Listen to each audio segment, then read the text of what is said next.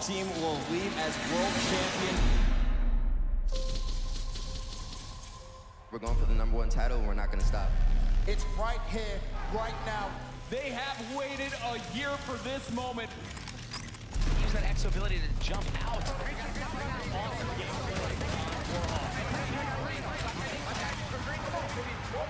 Staying so accurate with that rifle. Lights up the headshot.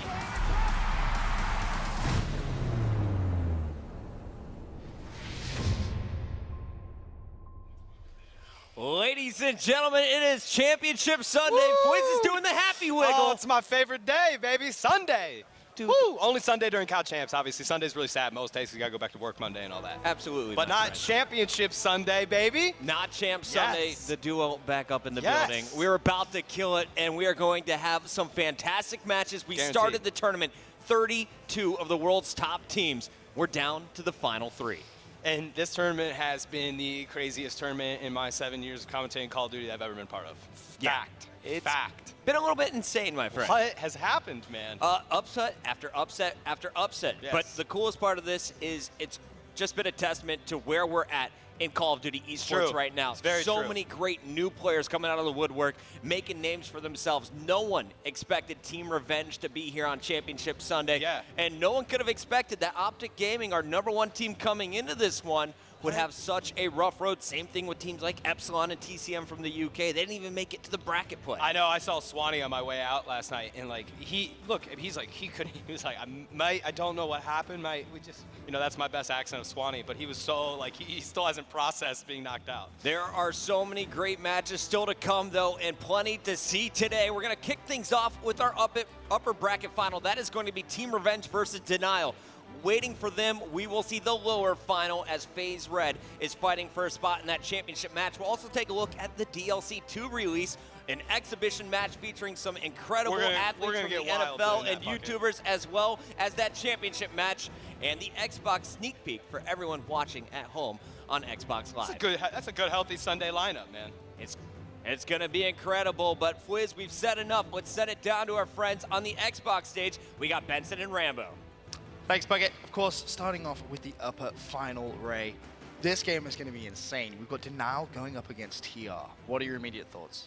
It's going to be an insanely close match. Slaying-wise, both these teams look amazing. Teamwork-wise, both these teams look amazing.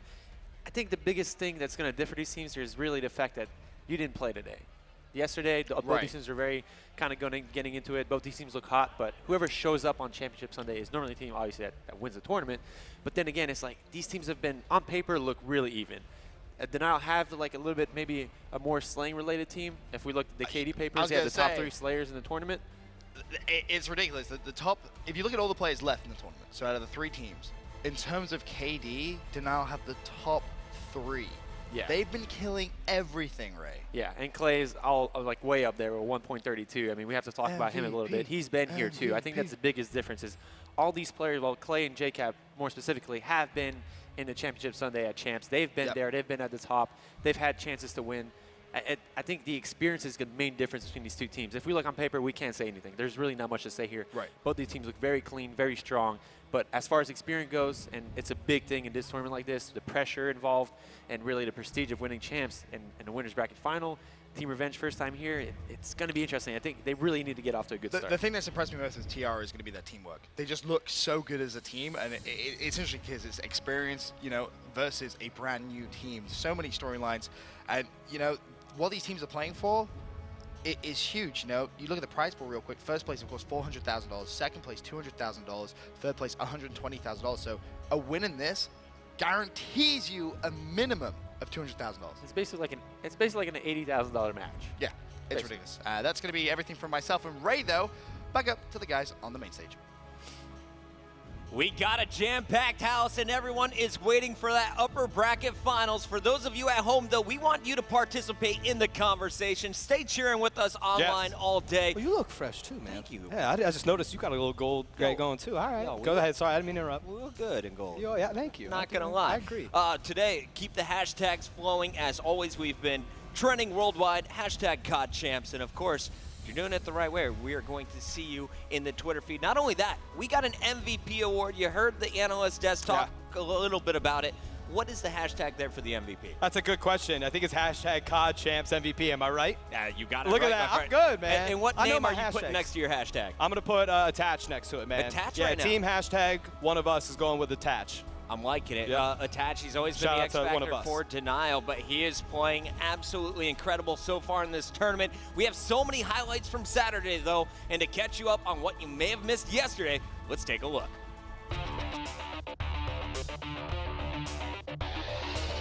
Hey guys, it's day 2 with the 2015 Call of Duty Championship presented by Xbox, and what a crazy day it's going to be. We're here in bracket rounds, so we'll be reducing the field from 16 teams down to only 3. Now tomorrow, we'll be ready to crown the official Call of Duty World Champion. But first, let's get a breakdown of today's action from Graham Boyd, Xbox Live's AC Bongos.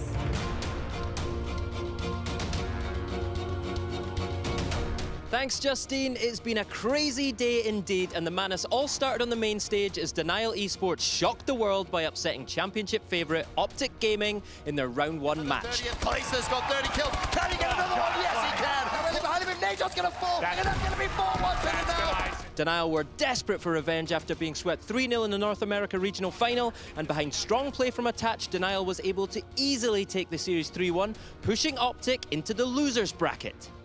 In round 2, championship hopeful FaZe Red faced off against Team Revenge, and the trend of underdogs rising to the occasion continued. Despite flashes of brilliance from former champions Aches and Parasite, it was actually Revenge's coordinated team play that shone through and won the series for them 3-0. Aqua and Nagafen get both killed. Can he get the shots in? He's getting They have just taken down a juggernaut in the Call of Duty space.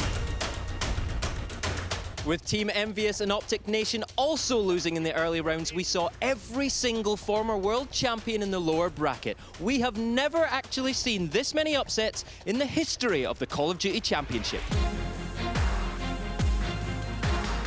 So how did these top teams respond? Team Envious knocked out Optic Nation in their bottom bracket match, but lost in their next series, meaning that they too were going home empty-handed.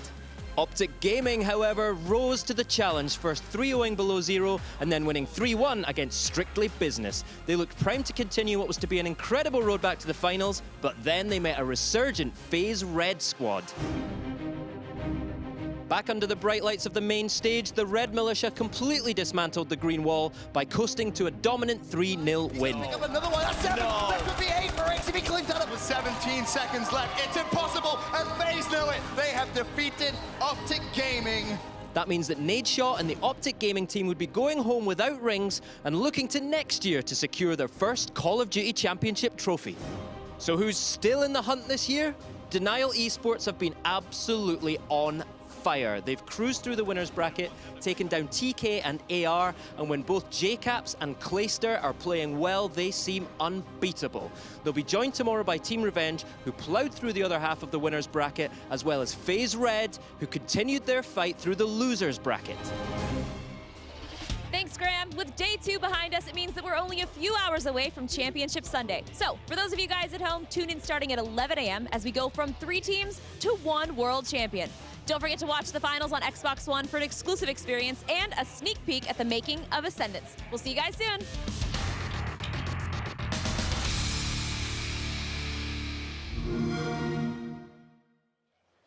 We had such an incredible day yesterday, but today is just kicking off right now at Fliz. I got to get your thoughts before we jump into the Sunday matches. What was kind of the standout match from you on Saturday? Honestly, like, I know Denial's playing right now, but it was that Denial Optic game. And maybe that's a little cliche to say since it was like how we kind of kicked the day off Right. for the most part.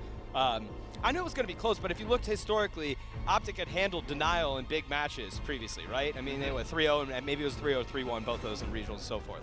So I was surprised, and, you know, they were clearly hyped up. Also, with that said, Denial and Optic, I thought could have been, you know, depending on if the bracket, could have been like a finals-worthy match. So that's when I feel like once that match happened, everything out of that started getting crazy because, like, the losers bracket, it had a lot of ramifications of the losers bracket. Right. Because, like, 4 or 5 out of the top teams in the world were in the top part of the bracket. So then it just got crazy. So I felt like that was the domino effect for what ended up being a bizarre Saturday. I liked it. Well, at the end of the day, it was Team Revenge causing some Yeah, chaos in the lower bracket, taking out FaZe Red early. They will be playing on the main stage against this squad, though. Coming through the top half of the bracket, we got Denial Esports, and this Denial lineup really, it has been led by just pure slaying power. Attach, a huge factor. The 18-year-old going off in his first Call of Duty championship. Yeah, man, that dude plays crazy close quarter combat. Replays, very selfless player, objective player. You gotta love him. I feel like every team needs somebody like him in order to succeed.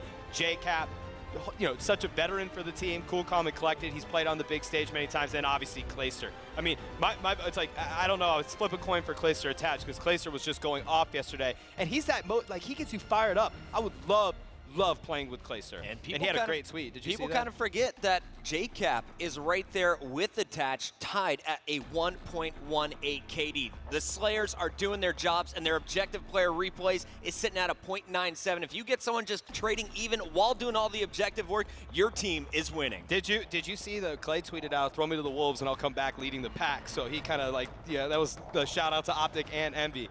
Kick it off, Bucket. This is your squad, man. Yo, Team Revenge. This is the Cinderella story of the tournament. Breakout tournament was at NA Regionals. Aqua, the top Slayer on this squad throughout Regionals, but really, he's been working so well alongside Facento. He's the shot caller. Basically, he plays the same role that Crim6 plays on Optic Gaming, but he is backed up by incredible, skilled, objective players. Remy's sitting at a 0.93, but look for him to have up to 80 interactions in any hard point, always contesting those fights. And Nagafen, surprisingly, leading the squad. He was Mr. Clutch yesterday. Every time they needed him to go big, he was getting 1v3s, 1v4s, totally locking down entire parts of the map by himself to help his team score. What's your favorite thing about this team? Teamwork. Yeah? And no egos. These guys are just a group of fellas who have been working together for years. They've come together on different teams, coming back for the championship, and I really love just the chemistry here. They're getting it done as a squad. There's no individual performance. There's no greed. It's all about the win. That's all they care about. Yeah, none. And they're going to need to keep that momentum and mindset going into today for sure. And of course, it's all about the trophy. One team will walk away as the 2015 Call of Duty champion. Who will it be? FaZe Red, Denial, and Team Revenge, our final three here on Championship Sunday. Only one, though, will be crowned champion, and one player of the 12 will walk away with the MVP award. Yeah, that's cool. And again, we'll see how today pans out. I mean, it's pretty. You can't prematurely call it, right? I mean, today is probably the biggest weight in how that gets determined, that MVP award. Absolutely. I mean, I look at all the other teams that have been eliminated. They've had some stellar performances, but you need to go big enough to get your squad in the top three, in my opinion, to earn the MVP. And of course, not only are they playing for the trophies, there are $1 million on the line this weekend. Jeez. And of course, everyone fighting for the biggest chunk of first place prize pool of $400,000. That's some cheese, son. 100,000. 100,000 in a weekend. Woo. Per player. Yes. You can't complain. Can't complain. Biggest prize pool for a Call of Duty event. So here's a look at our bracket. You can see Denial and Revenge, which is coming up next. Whoever gets knocked out here will go up against FaZe Red. And that'll also be a great match because Revenge 3-0'd FaZe Red to knock him out, right? I mean, put him in losers. Isn't that correct? Wasn't it Revenge that knocked him down there? Revenge, yeah, definitely FaZe Red and FaZe Red the hand. Yeah, the 3-0. Yeah, it was brutal, right? Pretty awesome to watch. Yeah. So we'll see how that all pans out, but Denial and Revenge in the upper bracket finals. I think if we made the bracket, not many people would have had this matchup. Yeah, this is basically like Gonzaga being in the finals of the March Madness bracket. Wait, very appropriate parallel response there. Yeah, go ahead. We're going to take a look at some of the top players going into this matchup. You can see Nagafen, he leads the team with a 1.17 KD overall, but really it's the clutch plays that he has had throughout this tournament. When it comes to slaying at the NA Regionals, he put up almost 30 kills per respawn game, and I think he is going to be a key factor to start things off with the hard point. And he's been clutch for his team. Look at that. Led the team in slaying at regionals. 29.10 kills per 10 minutes. Takes me an hour to do that. He's got a lot of talent backing him up, though, and as we kind of said earlier, there's no just one key player on this Revenge squad. That is the best part of this team. It's the teamwork, the communication, the chemistry. On the other side, though, they're definitely going to have their hands full with this slaying from Denial. If you watch the Optic Gaming Denial matchup, it was purely highlight after highlight after highlight as both teams were trading three pieces, but the man who's been the most consistent, I think I only saw Clay go negative in one game this entire tournament. I believe it, man. Clay is an absolute monster. I've always loved watching him play just because he's such a hype man. Plus, he's really talented. He can do some crazy streaks. He's got good teamwork and communication. It's always fun to listen in whatever team Clayster's on when the team is like firing on all cylinders. So he'll be a big part of this team. And again, I always like the idea of having JCap and Clayster together on a team, and I think that's been really good for Attach, who's a young player that's like in a big moment. I mean, this is without a doubt his biggest moment here, playing today on Sunday, a Call of Duty Championship. And I'm thinking an 18-year-old version of me would really like to have somebody like JCap and Clayster on there. And there you go, the key player matchup. There's Attach himself against Aqua, who can be a sneaky little beaver, right, Puckett? Dude, that's your thing, man. That's my your jam. sneaky beaver of the day is definitely Aqua. Yeah. He's been incredible. I love his patience. He will lay prone around a corner, let two players walk by. He knows where they're spawning, lets them walk by, shoots them in the back, calls it out to his team, goes for the objective. Here in Hardpoint, though, I need him to keep pace with Attach because these are going to be the guys just slamming each other in the face with those ASM1s, getting the He looks nervous. SMG He looks nervous. kills. He looks nervous right Attach now. or nervous, Aqua? Nervous, right. Attach does. He looks nervous for sure. That's all right, though. We'll see once the match gets going. 72% in favor are using #denial. The Revenge fans need to come out of the woodworks here, help them out. But I'm done talking, you're done talking. Let's kick it off. Game number 1 is going to be Retreat Hardpoint. Puckett, what do we got going on here? Man, there is so much history in this matchup. They played Retreat Hardpoint twice at the North American Regionals. We saw both teams take one of them. First, it was the Team Revenge squad beating Denial in the final seconds. Then later in the tournament, it was JCap leading the squad for the Game 1 win in the first best of 5. But what's crazy for me is so far in this tournament, Denial is outscoring their opponents by an average of 95 points in Hardpoint so far. That's nuts. All right, well, let's see if Denial can keep that up going into Sunday as Clayster's going to draw the first kill. JCap picking one up, but Aqua going to knock him off. And neither team able to get a Hardpoint there for the first couple of seconds as finally Denial gets in only for a brief second as it's going to be Revenge that's sitting in and out. Attach sitting at 0-1, off to a slow start, but he is going to be rotating already, trying to get his teammates the good spawns as they will put some pressure. I like that Clay is going to be contesting the hill. That was a big two-piece to stop a little bit of time from Revenge, but already you got Nagafen. He was the leader of the squad yesterday, leading them once again at 3-2 to open things up.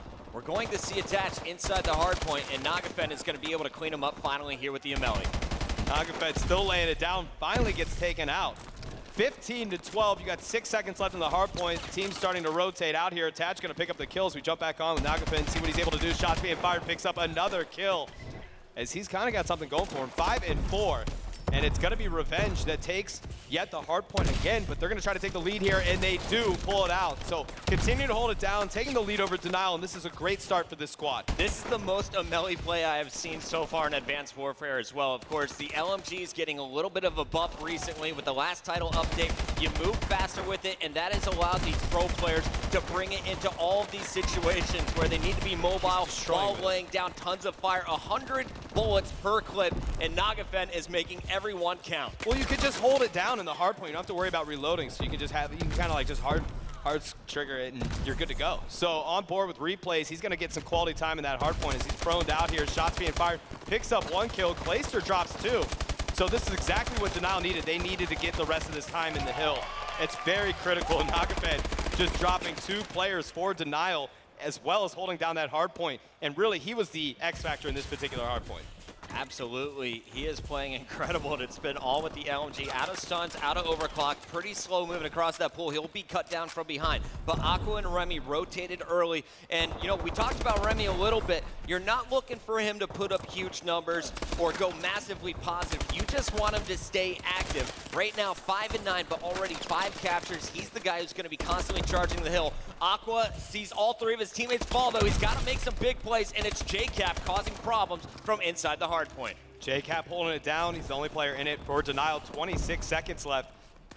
Puckett, he doesn't even see anybody. His team's trying to slay there. Finally, he does spot somebody. Attach is going to hold it down. He does have Clayster in the Hardpoint with him. 17 seconds left. They need to milk this for every single point that they possibly can. As Denial going to take, Go to your scoreboard, man. We all tied up. Close, all tied up as it stays contested. Denial able to get it back there for the last couple of seconds. Replays going to stay in the Hardpoint as the rest of the team tries to get the rotation. So 67-60 with 6 minutes and 55 seconds left on the clock. Attach is going to be rotating low, but it's Team Revenge already in the hard point. Guess who? It was Remy there first. Attach, nice stun. Tricks his opponent, comes from behind, but he is going to get taken down. Fantastic kill coming in from Nagafen, who is just continuing to impress me time and time again on this main stage. You know, coming into the event, everyone was calling Revenge Online Warriors. They are proving here they can hang with the best teams in Slang, but it's Denial starting to pick up a little bit of momentum after that third hard point coming into the bar. And JCap able to pick up some kills here, at least get some assists on the board. You've got Replays in the hard point holding it down. JCap trying to protect him. Replays now has to try to get some of these kills here. It's going to be really important, not able to do it, as Revenge is going to take over the hard point, but Attach is not letting that happen as he picks up 2, kills 3. Attach is on fire here. Yeah, nice little three-piece action here from the youngster, and he is going to stay here to milk the final 3 seconds. It's going to be a nice 40-point advantage for Denial at this position in the game. We're going to stay on board with Attach, though. Of course, it's going to be TR up first. How does Denial plan to take over the top attic? Because this is where Revenge should have an opportunity to catch up on the scoreboard. Remy just handing out that Revenge, getting some serious points, like you said, Puckett. And this, they have to hold it down at this hard point. Neither one of these teams want to let the other one get too far out of it. At this level of play, you've got to keep it close. You don't want to let it come down in the last couple of minutes. Attach now in the hard point for Denial. And he's going to just hold it down as his team's going to try to slay. Clayster does pick up a kill. He was able to take out Remy as well, so that's 1 down for Revenge. And look at Clay, man. Yeah, 28 and 11. And again, he's got to do it for his squad. They depend on him so heavily. You can see it right there. He is ready and determined. But even, you can just tell, like, he is thriving on today. Back in Black Ops 2, Clayster was the foul god. Here in Advanced Warfare, I think he's the Bal god. His AR has just been on point.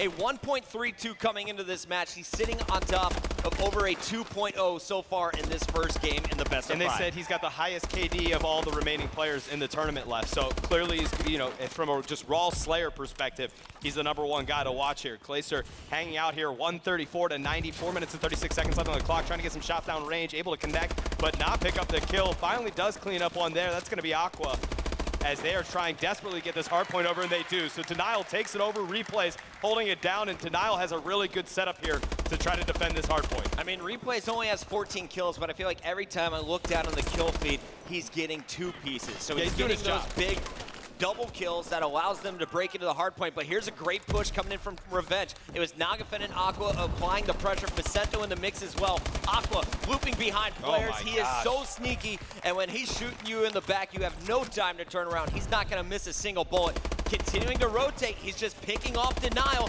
from the side, and I love this play style. You have 3 guys from Revenge looking at you from the front, Aqua hitting you from the back. He's playing insane. He's got 6 consecutive kills, all in a very short amount of time. Now holding down the hard point, and if he can go off in this hard point, try to get back the lead for Revenge, that'll be massive for him, as he's able to get 1 more, finally does get taken out, and it's going to be Attach holding down the hard point. JCap has been pretty quiet this game, to be honest. I'm looking for him to step it up, but if you're Denial, you got to be feeling okay. You're up by 30. That lead is continuing to grow, and it's really all a testament to what Clayster is doing in this game. Coming off the respawn, we'll switch back to him as Replays is taken down at pool wall. Revenge in there for a moment. JCap trying to apply some pressure from the court side, but it's not going to work. Back over to Revenge as Aqua has things locked down. 10 more points remain on this hard point. They're going to bring it within 10. Yeah, Aqua's starting to get real dirty now as he's trying to pick up a kill right there. Does get hit markers, not able to clean it up. Shots being fired all over the place, and they are playing back and forth. Neither one able to get a kill. He even had a nervous little melee smash. I do that all the time. Vicento's, we're on board with him.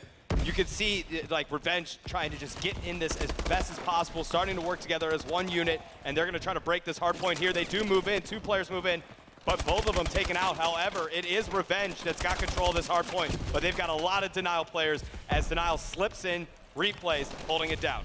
And Fwiz, what is the goal here for Revenge right now? I mean, listen, with 2 minutes and 20 seconds left, you can't even let this margin get any higher for Denial. So they've got to decrease the gap a little bit. This hard point and the next one are going to be pivotal for the game.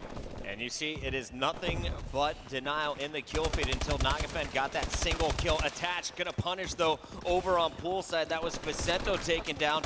Up to about a 40-point advantage is Denial, and Attach is making sure it stays that way as he comes in and just cleans house. JCap also in the kill feed, picking up his 21st kill, but most importantly, Clayster is not slowing down. 41-23, just below that 2.0. He has been dominant so far in this game. The young god and the old god collaborating on one team. What is Clay, like 22, 23? He's one of the oldest guys in the game. He might as well be 60 years old in Call of Duty age, man. He's like a Yoda of Call of Duty, and then you've got a young Jedi in Attach. You like those Star Wars references? I know you love your Star Wars. I do, man. Aqua I had to use it. Trying to push in. It's going to come down to this. About 80 seconds left in this game. 36 points separating the two squads. Remy can't get the intro kill. It's Attach holding it down at short range. Nagafen pulling out the IMR, but Attach lighting things up, picks up 2, staying alive, poking out at the perfect time. Finally, Facento takes him down, but by the time they get there, it is Clayster already locking it up. Clayster's definitely going to hit the 50 bomb before we run out of time. No, there was so much slaying that just went down there in a concentrated 20-second period. That feed was going so fast. It looked like a chat. Clay coming off the respawn. TR inside first, and look at the route Clayster is going to take. They're going to patiently give up about 15 points here and then fight for the rotation. If they take out Facento, they've got the window clear. This is it. I mean, Clay is going to fall. JCap up top, 30 seconds Got to left. hold it down, dude. They've got to hold this, that's it. That 2 piece from JCap just locks it up. That's it. This is the final game. They've played retreat 3 times. Coming in, each team taking one. Denial proving they're the better squad in Hardpoint this weekend. That was one of the most fun Hardpoint games to watch. Just all the slaying that went down there. I mean, there's been some close one. Clayster's got to go for that 50 bomb. Can he get it? Entertain me.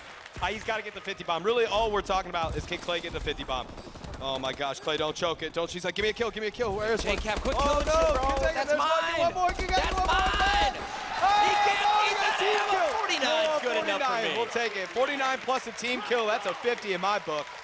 He is so amped up. That team, I'm telling you, I talk about momentum a lot. I really do. Like, morale and momentum are so big in Call of Duty.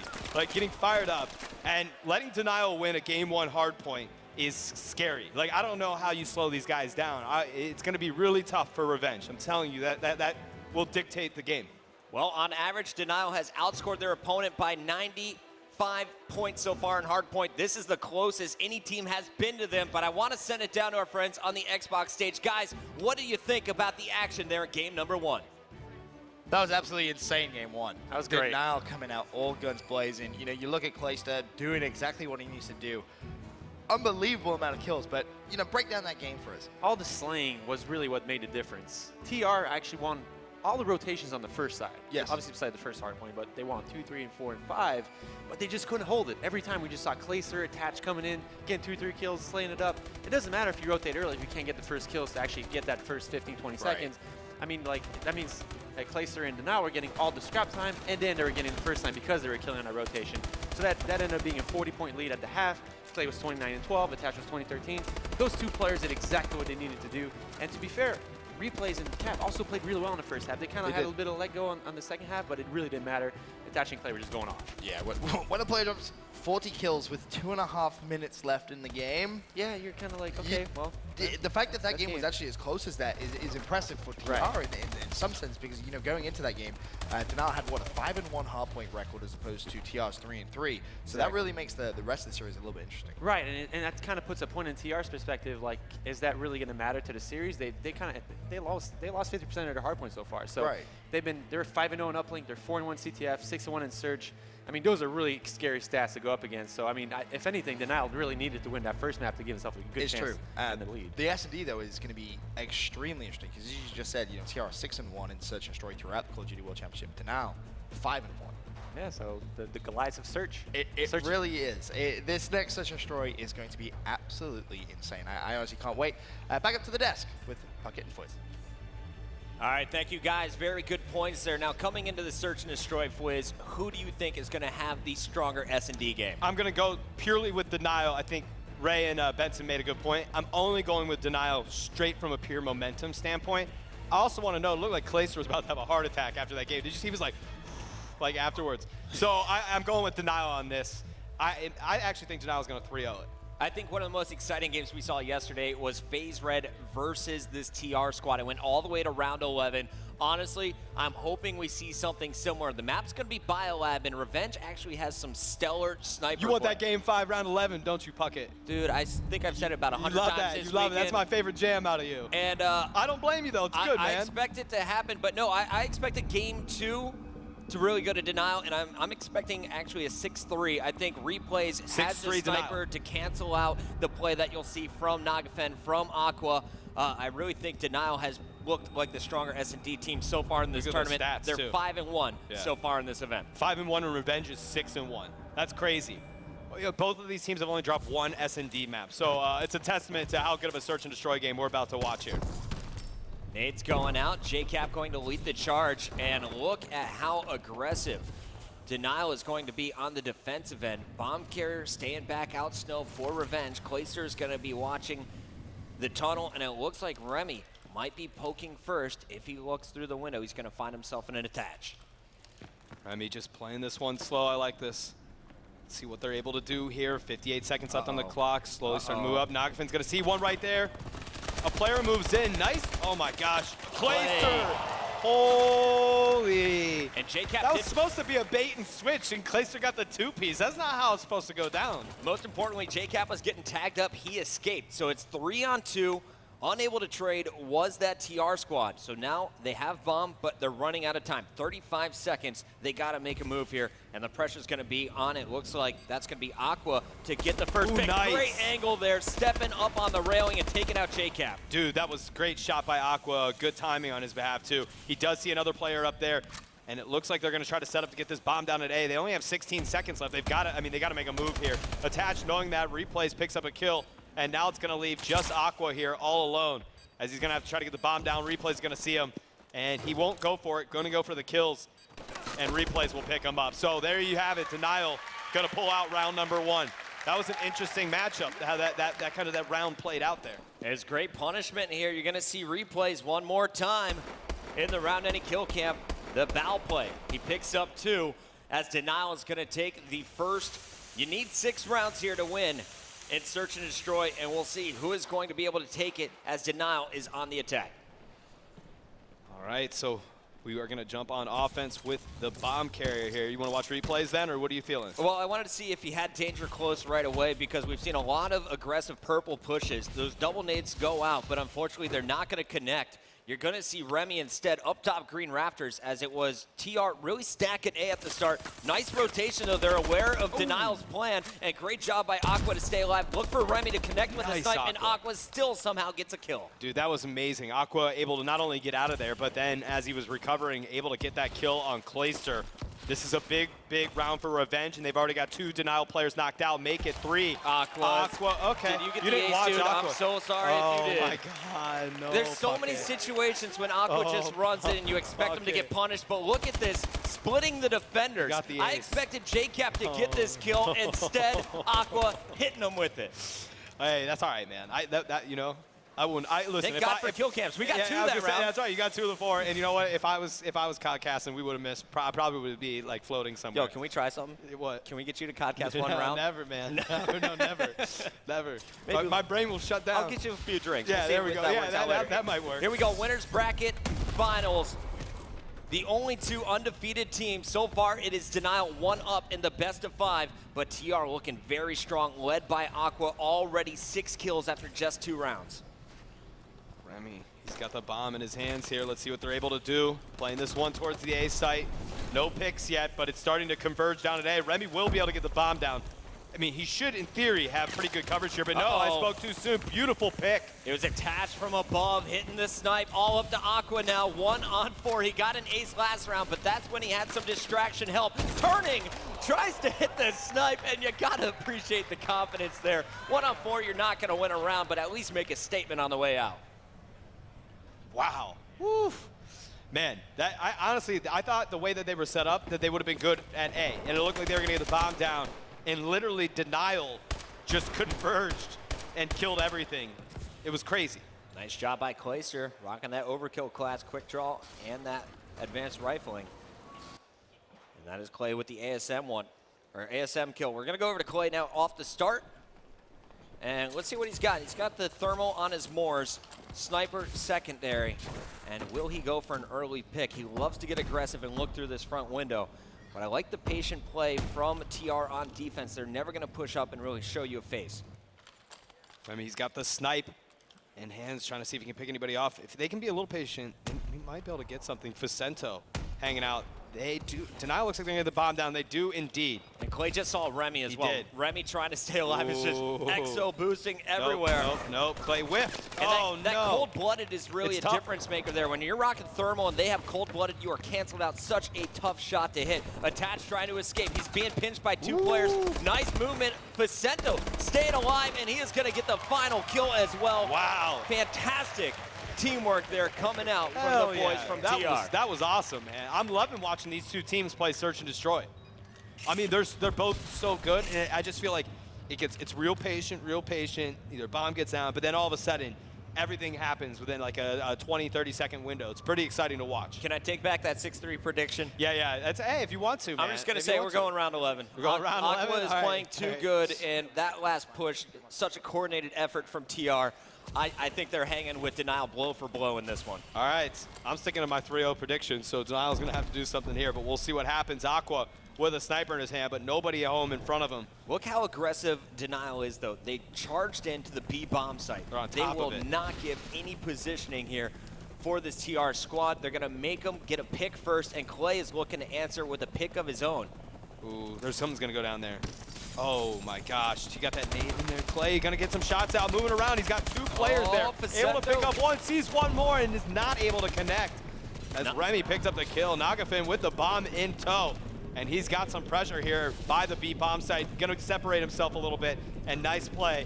As it's a 3v3, everyone's gonna kind of slow down a bit. Replays, picks up a kill on Aqua, but Aqua was able to take out JCap, so it's a 2v2.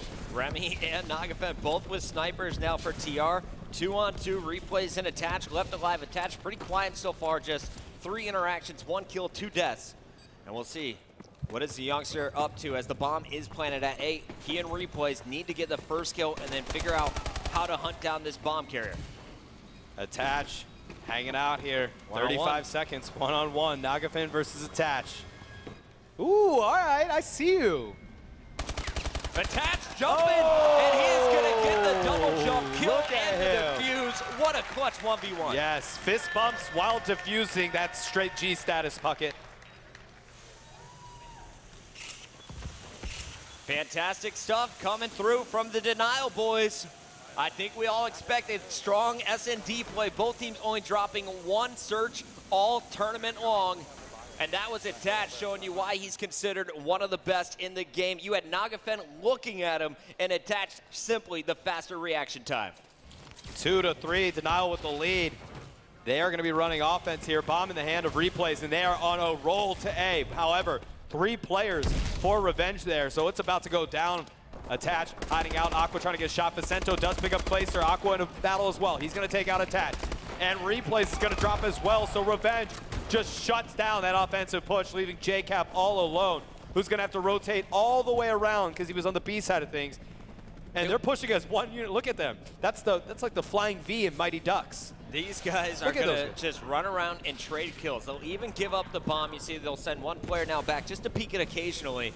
But I love the way TR is playing this. They are not going to allow any mistakes. They know how dangerous JCap can be, but this is really going to be impossible for JCap to stay alive here. Nice first blood. Can he keep it rolling, Fwiz? Let's see what he's able to do. I mean, it's a tall order to do a 4v1 Puckett. But he does have the bomb. However, they're pretty well set up. I mean, they've got him if he tries to rotate back into B. They're going to be able to spot him. You see that player right there starting to get some shots on him. They're going to get in a gunfight. JCap trying to do something here. Vicento tagging him up. Oh, finally takes him out. That was sloppy shooting, but that's all right. 3-3. It's good. This is a good matchup. It's good, man. It's exactly what you want from these two teams. That was 3 kills from Vicento this round, including your round-ending kill cam. Nice stop. He got the Revenge. first kill there as everyone was running to A. Aqua right there to back him up. It was just the perfect setup. Look for Revenge every time to stack to A, then rotate over to B. But now it's going to be on Revenge to get the bomb down, and you see Nagafen pulling out the IMR. They're just going to go for some patient, long-range play. I like how this one's playing out here. Nagafin, he's got the bomb in his hands. They're going to slow play this a little bit as they Kyle is were so meant. aggressive. Sorry. Oh, no need to apologize, man. This is intense, to say the least. Aqua, he's going to go for the peak. And Clay, well, he's in a great position to punish.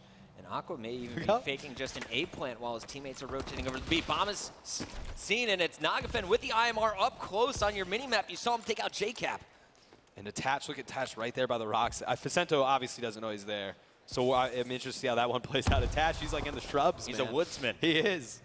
Facento right below Clayster as he is rotated over. Now, while he did that, Aqua is able to sneak by. Remy is going to be able to get past it. And it looks like the teamwork Aqua-Remy combo. We're going to see Aqua again, I believe, in our round-ending kill cam.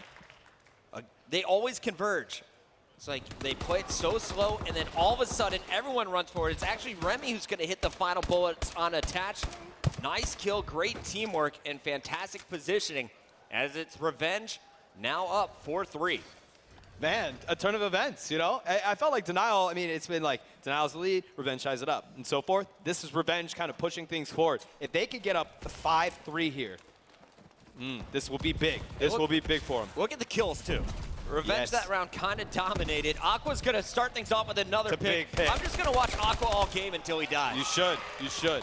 Big picks coming out of the Revenge squad as they were able to take out both JCap and Clay. Remy's going to get taken out by Attach. Nagafen with a beautiful headshot on Attach. Replays, picks up a kill. Trying to get a two-piece, not able to make it happen. And Revenge up 5-3. Look at the TR crew waving the flags, man. Getting their squad fired up. I feel like every single day I'm seeing more and more people change their Twitter avi to I support Revenge. They're gaining fans with every main stage play. Yeah, I just changed my Denial one out. I'm a Fairweather fan. I just loaded Revenge up. No longer supporting Clayster. I know, I'm just kidding. That makes Pittsburgh happy. All right, here we go. Attach 5-5. Replays 4-6. Clayster 5-7. He was leading the team earlier, but they are all dropping. Revenge now one round away from tying up the series, and Nagafen is going to push into Biolab. This is where Denial has gone aggressively every single round. This time, though, Denial taking it a much slower approach. I like that both teams have drastically changed the pace of this game. Either they want to, you know, they go in super fast, they slow it down. It throws everybody off. And it's been very interesting to see how it all kind of pans out as Facento's going to get first blood on Clayster yet again. Clay got dropped early last round, and he gets dropped early this one, too. As we go jump, I think staying on Aqua's a good choice here. Yeah, fights are going He's got down so many replays over there. It was Attach taking out Remy, so 3-on-3. And it looks like we're going to see Facento rotating through Biolab. Aqua They got A set just up. shooting, distracting over at A. No shots hit, though. And look for Aqua to get pushed right around the corner as the grenades come out from Replays. They got a good setup on A, actually. You've actually got one of the Denial players still looking at B. Replays trying to get an eye on it, but not going to happen. As they're able to get the bomb down, Replays does finally see him trying to get some shots. As he goes chase him, don't chase that. And as there's a player right there waiting, Attach actually went right over him. Neither player This is what I was even talking heard about. it. What? I told you about the sneaky beaver Aqua. Oh, no. There he is, picking up one, but he is traded. Attach with the reaction time, able to get this. Wow. And Attach and JCap will clutch it up. Jeez. I mean, they were all on top of each other before they realized like what was happening there. I mean, Attach literally vaulted over that window over a prone Aqua. I'm not going to lie, man. I was nervous for Denial there. I thought that was the final round after we saw Nagafen get the plant. I agree. Nice patience there by Replays to allow Attach to get in position before he made his move. And then it was just JCap getting that clutch kill to keep him in it. So now Denial has an opportunity to force round 11, but they got to get it done on the attack. And Denial did it after they got first blooded because Clay got taken out first. And it's really tough to win. You know, there's a correlation between obviously first blood and who wins the round. So they were able to kind of go against the odds there. As we're all on board with Attach, seeing if you can get a pick. Nobody is home. As you can see, Aqua is all the way on the other side. JCap playing a little bit slow. And again, you're seeing a slow Denial push here. Both teams actually playing pretty conservative. It's not like either team, you know, it's not Revenge didn't go in there and set up on one of these sites either. All right, no danger close for Clayster, so he had to hit that on the money. Doesn't connect, no hit markers at all. So the rotation's going to go down to A. And we're going to see what can Denial get done with this bomb. Replays leading the charge. You got Attach now jumping out in front of them. And it looks like they're going to go for an early pick because they know Aqua is always on this part of the map. But again, so patient, so smart. Aqua waiting for you to feel safe and then just punish. There's two. Nagafen comes in. It's all down to Clay before I can get to him. Such smart play from Revenge. Aqua. Aqua just did that whole crew dirty. And Facetto, the captain, hitting those round-ending shots. Game over, 6-4. Revenge ties it up here in the best of 5 at 1 apiece. That was a great game to watch. I mean, that was in Aqua 12-5. So everyone's been saying, Clayster, since yesterday, I've been calling Aqua as one of my MVP nominees. Yeah, he is. Keep your eyes on this young man. Not only does he have ridiculous gun skill, but he just showed you the brains there in that final round. I got to send it down to our friends over on the Xbox stage, though. Guys, what did you think about that incredible search? That was interesting, especially that last round. Props to Aqua really coming in clutch, showing that kind of intelligence that just because you see a play, it doesn't necessarily mean you actually have to shoot your gun. You can play the time. But, Ray, talk to me about kind of the breakdown round per round. So it really started, like the whole map in general went from Denial kind of being overly aggressive consistently through the whole map. And then they were down like 5-3. They started slowing it down at that point. But we saw TR with mixing strategies while Denial was just constantly throwing aggression. And I really like how Denial started off. They were, I think it was 2-1, they had the lead. Right. They were kind of dictating how the pace of the game was going. TR was kind of seeming a bit, they were playing a bit scared. They were back in their base. They weren't sure what to do. But Denial kind of just, instead of kind of reacting and changing it up, they kept doing it. They kept throwing the same thing over and over and over again. And TR ended up reacting and adapting to that strategy, ended up taking the map. And the really good part is, like, perfect example is that last round where Aqua was in that sneak spot, and instead of shooting, TR showed different kinds of aggression. That was an aggressive push because they were pretty much on the offense side of the map. Right. They were pushing, but instead of just kind of like trying to get quick kills off the start, they slowed it down once they got there. They used different positionings to try and encounter.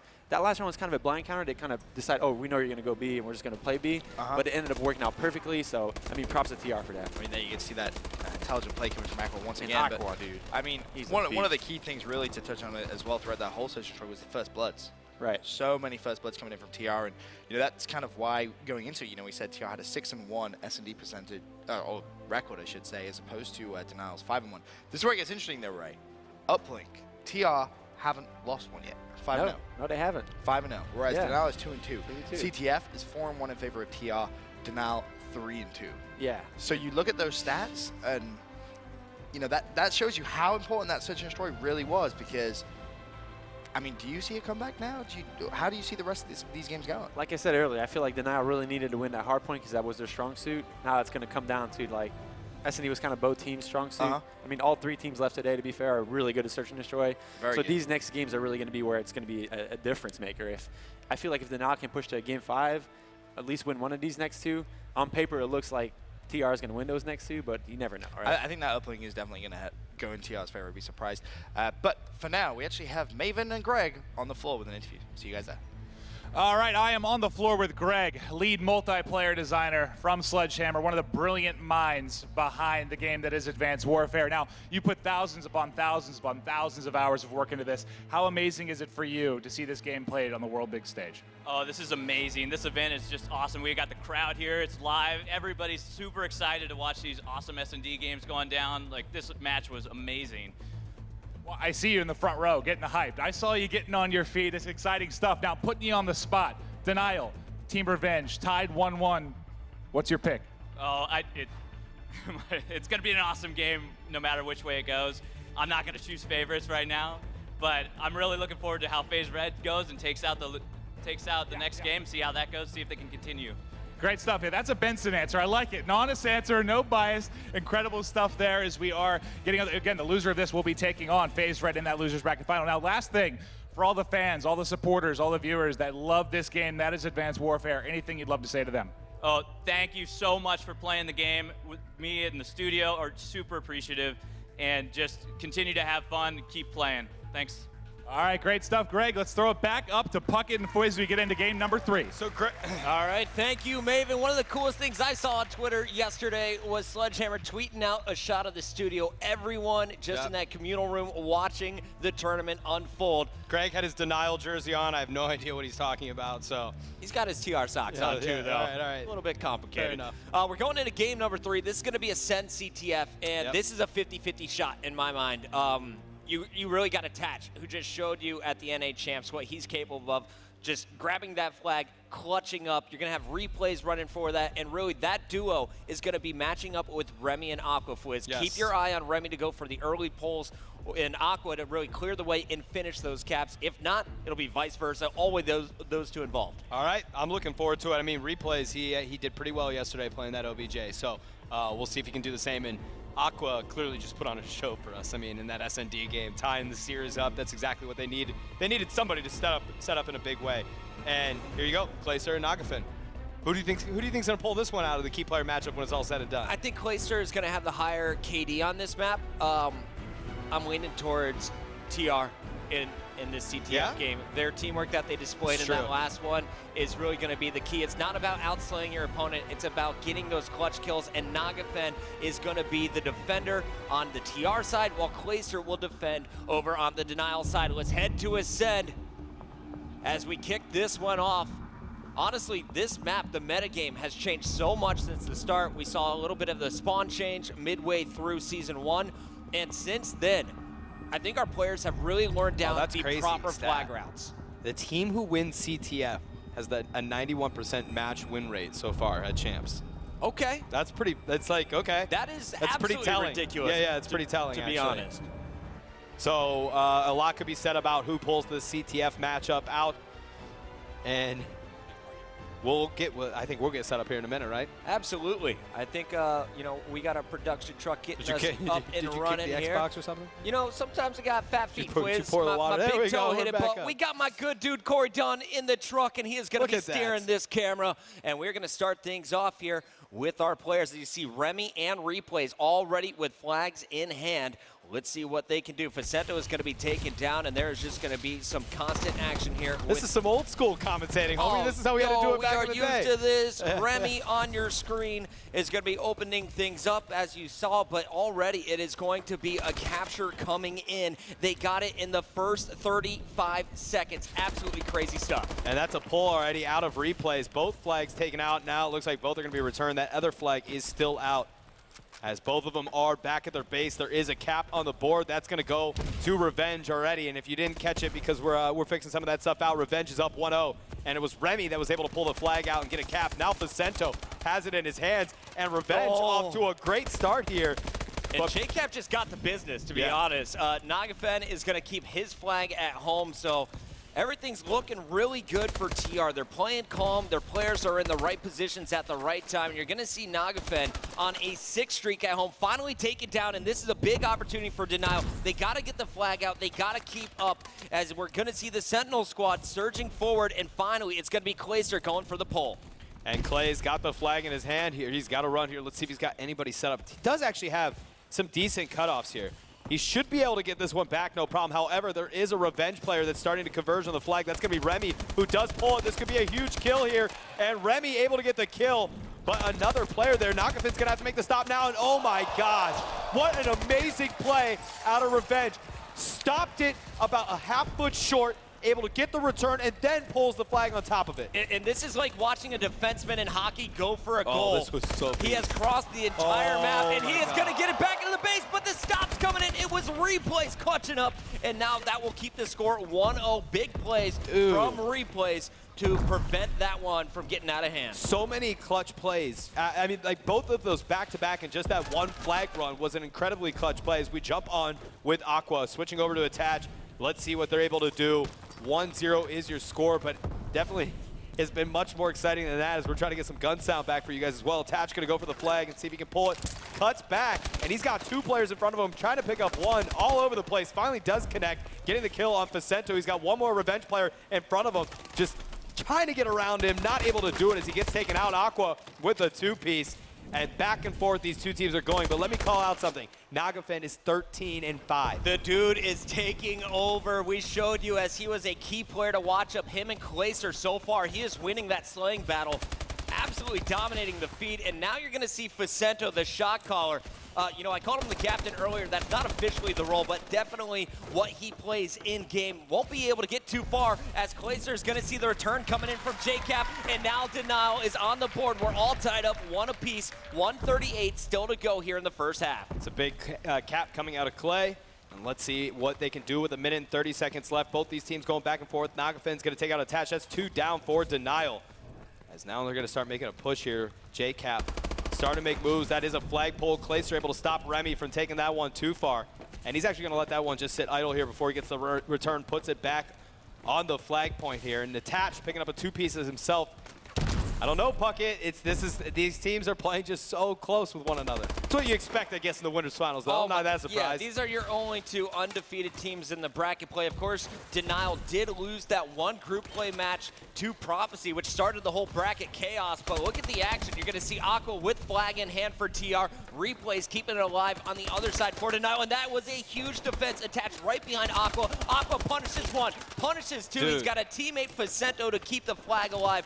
Huge play from the squad, and now this could turn into a cap. As I say it, though, you're going to see the return going in as both flags will be reset back at the base. Revenge is super fun to watch, man. Like, the way that they play, just their play style. You know, like, they're fast. They get, you know, like, picking up, stringing kills back to back together. Like, I really enjoy just watching these cats play together as a team. You know, and I was trying to find a comparison of who else plays like this team. No one, There's man. not an answer. Yeah. This is a unique play style, something that I've kind of been expecting Super for a while. aggressive. Just based purely on teamwork, and these guys just keep the tempo up throughout the entire game. After our first 5 minutes, we're going to be tied up 1 apiece, as neither team will be able to score in the final minute. Great Man, what a stuff, though, first and a half. fantastic first start there by TR. Yeah, that was a great first half. These guys are pumped. Looking through the round-ending kill cam, it belongs to Attach, as the man is going to drop 13 kills. He is negative, though, with 14 deaths. And I'm looking for a little bit more slaying from Denial. Otherwise, this one is going to get scary. Remy was playing pretty sneaky as well, and look for him on the other side as they're going to switch spawns to start taking the underground routes. He loves taking this. He's got perfect exo boost, and if he gets around the corner, Denial's going to be in trouble. So looking through here, we are going to go over to JCap and Replays. Replays first on the defensive end. It looks like JCap trying to clear out the left lane here down the middle, and he is going to pull out the bow for these fights. Gets 1, gets 2, flag at home. Don't even need to go for the return here. They're going to apply the pressure instead, and you have 1 player rotating to the enemy's flag for Denial. JCap going to try and clear the lane for him as he moves over towards the maze. All right, let's kick it over to Revenge, as we're going to do a listen in with Team Revenge. Let's see how that teamwork and communication is going down, Puckett. Pulling the flag. Yeah. Looking for kills off their spawn. Top middle spot. Where? Top middle is like right next to you. Our side. Yeah, he's went tunnels. Oh, I got one top middle. Yo, another one top in the middle. Let's go. 3v2. Top balcony. Upper balcony and flag. I'm coming to get the flag. They're both there. I spawned main. I'm gonna look for spawn still. I spawned tunnels. Yo, Oli, come. Oli, Yo, he went mid with flag. No! Bottom mid. Yo, he's here, tunnels. There's 2, 1. Nice. Couldn't get the read though. Yo, I was spawned so far away. Nice. Aqua, you gotta go base. Come to our base. Aqua, you gotta go base. Come to our base. Top mid. I need help. Come to our base. You got You're all alone. We spawned so far out. I'm here. Come on. I got your back. Come on. Behind me. Come on. Yeah, died, Yui. Fuck. He's coming now. Nice, Oli. One more, Run. maybe. Come. We're shit. That's One. right for you? I'm coming. Got him. No. man. I'm over here. All right, let's go. Yeah, we gotta rotate better, okay? Yeah. Go back right base. Back to their base. Yeah, I'm Oing. Top mid. Yeah. I'm underground right now. Come into their base. Lights. Spawn. You guys gotta work lights. I don't see anyone. Yeah, I knew he was there, man. We got the. Archers. He's going terminal. Elevator. What? Yo, he got me. He's 1 bullet, dude. You gotta go big here. Got the light. Fuck. Rotate. Yo, we gotta talk more. Come on, we're getting quiet. That's fucking stupid. We're in gunfights, man. Let's go. Rotate. Shut up and call out. Our cut. One's going tunnels. Our cut her. One shot our flag. Got him. Good job. Kill. Let's go. Let's go on our ground. Yeah, slice. They're lights. Slay him on their base. Their lights. Yeah. He's 1 hit their stairs, guys. Behind. Back our spawn, dude. He's pulling. 1 shot. Fuck. Top middle. Weak on their base. Aqua's playing top Let's left. get top their base. Our cut. Dead. Back left. You got me, top mid. There. Tower. Coming up from the All right, you see Denial bringing this one back in, Fwiz. They've put in 2 on the second side. They have the lead going into the last 2 minutes. I'd love to switch it up, turn it over to Denial. How do they plan to hold on to this lead?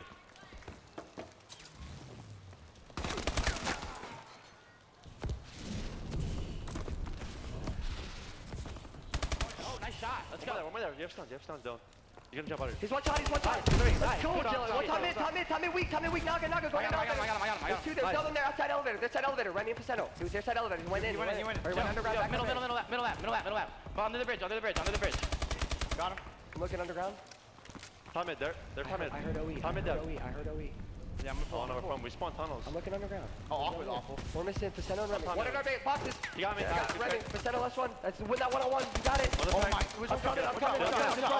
One time mid, one of their pegs. Tunnel. Stand to one shot in the base. I'm rotating back. I just shot them. Help him on our base. It's fine. I'm Watch our really base, hurt. boys. Watch our base. Yeah, they can be in Pull tunnel. out 4 valves and just sit in our fucking base. Oh, one's underground. No. Do not fucking do that. One's underground. Two elevators, guys. I'm on the side I'm watching underground. tunnels as fast as I can. I'm looking underground. Alright, here In we go. our range. I'm going in tunnel now. He was in tunnels. Our cut, Remy. Two there. One in tunnels. Our cut, Remy, one in tunnel. You have stuns, we have stuns. One shot. They're there. Yeah, they can't. Put it. We have to go. Go. We can That's a good shot right there. One We time can't split here, guys. We gotta do Okay, something let's go. together. One of it. It's one One more time. Let's get elevator. Elevator to capture flag. I'm looking elevator. Yo, chill. I'm underground. Yeah, get tunnels. Time mid, dead. One more. They're elevator aqua. Watch our tunnels. Stuns. I got the elevator. Let's go. Watch our base. If you die over there, Catch, I can pull it out. What about What's the back ring? Go help him. I am. Yo, time middle. Time in, knock. Time in, dead. I got one. 3. Let's go. Aqua. Time middle. There he is. Let's get him. Stuns. Aqua there, weak. Nice. Good fucking shit. Wow, what a finish. Revenge made it close, but you heard Denial, and what I was most impressed by was how calm Clayster is. Yes. Normally the hype man getting the team fired up, but he realizes just needs to keep the team relaxed. They had a 3-1 lead. All they had to do was play to the end of the 10 minutes. No, I was actually, it's funny you said, I was thinking the exact same thing. I'm like, dang, this is a pretty intense game. We know how much is on the line here. And he did stay cool, calm, and relaxed. And you know what? That's what the team needs. And I was a little worried on the TR side. I heard panic from Pacento, and he's that emotional leader. Yeah. He needs to kind of reset after this game. They're Stakes down are high. 1, but you know what? That stat coming in is what scares me most. It's at 91% of the time in this tournament, the team that wins CTF wins the best of 5. 91% of the time. TR has to go huge in the uplink coming up next, but for now, let's send it down to our friends on the Xbox stage. Ray, that was such a big win for Denial. They needed that CTF, especially when, we talked about TR and Uplink. Haven't lost one all events so far. But just break it down for the viewers at home, how Denial were able to pick up that win. They made super smart plays all around through the entire match, and they got the kills that matter. Okay. I think the really big point I want to talk about is the communication. From those 2 listen-ins, we heard, you saw the flip side of the coin, the experience talking, and a bit antsy, frantic talk from TR. And that's never one thing you want, especially when you're trying to come back in a game. You always want to be positive, always trying to keep the comms going. And you heard, I think one of the players was saying, like, communicate, or get the kills. Like, those are things that you talk about when you practice at home, but in a big tournament like this, you can't waste any time like that. And actually, they got another flag from Dame Frantic, and that was a 3-1 lead. And I really want to note the play from JCap. At the very end? Yeah, at the very end when it was a 3-1 lead, and TR made a really smart push. They waited for each other. All 4 players got the kills. They got 4 down, got a clean cap. And JCap, there was a bit of difference. I think Clay and Cap were both talking, should we OE, should we back up? Cap made the play rotating back. All they need to do at that point is a 40-second game. You've got a flag lead. Just get the kills, rotate back to your base. Don't take any chance, risks to kind of let TR come back. And it's super well veteran play from all the players on the I was just about to say, that was that veteran kind of play. You have 40 seconds left. You have a 3-1 lead. You can give up a flag at that point as long as you're confident enough to get those kills. It's exactly what JCap did. As soon as you clean out their base, realistically, you don't have to defend it for that long. Right, and one thing Puckett was saying, like, you normally hear Clay being super frantic and not frantic, but like super excited in plays like that. And that's one thing at that point. He knew that the game wasn't over. He didn't really get overly excited. There was still 40 seconds left. There was still a chance of TR coming back. Made the really calm plays, calm collected, just get the kills at their base, game's over. You heard with like 15 seconds left when they cleaned up their base, it was like, okay, it's over, guys, we got this. Got to give Nagafen some props as well. He got an awesome stomp, actually, to the stop a stomp flag return, from that was now. so sick. That was awesome. One point to me, like, I thought they had the edge at the start of the game. The IMR to me is a big, big point on this map. I've been saying that for so long. I feel like players aren't utilizing it, especially on a map like this, very long-range gunfights. The Linear IMR is fights. gonna It's shred super. through. Yeah, like you saw him shred through. He started out 7-1 when they got that cap. Right. He was on a 6 kill streak. I think he got the cap as well. It was something super interesting, super crazy, and I think we're going to see more. But clearly, it doesn't win you games because the now won. Exactly. Honestly, that was a fantastic game. But you see a key player matchup there for you guys at home when it comes to Uplink.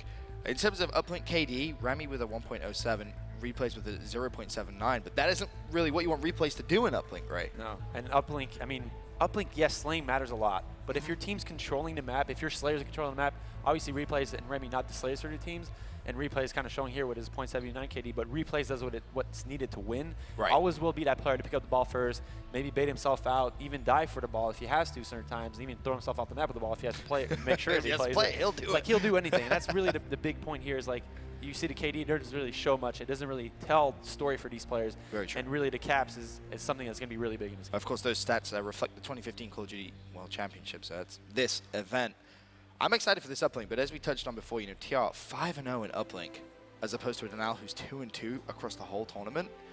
This is going to be a very, very tough game for Denial. I think the one thing they have going for them now is a little bit of momentum. TR, as you mentioned, Ray, sounded a little bit down when we went for a listening. So this one is going to be a great one. We'll see who's going to close it out. For now, though, back up to Puckett and Fwiz. All right, thank you guys. Great analysis. I love Always. having that Rambo Ray over on the analyst desk. Yeah, I mean, he could talk all day about this game, and he does. So it's good. And he does. I'll just sit there and I'm just like, what's up, Ray? And just listen, man. I've learned a lot What just sitting next to him. All right, I'll tell you so that much. we're going into game 4. Denial's up 2-1. It's a best of 5, so if we see Revenge lose this, they will face off against FaZe Red in the lower bracket final. That will be a rematch from earlier yesterday. But here we're going into Detroit Uplink. Honestly, I think if you're looking at the statistics, you're definitely pulling for Revenge here. They outscore their opponents by an average of 8.2 Uplink so far in this tournament, says it all, bro. while outslaying their opponents on an average of 20 kills. I really thought they were going to be able to win that Ascend CTF, but it was Clay and the rest of the crew just coming up clutch, and JCap had a fantastic game. I want to see, will he be able to bring that in to Detroit as they kick things off? Dang, that's a big stat. They've not dropped an Uplink map in Champs yet. So Denial would have to hand Revenge their first loss. Let's see if they're able to do that. As we got sound back, we back in business. I'm liking it. Didn't want to jinx us, though. And Get before I too pull out the excited. audio cords, too. Yeah, the power in the venue goes out. Replays, only man standing after 3 of his teammates fall. It's Remy off the fast break, and he is going to have a slam opportunity. 2 spawners up, and he did have some help from Vicento, but going for the smart play, not going to risk it. Just make sure you get some points on the board. That immediately erases everything that happened at CTF in your mind. You now have the momentum. That's right. Oh, And until Attach cuts your throat. Yep, Attach, though, he's got somebody in front of him that's going to help him out, and that's a 2-pointer right there. Yep, got it. Denial putting 2 on the board at the hands of Attach. Remy able to pick up a 2-piece, but it was too late, not able to get the stop there as the ball is back in the court. The craziest part for me on that one, Fwiz, was we saw Denial only have 4 kills when Attach put that score in. So they just capitalized on the one opportunity they had. That's going to be the key to the game for both teams. Vicento watching his teammates back. He knows the flank's coming through, and the long-range toss coming through from Remy. Oh, Remy, that was a beautiful toss. I mean, he got right around that corner. He knew there was a lot of pressure, was able to tie it up. So smart play out of this Revenge squad. As Remy was able to put 2 one-point shots on the board, you had Attach with his 2-pointer. And now the Replays, he's got control of it. He's going to try to go for it as well, as Aqua is not able to connect the 2-piece. And let's see, he's got coverage. I mean, he should be able to get it there. But Nagafed able to get a stop on it, so now JCap's got to pan back. Yeah, and JCap was actually on the flank, was just waiting to help out Replays. Yes. Wanted to see him get a little bit more aggressive because you can see the result. Replays falls, that drone is going to be reset, and that's a lot of time for TR to get back into position. JCap trying to apply the pressure with the grenades. Hits 1, will challenge, and finally will fall. That was a nice play out of Vicento there. And Vicento, 8-4 to open things up. Yeah, beautiful start for the squad. Very close game between these two teams. Big kill coming in as Nagafen becomes your uplink carrier. He will be dropped, but it looks like Remy is going to keep it alive. You saw Vicento rotating forward. He's going to try and take control of the mid street. like, "Where Remy's did I just throw going this?" to toss it for yards, and Vicento trying to pick it up will be cleaned up. Nice defense so far from Denial. That was JCap with 2, looking for a third, and Attach is going to keep the pressure on. All right, on board with JCap. He's got the squad with him. Nice little pass as that's going to go to Attach. JCap's going to have to clear the way, and this is going to be a big push for Denial. Let's see if Revenge can stop it. JCap and Replays both get a kill, but Vicento was able to pick up one. Attach hiding from the opponents. Clayster gets taken out. That's 3-4 down for Revenge. They've got to capitalize on this. Replays gets taken out, and beautiful stop out of Revenge. I mean, honestly, Denial should have been able to come out with that. Instead, Revenge able to get the stop, and they should undoubtedly get up. Oh no, he wasn't able to release it. Gets stopped right there, just stonewalled as he was about to toss it over, but Aqua not done yet. He picks up a 2-piece, and the ball's still over there. They can make a play on this. Nope, and it resets. Just saw a nice reset there by Denial. It was Attach who got Good toss the throw out, and then he also picks up 2 kills. So Attach causing problems. I have him highlighted on your mini-map. He's going to stop Aqua if Aqua wants to go out on the attack for the objective, but so far Aqua seems that his focus is going to be on slaying with that AR. As he falls, Vicento is going to have a tough road, won't push it forward, tries to wrap it back, and this could cost him. You have JCap moving forward with Replays, going towards that objective. All right, let's see what the boys are Denial are able to do. That's a ball out right there. Replays waiting to make a move on it because he knows there's a couple players. Aqua picks up a 2-piece, 3-piece. Aqua is on fire as they're going to be able to move this one down, but there are some players for Denial over there. They've got to make some picks. He's going to toss it out, and he doesn't the interception! Wow, Replays just smashed that out of here, picks it up, and that was beautiful, wasn't it? Is he going to get a pick 2 here? Replays looking like Dwight Howard blocking the shot, but now he's actually going to be taking it. He's got a player on mid-street. Teammates need to get that kill. They fall. Go for the point. No, he did not get the release, just about a second too late. He had the right line, but was taken out. And man, what a close game. JCap is on board with him. He's going to try to chase down the carrier here. He does see another player in front of him. That's going to be Vicento. Gets the pick. Nagafen. We jump on board with him. He gets taken out. Remy for Revenge. Going to try to do something about it. He's got a player right there. And back and forth, these two teams continue to go. 34 seconds left on the clock, and it remains tied up 2-2. You know, I think it's really just only a matter of time, though. You saw Remy able to get that kill as he went for the objective. He only has 10 kills, but it seems all of them have been surrounding the satellite, and we're going to see a nice toss coming in. I thought they had enough players in the back, but Vicento couldn't chase down the carrier in time. Clayster goes for the 1-point toss, and now Denial takes the lead. Replays with the objective, has one last opportunity to score, and he's going to go for the throw. He did it again. A little too late. Yeah, it's not really, I mean, it's just tough. He could have, both times he had that line of sight and was just like a 1/10 of a second too short of getting the toss off. But to Revenge, like think about it, Revenge, it could be 4-2 right now for Revenge. Both didn't have those really good stops on Replays. And again, you know, just a 1/10 of a second too short. I want to hear real quick in the venue, Los Angeles, are you enjoying this match? Yeah, there we That's go. that championship Sunday crowd. There they are. They're showing up. They were a little shy earlier. And here we go. Round number 2, a 1-point game, but you have TR playing from the favored side now. Look for them to wrap it through school, but you know, I think Denial's going to be prepared for that. They're going to stack it throughout this entire game, so TR may have to get a little bit creative here and try and take it through the left I'm gonna side. be completely honest. I missed Clay get the 1-point shot there, man. I want to be honest with you guys, you know? Let's see what Vicento's able to do. He's going to cut through school. He's got somebody right there. He's got a Denial player. He's going to try to bob and weave away from him. Not able to do it. Remy picking up a kill. Attach able to drop a couple himself. And although Remy got taken out, that is 2. So 3 players for Revenge were down there. So let's see if Denial is able to capitalize on this. Yeah, actually at one point there, we just saw 7 of the 8 players in game all killed. JCap was the last one standing, and now he's going to move in with the objective. You got Remy and Aqua, though, causing problems. Attach answers back, and a wise decision by JCap. Just get the objective out of there. We're going to see Vicento pushing forward, though. He's going to pull out the bow, but really the key player here for me is Nagafen, and he can't get the 2 kills in school. So this is going to be a situation where you're going to see TR look for the kills first before putting any eyes on the objective. That's a reset as well, as Vicento is set up here. He's going to get some shots on school. It does take out Clayster. Waiting for a couple more players here, trying to hold this spot down. Nagafen does have it in his possession here. They're going to try to make a move. Vicento needs to get some big kills here. 100 and not able to do it. Nagafen almost was able to release that for a point. Aqua there as well. But Denial able to shut down Revenge's advance. And look at the pass. Clay's like, let me charge in first. Needs to go for the reload here. He's got 2 stuns left as well, and his teammate calls out the player around the corner. It's Remy, and Remy is just threatening, slowing down Denial on this push, but I like the patience here. No one jumping out and dying. Clay can't finish his bow kills. A flak jacket is going to save Vicento, and that drone, though, still in the hands of Replays. He could go for the shot from the truck. Replays, he's got it in his hand. Let's see if he tosses it up. No, they're going to go for it now. That's Clay Couple with the picks. 2-piece. Oh, man, but Nagafin in the And the corner 3. there. And Clay is going to be And able to the walk dunk. this in. Slam dunked it. Oh, that looks so good, man. Dude, that makes me so hyped when I watch The Clay just Clayster take poster. over a game, hands his teammate the ball, clears the way, then finishes the Clay, play on his no. own. And here comes Clay with the Amelie. Someone on Twitter hit me up, Amelie, told me Amelie, if you see the Amelie, you have to go to Clay. He does at some him. really interesting stuff here on Detroit, and he is showing you, look for the pass to be coming up. Replays might actually just go for it on He his is. own Walk it as in. Clayster is keeping the spawns out, and there is another Oh, score. no, this one's getting out of hand. Revenge needs to stop it now. 2 minutes and 21 seconds left. Revenge has to make a play here, or they will find themselves in the loser's bracket against FaZe Red. Dude, that CTF stat is ringing real. true right now. Vicento going for the objective. They have to get school control, though. It all comes down to this kill and the 2 more in front of him. Remy will get one.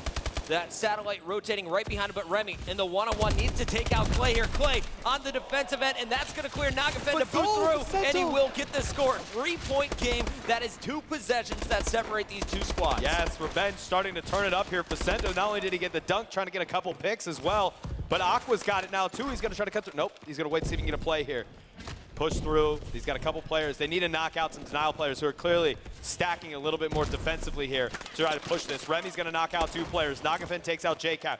That's 3 Denial players down with only Replays up, and they are now starting to get a good setup here to get the 2 points. So Sento coming in. He's got some help. Gets the dunk, and that's another 2 points. 7-6. 1 minute and 22 seconds left, and we've got ourselves a close game here, Puckett. It was 2-7. Now 1 point separates these 2 squads, and it's now going to be 1 point in favor. Oh, the my alley-oop gosh. coming through. Aqua Oh. tossing it, the slam coming through, and Aqua going right back on the hunt, though. But with everyone up, Replays actually has a quick route into the base. Won't be able to get through to the hotel, though. He stopped at yellow, and Remy will be able to keep the objective in favor of TR. A little bit too aggressive for my liking. They have to be careful no. going down to this last minute. 46 seconds left on the clock. JCap does have it in his hands, rather.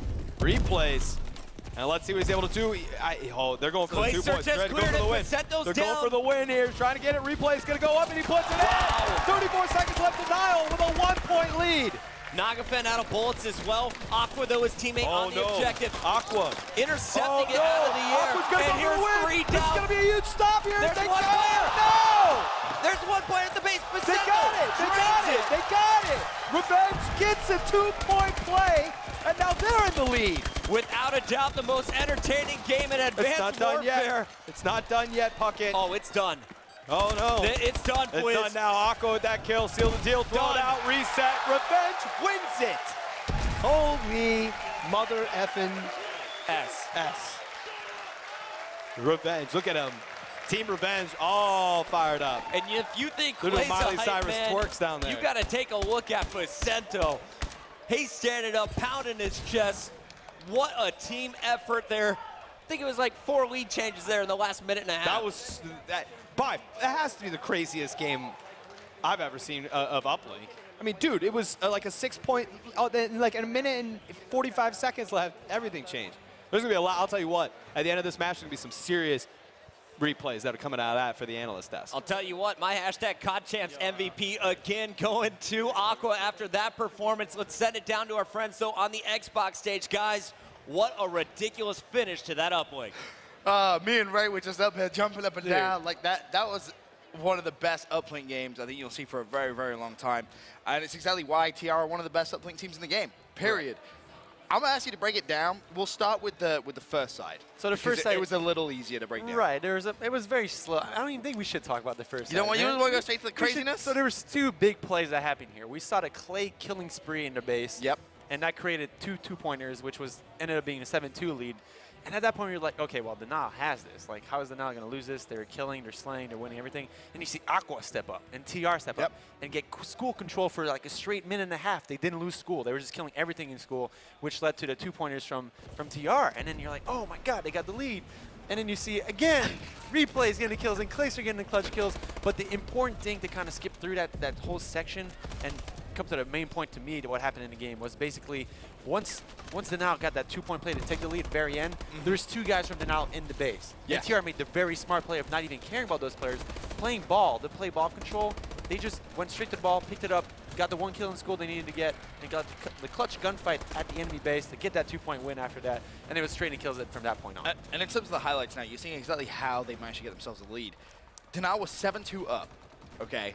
And then TR managed to just start a bit of a relay. They had full school control. They go 8-7 up. And this is where everything just gets totally ridiculous. Right. 37 seconds left, and you see Replays dunk it in for 2, and you're like, This is the okay, play where, yeah. Denial have it. And Facento is about to probably get the clutchest kill you're ever going to see. Aqua tried to push through school, and Facento picked up the kill. He was 100% going to die.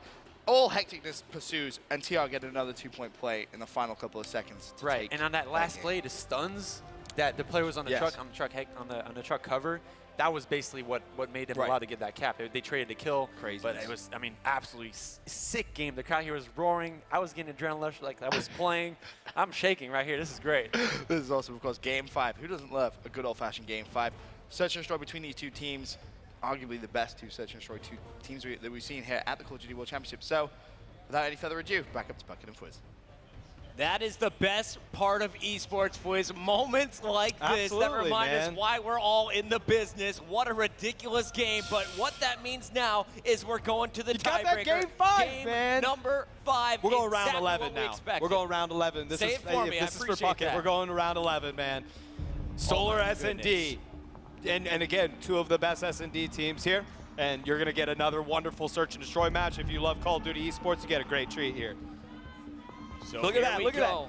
that. 2015 COD Champs S&D KD range for these players, 1.14 to 1.66.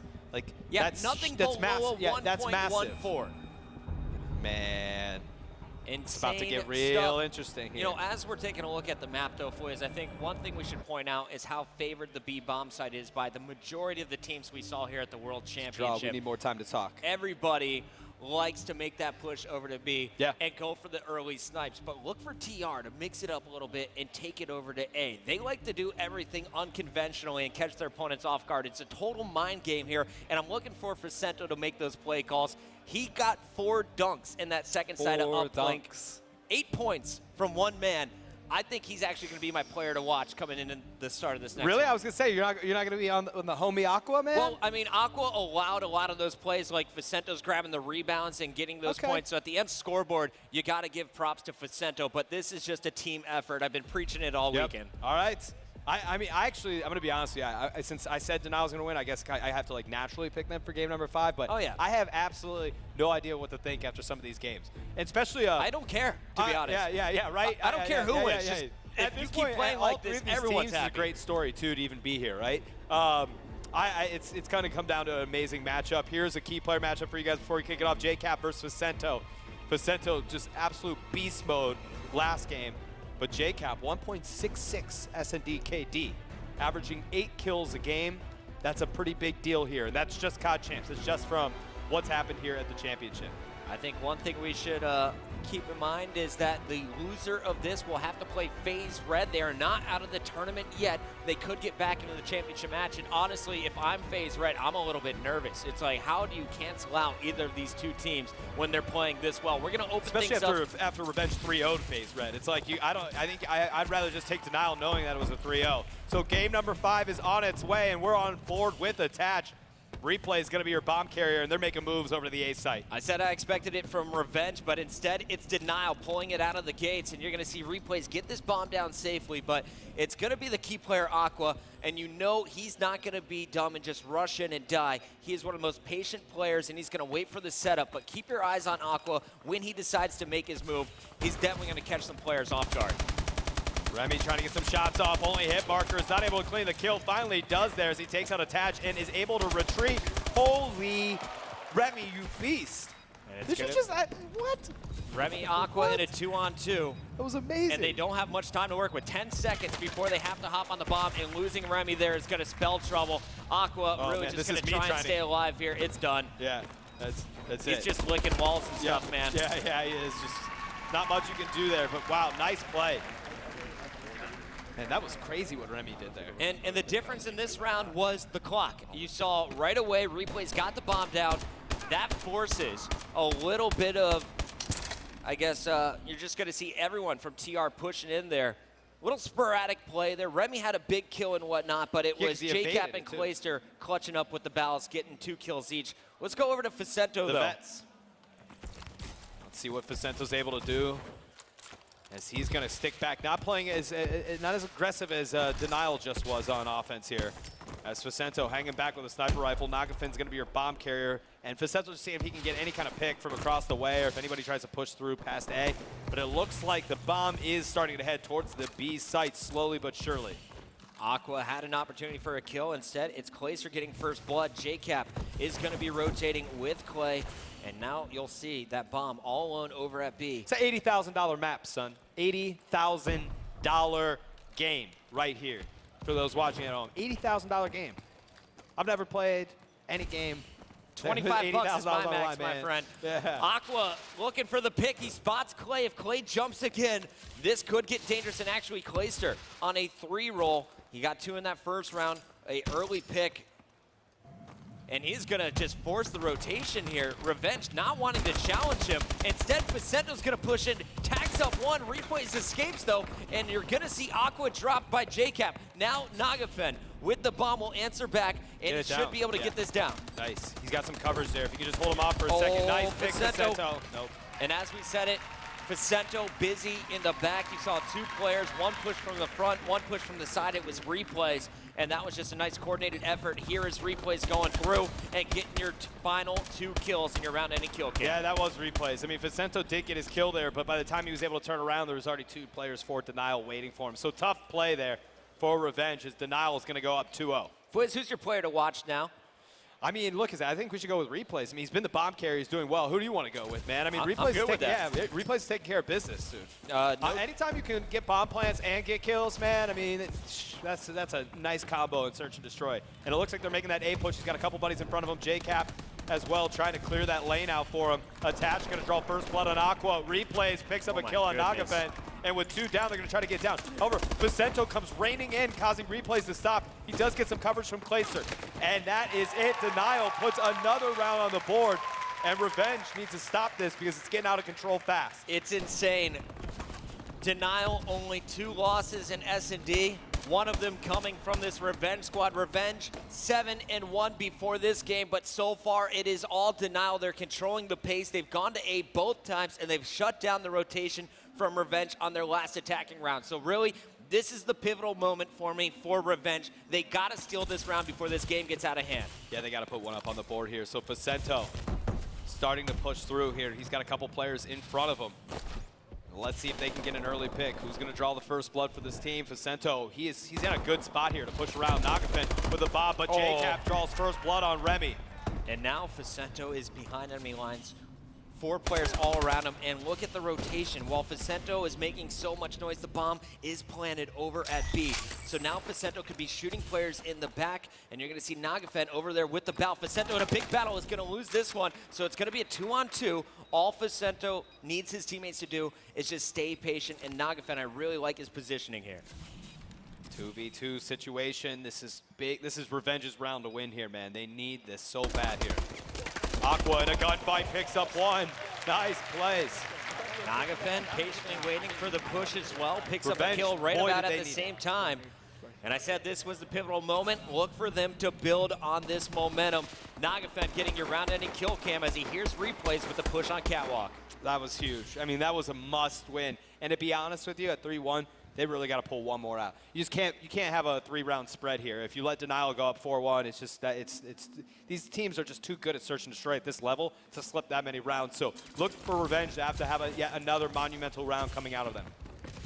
JCap making the A push every single time so far in this game. Denial has rushed A. This is their slowest rush so far, so it may just be a fake here as JCap doesn't commit. You're going to see shots going down as Replays They're rotating. does not find that kill, but his teammates are all taking Beautiful him over rotation. to B. Beautiful rotation. It's too slow in my opinion, though. They got it. They got the setup though. They're on B. They've got the favorable setup. And Now now it's it's coming in. watching the Remy's flanks. trying to break it. Picks up JCap. Watch Shots for go back and Nagafen. forth.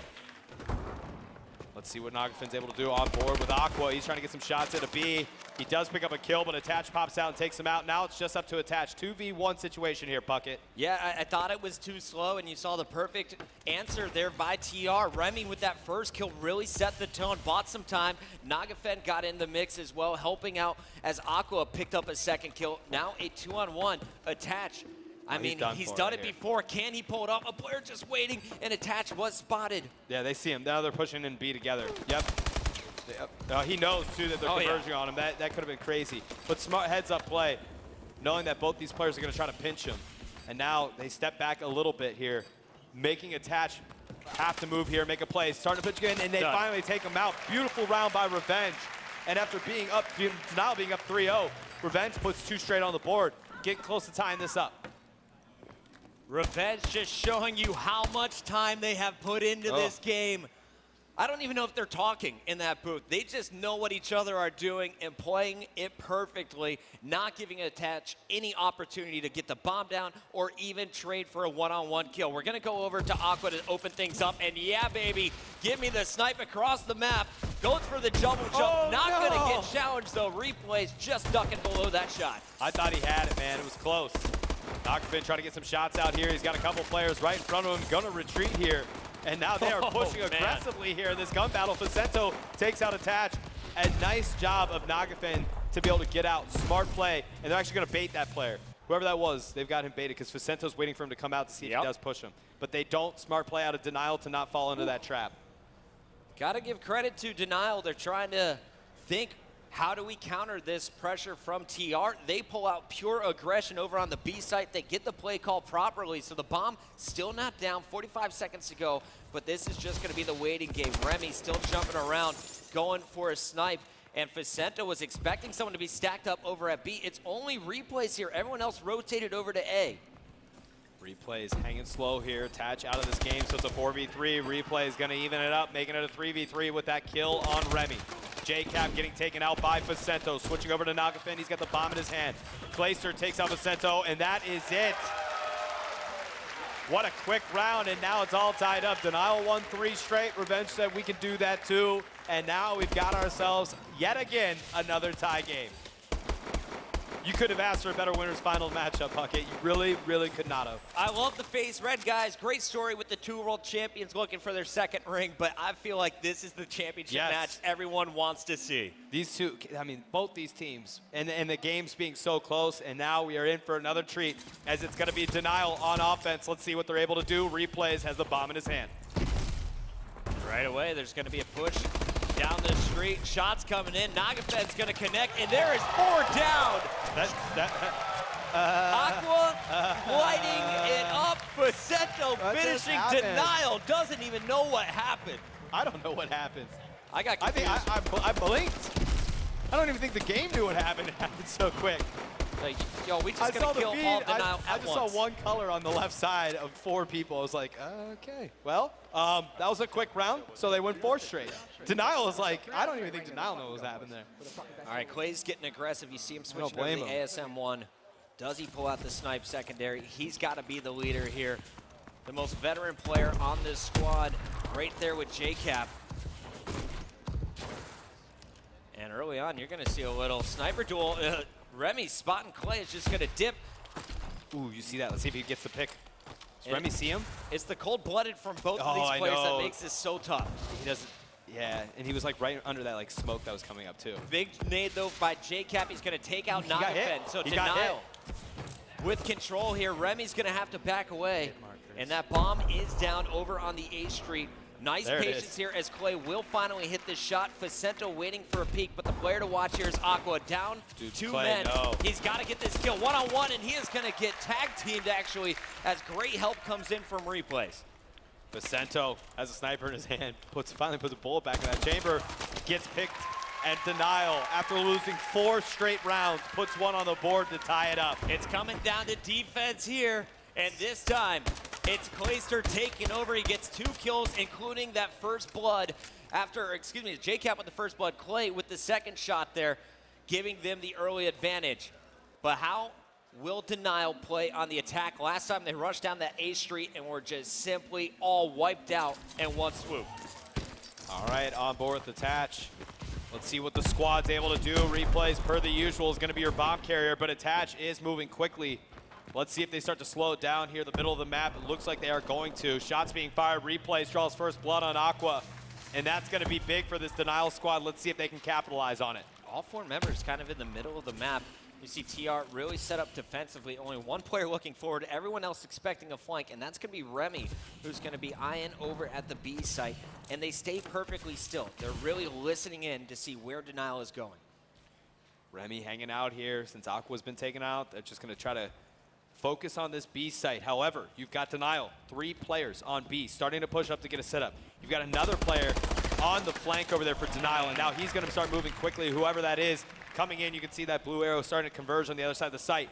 2v4 situation. Bomb is planted, Attached, going to take out Nagafin. And that is it, 5-4 here. Revenge, a lot on the line here. It's been 3-0, then another 3-0 answer back. Denial. Replays is going huge. 2 plants, 9-5, 4 consecutive kills. I mean, Lord, taking care of business. Denial with the advantage. TR will not go down without a fight, though. Remy needs a kill. 3 and 8. He's been the sniper. I want to see him go away from that sniper rifle, and that is exactly the plan. They're giving him the bomb. They're getting aggressive. The B rush coming through as Denial bites on A. I love this push here. They're going to set up on B quickly. Let's see if they can get a pick early on. Remy looks like he's going to go down for the bomb. Good push up by Vicento. So they've got good positioning on the site here. To get that bomb down, shots being fired. That's going to be Replays in the corner, but Clayster moves up, takes out Vicento. Bomb does get planted.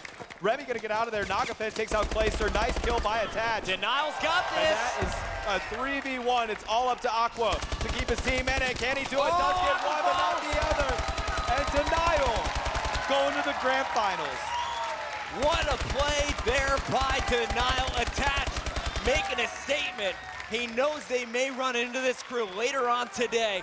Wants to get in their heads, and what a finish. Denial, 3 members set up. Aqua tried his best there in the 1-on-3, but in the end, it was the final plays coming through from Cap and Clay that really led this team, but Replays turning it up 9 and 5, the top player on that squad. That was an $80,000 map, man.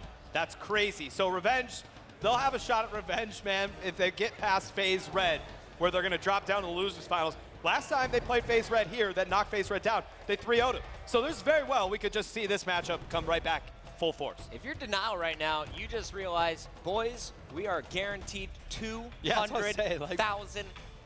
They got money, man. They got money here. But they want the title. That's what means the most of these 2 crews. Revenge is not out, and we've seen it time and time again where a team, after losing in the upper bracket, just falls apart and lower. You need to see this squad become resilient and really step up strong in the first hardpoint against FaZe Red next. But really, I don't know who is going to be able to make it through the lower bracket. Denial, the clear favorites coming into the championship match. For now, let's send it down to our friends on the Xbox stage. Benson, Rambo, wrap it up for us. What an awesome Game 5 right there, Ray. We want to see a Game 5. We got the Game 5. Talk us through the difference between the first search and destroy and the second one. I was hoping for the round 11. I know, you were the round 11. You were between it, but you didn't quite get that. If I was a player, I'd be like, hell no, round 11. Like, awful. It looks real good from this side of the desk. No, right here, it's great. We had a big difference between the first and the second search was how Denial was able to switch up their strategies late in the game. We saw kind of the same start. Denial had a 3-0 lead. In the early one, they had a 2-1 lead, but they were strongly aggressive through the whole time. And then you saw the aggression kind of stop working. TR just brought it back. Vicento made a really good play in that 4th round, which was pivotal to me. It really, the fact that he was able to kind of split push with his team, and he got 2 kills in that split push. It made Denial think, okay, well, they're going B, but while his team was planning A, and it kind of like just flipped the whole kind of sense of the game on that. I felt like that was a key moment. And then Denial kept being aggressive. TR, you saw a round where Denial kind of all pushed through the B Street, And then Facento and TR just sat on their base. They were like, hey, we're on offense, but we know you're going to be aggressive. We're going to sit back. They picked them apart, got those free wins, those quick wins. And another pivotal round was the Denial B push. They did that in the first round. They went for a straight B plant. Yep. And then TR blind counter. We saw a 13-second round, which was absolutely insane. Like, It was the game didn't recognize, okay, well, is it over yet? They're all 4 down. It took like 2 seconds before the game actually ended. The game was too fast for the game. But that was a really intelligent play at TR to recognize that. Yep. Those are, when I say blind counter, I'm saying they pretty much just all their money on one basket. Like, okay, DR is going to go B again. We're all going to 4 counter push them, and they just mop the floor with them. I mean, it was interesting because the game started 3-0 to now. Right. And then that 4th round, as you kind of touched on, was so important. You see TR win it. And then they start to get some steam going. They win 4 rounds, got tied at 4-4. And then for me, there was a huge 1v1 gunfight. When Replays was playing the bomb, play from TR peaked, he stops playing, gets the kill. Yeah, and Remy, there, yeah, that was huge. It was pretty much over, It was a 4v3 for Denial at that point. Right. They made it a 4v2 and kind of solidified that round. You get the plant down, 4v2 was super hard. And then attach in the last round, we got to see, I think it was, who was it? My notes, you can probably read that just as attach. Dude, I that just 2-piece scribbled was it, so like, sick. that was ridiculous. He was such a disadvantage that gunfight. He jumped up and killed him with the angle of the doorway. That was absolutely insane. But to come back on the point you're making, that 4th round, why we're saying the 4th round is so pivotal is because as a player, if you're up 3-0, yeah, you have a lead. 3-0 seems like a lot, but the closer you get to the finish line, the more positiveness and the harder it is to come back as a player. So a 4-0 and a 3-0 are much different things. Even though this team, obviously, like 3-0, you can't say, hey, Rambo, 3-0, that's really good, right? Still pretty It is good, but 4-0 is like a significant amount better, and that really, like, that was so big for TR to keep themselves in the game, give themselves a chance. But I mean, going on now, what's going to happen against FaZe Red, man? Honestly, I don't know. I really don't. I mean, you look at, I mean, we have the whole stat sheet in front of us, right? You look at hard points. I think it's fair to say FaZe Red should pick up the hard point. Right. Okay, TR not have the best record. I believe it's now 3-4 after losing the first hard point to now. But FaZe Red 6-2, Ray. So you have to kind of favor them. But again, you touched on it at the very, very beginning of that whole series. The remaining teams in this year's Call of Duty World Championship are very good search and destroy squads. So S&D is going to be vital. FaZe Red 7-2. I mean, I believe TR will be 7-2 as well. But yeah, you pointed out I pointed uplink stack. They were both 5-0 before this match. I mean, that's that's absolutely insane stats. To come back on the CTF stats still remain. That was 91% before the start. Yep. And now the team that's won, it seems like the team is winning CTF is going to win this event. It almost seems like it. It's weird because you heard the guys up there basically talking about it, how important CTF is. Obviously, it switches between 3rd and 4th game, but that stat just seems to be so true right now. Everyone that's winning CTF is winning the series. And the biggest point here is how TR is going to handle that going into FaZe Red. Now, they lost. You heard them a bit frantic through that communication. Are they going to be able to kind of pull that level of experience they don't necessarily have yet from being kind of a newer team to bring against a FaZe Red team when Ace, champion last year, Parasite, champion the year before that, players all with experience, very strong team all around, and they kind of like rolled through the bracket last night in the lower bracket. I mean, 2013, we saw Farico Impact. They did it. They lost to you in the winners bracket. Sorry, Ray. They lost to you in the winners bracket, managed to win that losers bracket game and get back into the grand final. I remember that. I'm sure you do. Last year, of course, you were very much in kind of FaZe Red shoes. You went down to the lose bracket, you made that massive run. So we've kind of seen both perspectives in the past 2 previous Call of Duty World Championships. Exactly. What would you say is going to be the more likely scenario coming out from this? Obviously, TR are very, I don't want to say inexperienced team, but they don't have as much experience as opposed to this FaZe Red squad. So who do you think is going to come out? So to look more in depth with that, I think the biggest difference this year is the fact that the losers bracket was running into Sunday. Okay. So FaZe Red has not played today. Last year we played a match or 2 before this losers bracket final. So interesting. I think that plays a really big difference, especially for a warm-up phase. I mean, even though TR lost, TR has some games played under their belt today. So it makes a big difference when it comes to FaZe Red not having played yet. They're going to warm up on the stations, obviously. Right. But like from a player's experience, a scrim or a warm-up game before an actual match is a much different story. Like you don't have the adrenaline run in. You're kind of getting into it. And that's the biggest point. Like you said earlier, if FaZe Red wins that first hard point, I have a really hard time seeing them lose this match, but they haven't played yet. So even though they have a 6-2 stats against hardpoint, that stat is mostly because they've been rolling through matches, they've played a lot, they've practiced, and they're obviously a really good hardpoint team. So is that going to translate into a win for the first map or not? And to me, if I see FaZe Red winning that first map, I have a hard time seeing them lose this match. Because it's interesting, FaZe Red yet to actually drop a map in the lose bracket. 3-0'd absolutely everyone they played. So they definitely have a lot of momentum, but as you kind of pointed out, that momentum has come to a little bit of a halt today because they haven't played yet. It's a brand new day. Whether that's going to affect them, we'll have to wait and see. But one thing I do want to stress is make sure you guys are voting for your MVP. Use the hashtag CODChampsMVP because right now... Who was your MVP that game, man? It's tough. You look at Clay, you look at Attach, both those two players definitely in the running for me. Definitely. Because you've had just such consistent performances from Clay. I believe he's gone positive in every single game, every single map except for one. That's crazy. And that was a search and destroy. So like he's a Slayer though. That's what you expect, right? You do expect that. And this is the role that I don't think people are giving Attach enough credit for. Like the pressure he's putting on the hills and the gunfights he's winning are massive. He's been consistent in search and destroy. Right. It's his first COD champs as well. So you kind of put him in that same category as, oh, he may have a little bit of pressure on him. But he's handling it out of his mind. He's playing so well. I think Aches, got to give him some props. He had some very, very poor performances coming into this. A lot of people looked at him. Enable, he's been killing everything. Parasite clutching up. There's just so many. There's honestly, a lot of players out there. I think, obviously, don't know. like Fush said at the start of the day, a lot of these matches are going to dictate how that goes. But be sure to vote after every game if you guys are interested. I mean, it's awesome. It's an awesome new thing. We didn't have it the past few years. I think it's great to have it now. I think it means a lot to the players and the fans. It's pretty cool. Not gonna lie. Now though, we can actually send it over to Fwiz with an interview with our winners. Thanks, boys. We were both like, Clay and I are like, is Rambo gonna shut up, man? He's got a lot to say. So Clay, we can talk about whatever you want to talk about. I want to talk about that uplink match. How hard you guys choked. Can we start there? Yeah, I guess we can start there. Went up, I think 7-2 with about 2 minutes left. We got kind of too overconfident. In that situation, you should kind of just give up a dunk at some point and all four rotate back and school control. We kept splitting two would OE, two would go back, and they were just killing both of us at the same time. Just a small lapse of, judgment in the game, and, TR had a really good run there. They relayed like a ton of caps all in a row, but fortunately we came out strong in the search.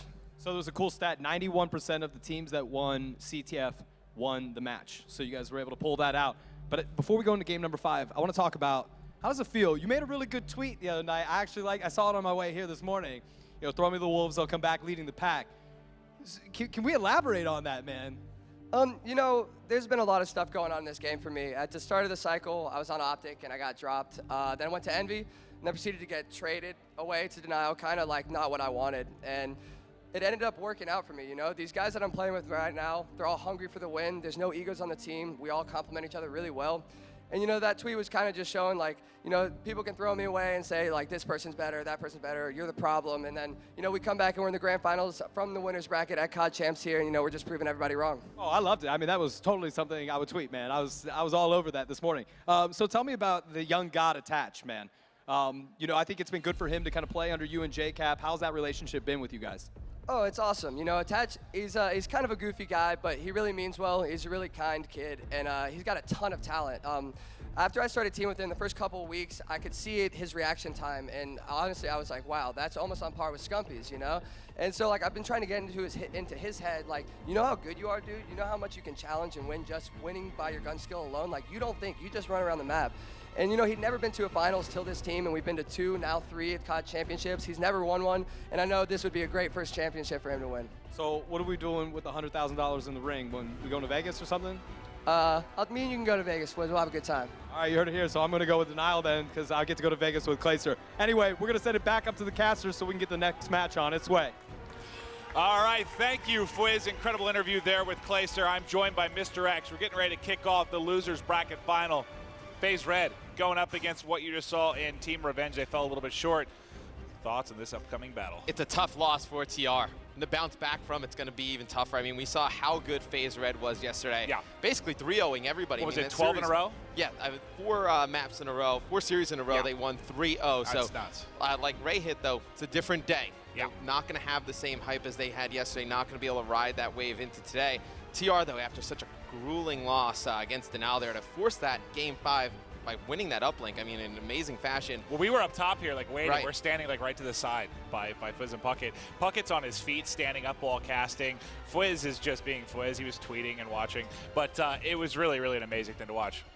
Yeah, it was amazing to watch. Just a great uplink game. But now, I mean, coming into this series, I think the first map's going to be crucial for TR if they're going to try and win this, get back to the grand final. All right, and then one note for you guys. If you've been lucky enough to be watching today's tournament on an Xbox One, your broadcast features interactive opportunities during the program exclusive to Xbox One users. Just use your controller, interact with, and access the Call of Duty content.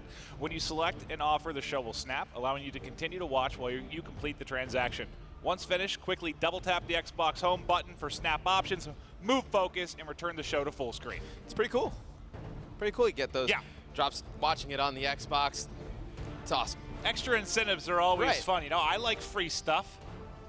Old people like free stuff. Well, it's, I don't have any money, so I really like free stuff. Yeah, but no, this series, first map, like Ray said, it's going to be massive. If TR, I know FaZe Red, I know how they're going to come out and try and play this. You know, with Aches and Parasite, they're going to really try and bury TR this first map. You know, when they're up by 20, 30 points, they're not going to stop. They're going to keep putting that pressure on, and it's going to be difficult for TR to combat that. I think TR, they need to get off to a good start, keep that momentum up. Vicento's going to be key for that.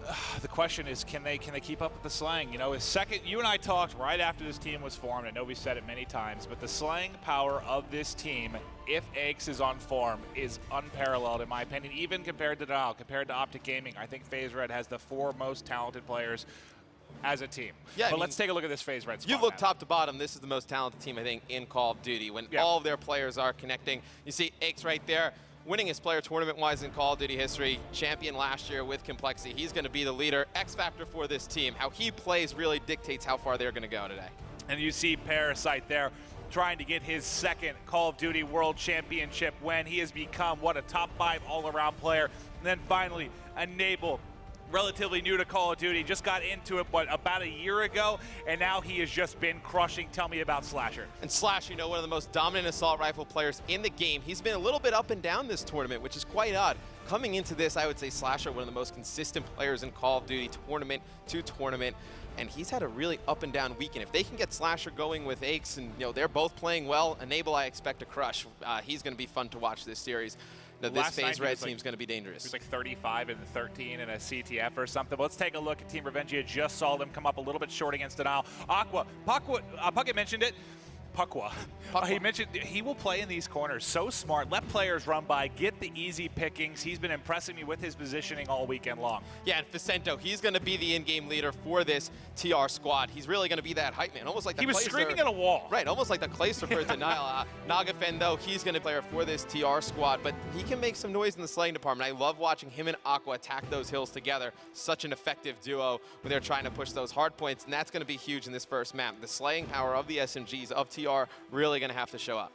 Yeah, this is going to be a fun one. Now, the main thing to talk about, you saw, let's think back to, what was it, the event? Was it regionals or no? I think it was the event prior. When you have a big series and you fall a little bit short, like think about, remember that TK Optic Gaming series? Went to 5 games. Right. It was so intense. TK falls a little bit short. They get 3-0 and bounced right away because it takes so much out of you, so much energy in those best of 5s. Do you think that's an issue possibly for this Revenge team? Absolutely. I think it's a big issue. I mean, this is the first series that TR dropped all weekend long. Group play. They haven't had to deal with losing. They haven't had to deal with any adversity all weekend. Now we're going to see how they come back and try and fight through that. And then on the flip side, for FaZe Red, I mean, Aches and Parasite trying to get back to the top of the mountain together. It's quite odd to see those two sitting next to each other. I don't think anybody, last year would have came into this champ saying, Aches is going to be teaming with Parasite. Yeah, they're actually starring in the Odd Couple remake on CBS. That'll be quite fun I would watch the hell out of that, man. I think anybody would. No, Enable, though, his first champs, same with Slasher, going to see how that's going to work out as well. The Nerves definitely sitting in here on the big stage, going to be looking to see how they handle that. It's going to be a great series. I think this first map, though, like we were both talking about, going to be huge. It looks like it's going to be a Biolab hardpoint. I would say that probably favors FaZe Red a little bit. I think the slaying power of the SMGs favors them. Now, what's going to be the big thing for me? If this one goes the distance, which I think you and I both feel it can, we have the addition of the new map Drift. The players got, 3 to 4 weeks with it, still kind of figuring out strategies to a degree. Some teams have looked a lot more comfortable on it than others. That will be our deciding match, and that will be a crazy one, but here are the percentages for us. Yeah, and hashtag Revenge, if you think TR are going to bounce back, find their way back into the grand finals, hashtag FaZe Red, they're going to come all the way through. Losers like the Envy of last year, and tweet hashtag Xbox COD, hashtag COD Champs MVP as well for your chance teams. I think for me, Vicento on the TR side, he's really been the driving force behind their run. I mean, we can look at all the stats we want, but he's kind of the engine behind that squad. And you're really hyping them up, giving them the confidence to succeed. And then on the flip side, I would say Enable. Enable has really stepped up this event. But the big pressure here in the loser bracket finals, we're going to see how he's going to perform. Well, see, that's the thing. I'm not really worried. Thinking back to his Halo days when he was a national championship, he's played on the big stage. He's played in front of a huge crowd. I'm not that worried about Enable. The player that I guess I'd have the biggest question mark if we're talking FaZe Red would just be Slasher. One of the newer players, just in general, when it comes to this rise to fame he's had with FaZe Red. And then also, this is his first Call of Duty champs. How is he going to handle this? You've seen Team Revenge's have been handling it very, very well, despite the fact that, you know, a lot of their first times here. But Slasher, how's he going to do it? I mean, FaZe Red, they have 2 world champions already on the team. Parasite winning with Impact and Black Ops 2. Aches winning last year with Complexity. And how many times have we seen Aches, find himself in the loser bracket early of a tournament? The guy, nothing phases him. I mean, he just kind of works his way all the way back to the finals. He almost expects, even if they lose first round, to find himself all the way back in the finals. Yeah. I don't know if there's anybody more delusionally confident in Call of Duty than Aches. Yeah, he said to me he's basically, this was a couple months back before this team formed, but he said he's the best talent coach in the game. He will find that talent. He picked up Slasher. An interesting story about this too. All right, tell me. He actually, in EG, he drafted Facento. He was the only person he wanted in that draft. He was like, Facento, very talented player. Ended up getting a lot of playing time with EG in Season 3 of Ghost. And the key player matchup for this first one is going to be Slasher versus Nagafen. Talked a little bit about Slasher struggles. Doesn't indicate there in the KD. 1.18 hardpoint KD. And then for Nagafen, 1.08. But you're really going to be looking for them, these 2 players, to lock down those lanes with ARs. Yeah, and speaking of, we have the AR, then also we'll see the LMG get pulled out quite a bit by Nagafen. I think it was in the, what was the first game? Was it Retreat? Yes. He had it out a lot. I mean, quite a bit. Well, he did that to Denial at the North American Championships. Denial didn't adjust there. They adjusted this time. They were able to beat them.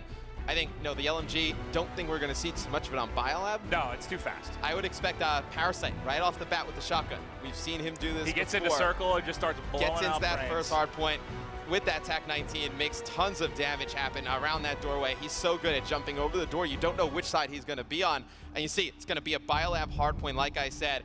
The 3rd and 4th hills, Maven, are going to be absolutely crucial on this map. No team that is outslayed has won a hardpoint here.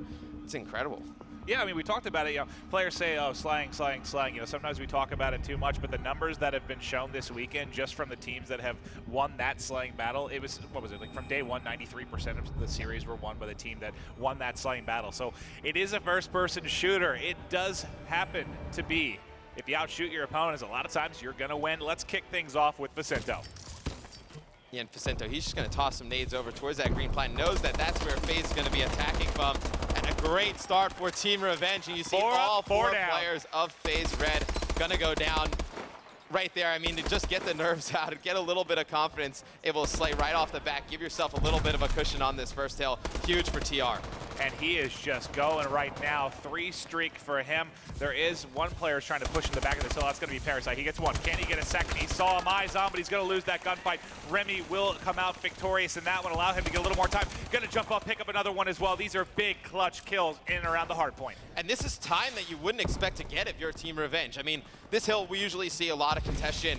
If you're able to get that 30, 40 second cushion, like it looks like TR is going to walk away from this hill on, going to be huge the rest of the game. And FaZe Red cannot figure anything out. They just need to rotate, set up, and they need to really focus on making some of this time back on Eskies. They can't stay here the entire time, though, Maven. Can't stress it enough. You have to get over to blue, that 3rd rotation. And there's the first points coming in for FaZe Red. It was 43-0. And now, do you think a lot that plays into that? Team Revenge just played a best of 5. They're really warmed up, really ready to go, whereas FaZe Red just had a few minutes on the sticks to get warmed up. FaZe Red, I mean, they could definitely be hot, warming up on the sticks on the side, but it's nothing like getting into this first game, getting the blood going, obviously getting that momentum. It takes a little bit, especially when you're going to get hit in the mouth by a team like TR right off the bat with a huge lead. FaZe Red, though, starting to make a little bit of a comeback, and you see the next hill is going to be huge. 24 seconds left on this one. I'd expect FaZe Red to make one more push, then give up, and try and make most of it back on blue like they did against Optic the other day. Yeah, that's like a NFL game. They run back the opening kickoff. When you're down 43-0 off the break, let's see how FaZe Red responds. And right now they're bringing it back down 18, 2 minutes into the game. FaZe Red starting to roll here. Slasher picks up 1. Had eyes on a player through the window, but you see they've got a nice setup already in this hard point. Remy up top in the sneaky spot. Yeah, and FaZe Red, they don't elect to rotate early, so they're going to have to rely on slaying power just to get in here. Parasite, he's going to be able to pick up 1. Slasher with another. Aches with a 3rd. Aqua's going to have to go big. Aches able to get in there, pick that 2nd kill up, and they're going to break it, and you start to see Slasher and Aches coming alive. Slasher on a 5 streak. Aches on a 3 streak.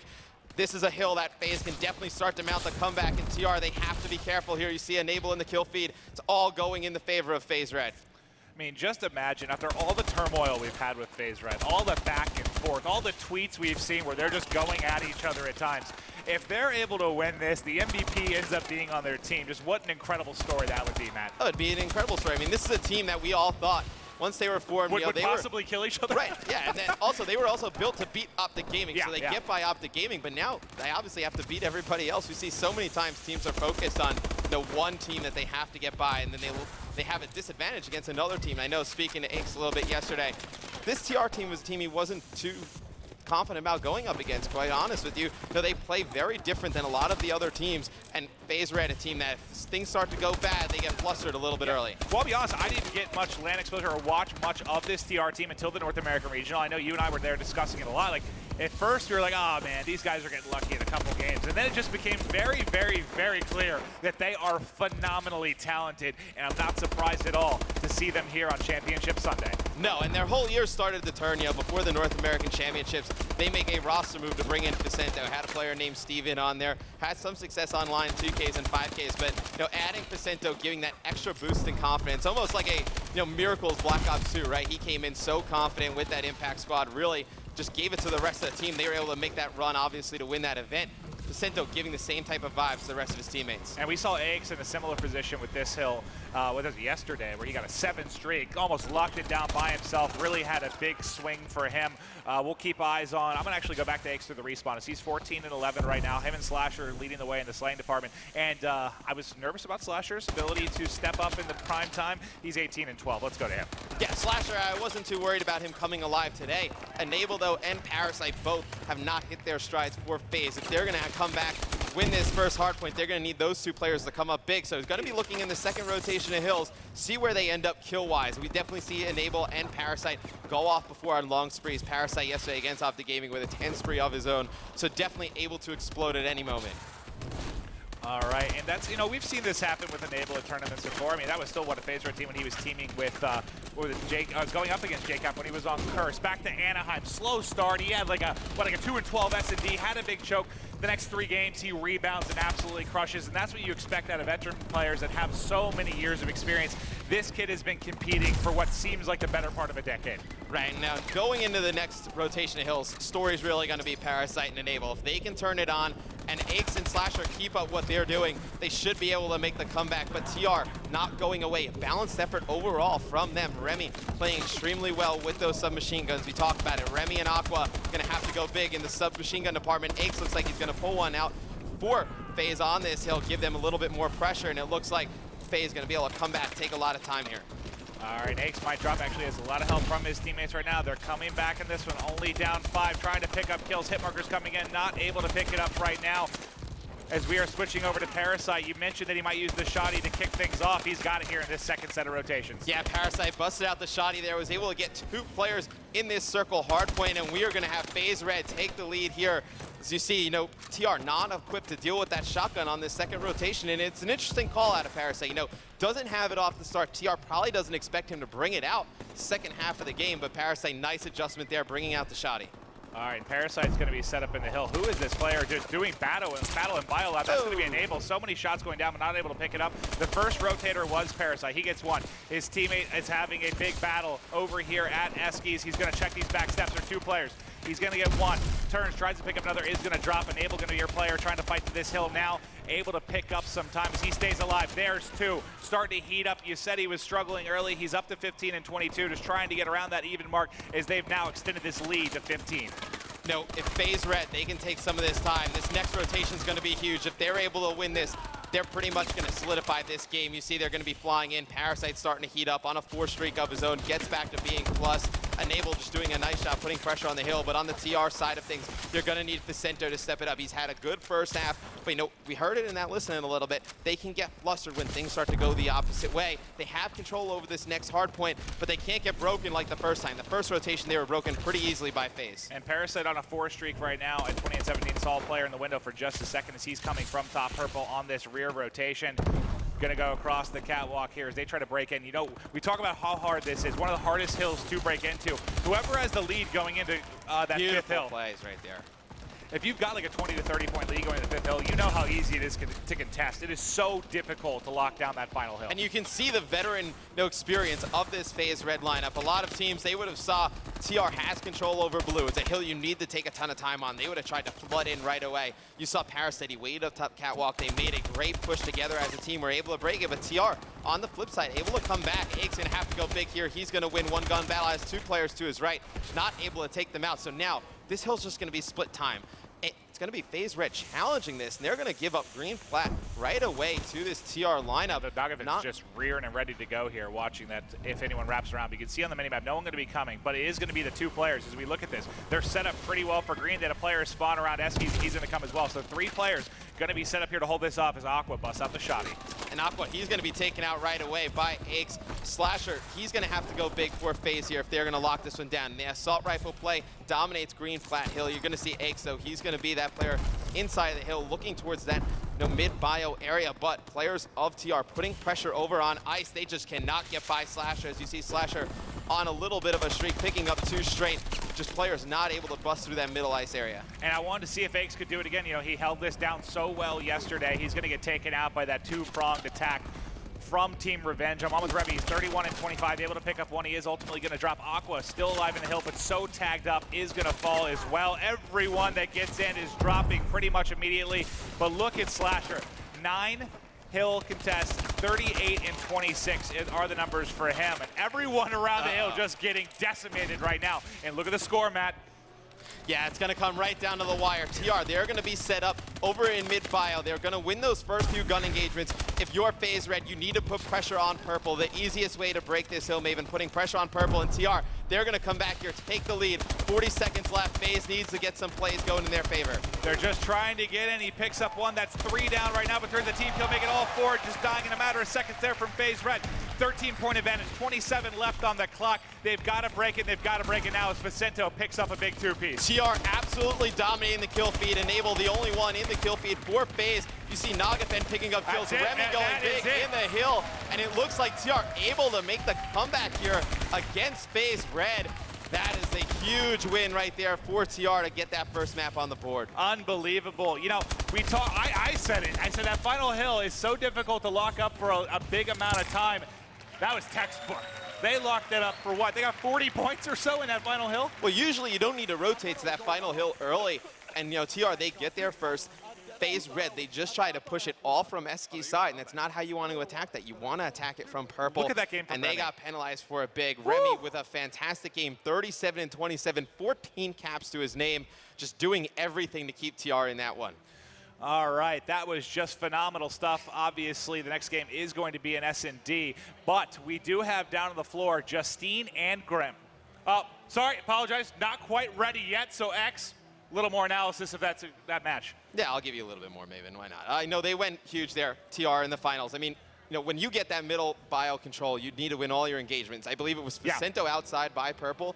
If FaZe Red's able to break that early, they're able to take that game. Because once you get into Purple, you can jump up through snow pretty easy. You know you only have to put pressure on Ice in that yellow tunnel, and it's a lot easier to challenge from there. If you kind of keep funneling through Eskies, you're kind of in a very bad situation. I mean, there's only one tunnel you can come from, then you have to jump up through snow, and there's nobody else putting any pressure from any other side of the map. Well, all we can hope for, Matt, is for more back and forth throughout this best of 5. But now I'm hearing we've got Justine and Graham ready on the floor. That's right, Maven. We're down here on the floor. This has been such an intense road to Call of Duty Championships, and we're finally here.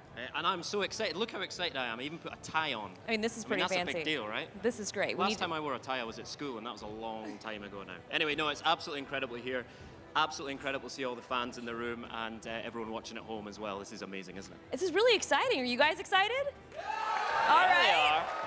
So in previous COD Champs, we've not had an amazing audience like this. So this is really exciting, not only for all of us to be here, but also for the players to have such an amazing supporting fans here. That's right. But this journey started a long time ago, especially for you. You went all the way out to Australia to the qualifiers there. Tell us about that. We did. No, it was so much fun to actually get out there and see, you know, the other teams and meet all of the audience and the fans. It was really great, and I got a chance to chat with Buzzo and Mindfreak and to really see, you know, the whole road. I mean, we did Australia, we went to London, went to Paris, and then Ohio and Chicago. So it's been a crazy tour, but it all led up to this moment That's right here. And congratulations to Mindfreak from Australia, placing 6th yesterday.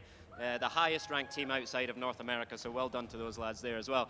Then you got on the plane again, came over to London for the European finals, and we met up there, and that was another great weekend. The venue for that was the Royal Opera House in London. What an amazing venue for Call of Duty, right? It was kind of intense. It was funny because talking to people outside, they're like, what's going on here? Is there an opera? Is there a show? I was like, no, it's a Call of Duty tournament. And people were a little confused. There was no singing, but there was plenty of drama. Yes. That is for sure. So everyone expected TCM and Epsilon to run to the final there, and they did.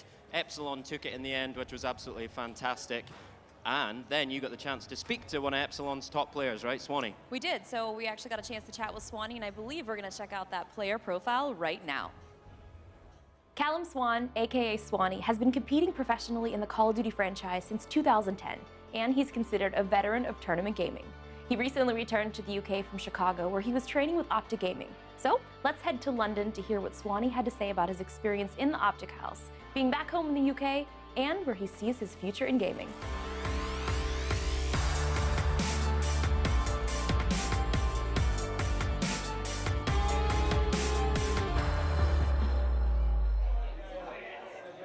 So you're back here in London. How's it been so far?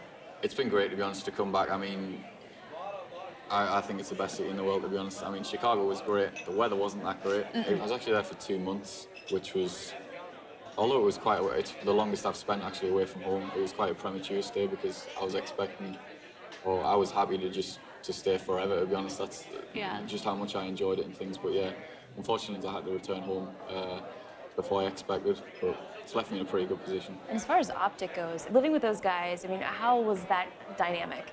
This might sound sort of superlative and extreme, but it was literally probably the best experience of my life in terms of just how much, not just how much I enjoyed it, but how much I learned actually, both in game and out of game, like as a person. The fact that everyone in the house is kind of striving towards the same goal in the same environment, it just creates such a productive dynamic within the group.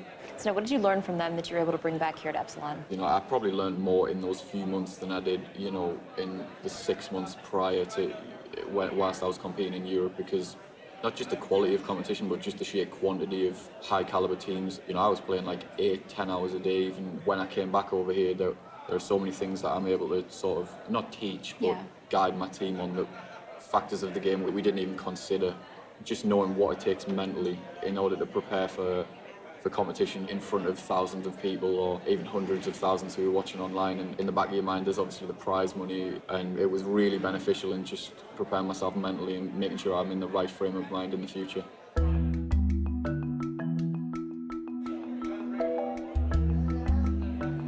So what do you think the upside of being a professional gamer is? Firstly, being able to meet sort of the diversity of people you meet. You know, I've met people and I've even formed like really close friendships with people who previously, without gaming, I wouldn't have looked at them if we walked past in the street and things. And secondly, the traveling, you know, which ties in with meeting people, you know, traveling to different countries, different locations where I just wouldn't have even dreamt of it. I wouldn't have had those opportunities had it not been pursuing gaming. So I mean, there's the upsides, but then what about the downsides? Specifically pre-tournament, not particularly post-tournament, but initially pre-tournament, you know, the months or even the weeks, the days leading up to before, you're playing sort of, or as an individual, I'm playing sort of 8 or 10 hours a day, you know, even 12 hours a day sometimes, depending on the schedule. So even though it's something that I highly enjoy and something that I'll never get totally bored of, it still can get monotonous. So what do you think you'd be doing if you weren't a professional gamer? As esports continues to grow, there'll be more and more sort of job opportunities created within the industry. Given my interest in writing and English and things, perhaps some form of games journalism or something along those lines, but I could definitely see myself remaining in the gaming industry for the foreseeable future.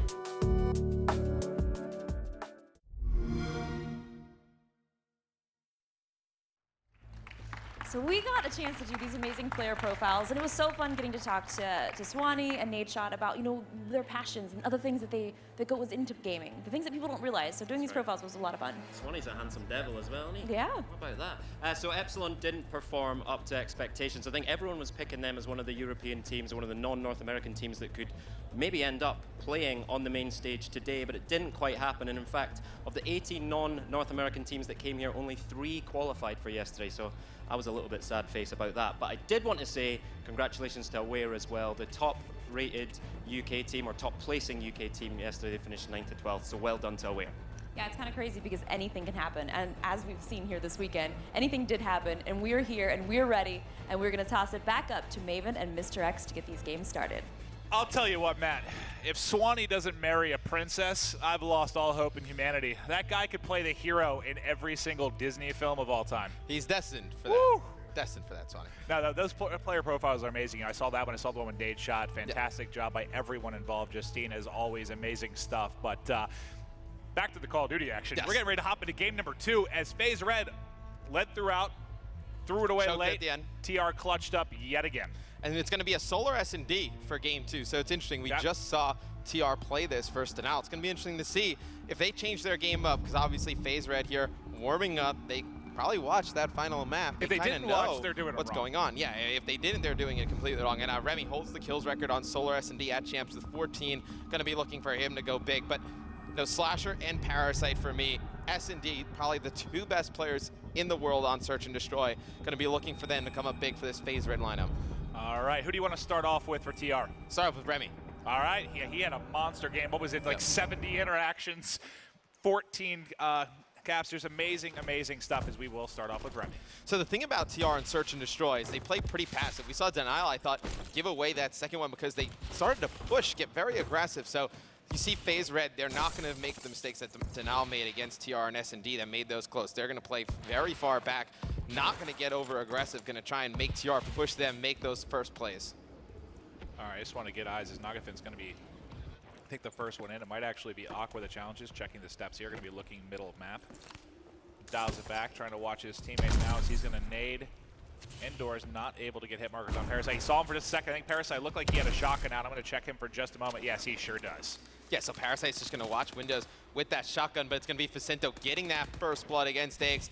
Facento, just a great S&D player. That's kind of where he started out in Ghost as an S&D player. He must have heard you. Got nervous, Matt. Yeah, he definitely did. And Abel turns and burns. Missing some shots. He actually brought the bomb up top glass, and it's going to be Aqua taking out Slasher, going to leave Parasite in a 1v2 situation. He knows the bomb's going to be planted at A. Let's see how Parasite decides to play this. Like you said, one of the smartest players in the history of Search and Destroy Call of Duty. Let's see what he can get done here. He comes marching through water, sees it just gets planted. He has the shotgun out, but not going to be at range. Tries to get this guy down, and he had to have that shotgun out, had to book it there. Might have been able to catch him as he jettisoned out, but by the time he actually got through the doorway, Remy was 20 feet away. He was out of there. He got there, you know, a second too late. And something you want to note about the FaZe Red lineup, we talked about how volatile they can be towards each other at times. They need to start getting some momentum in their favor, because you'd love to, eventually we'll do listening in their booth, but they can go at each other at times. So they need to get some momentum. They need to calm down a little bit up in that booth. All right, I'm going to start things off with Enable now, as we are going to see FaZe Red's attempt at offense. Now for you, Matt, maybe for new viewers, what do you think is favored in this, offense or defense, when we talk Solar S&D? No, I think I think this map's actually very balanced for S&D. I think if you can attack that B bomb site pretty fast, we see teams have success with that. But we saw Denial yesterday against Optic Gaming. They just kept pushing down that A street. They were able to break that fairly easily. So I think on the defensive side of things, you need to just figure out where the bomb is fast. You need to rotate early. I think if you can get over towards those bomb sites, force the interactions, you have an advantage. But you let that team up get as far as FaZe is now. I mean, they're right on bomb site. All right, Aix here. We'll see what he can get done there in a 3v4. Slasher got picked off pretty much immediately. Aqua's going to get the shotgun kill on Parasite. And it looks like Aix, he's going to jump down, try and get some fire on one player, but TR going to take round 2 right away. I mean, this is not going well for FaZe Red. They're going to need to turn things up. TR, I'm actually shocked with the way they've come out in this series. I mean, after being down in that first hard play, make the comeback.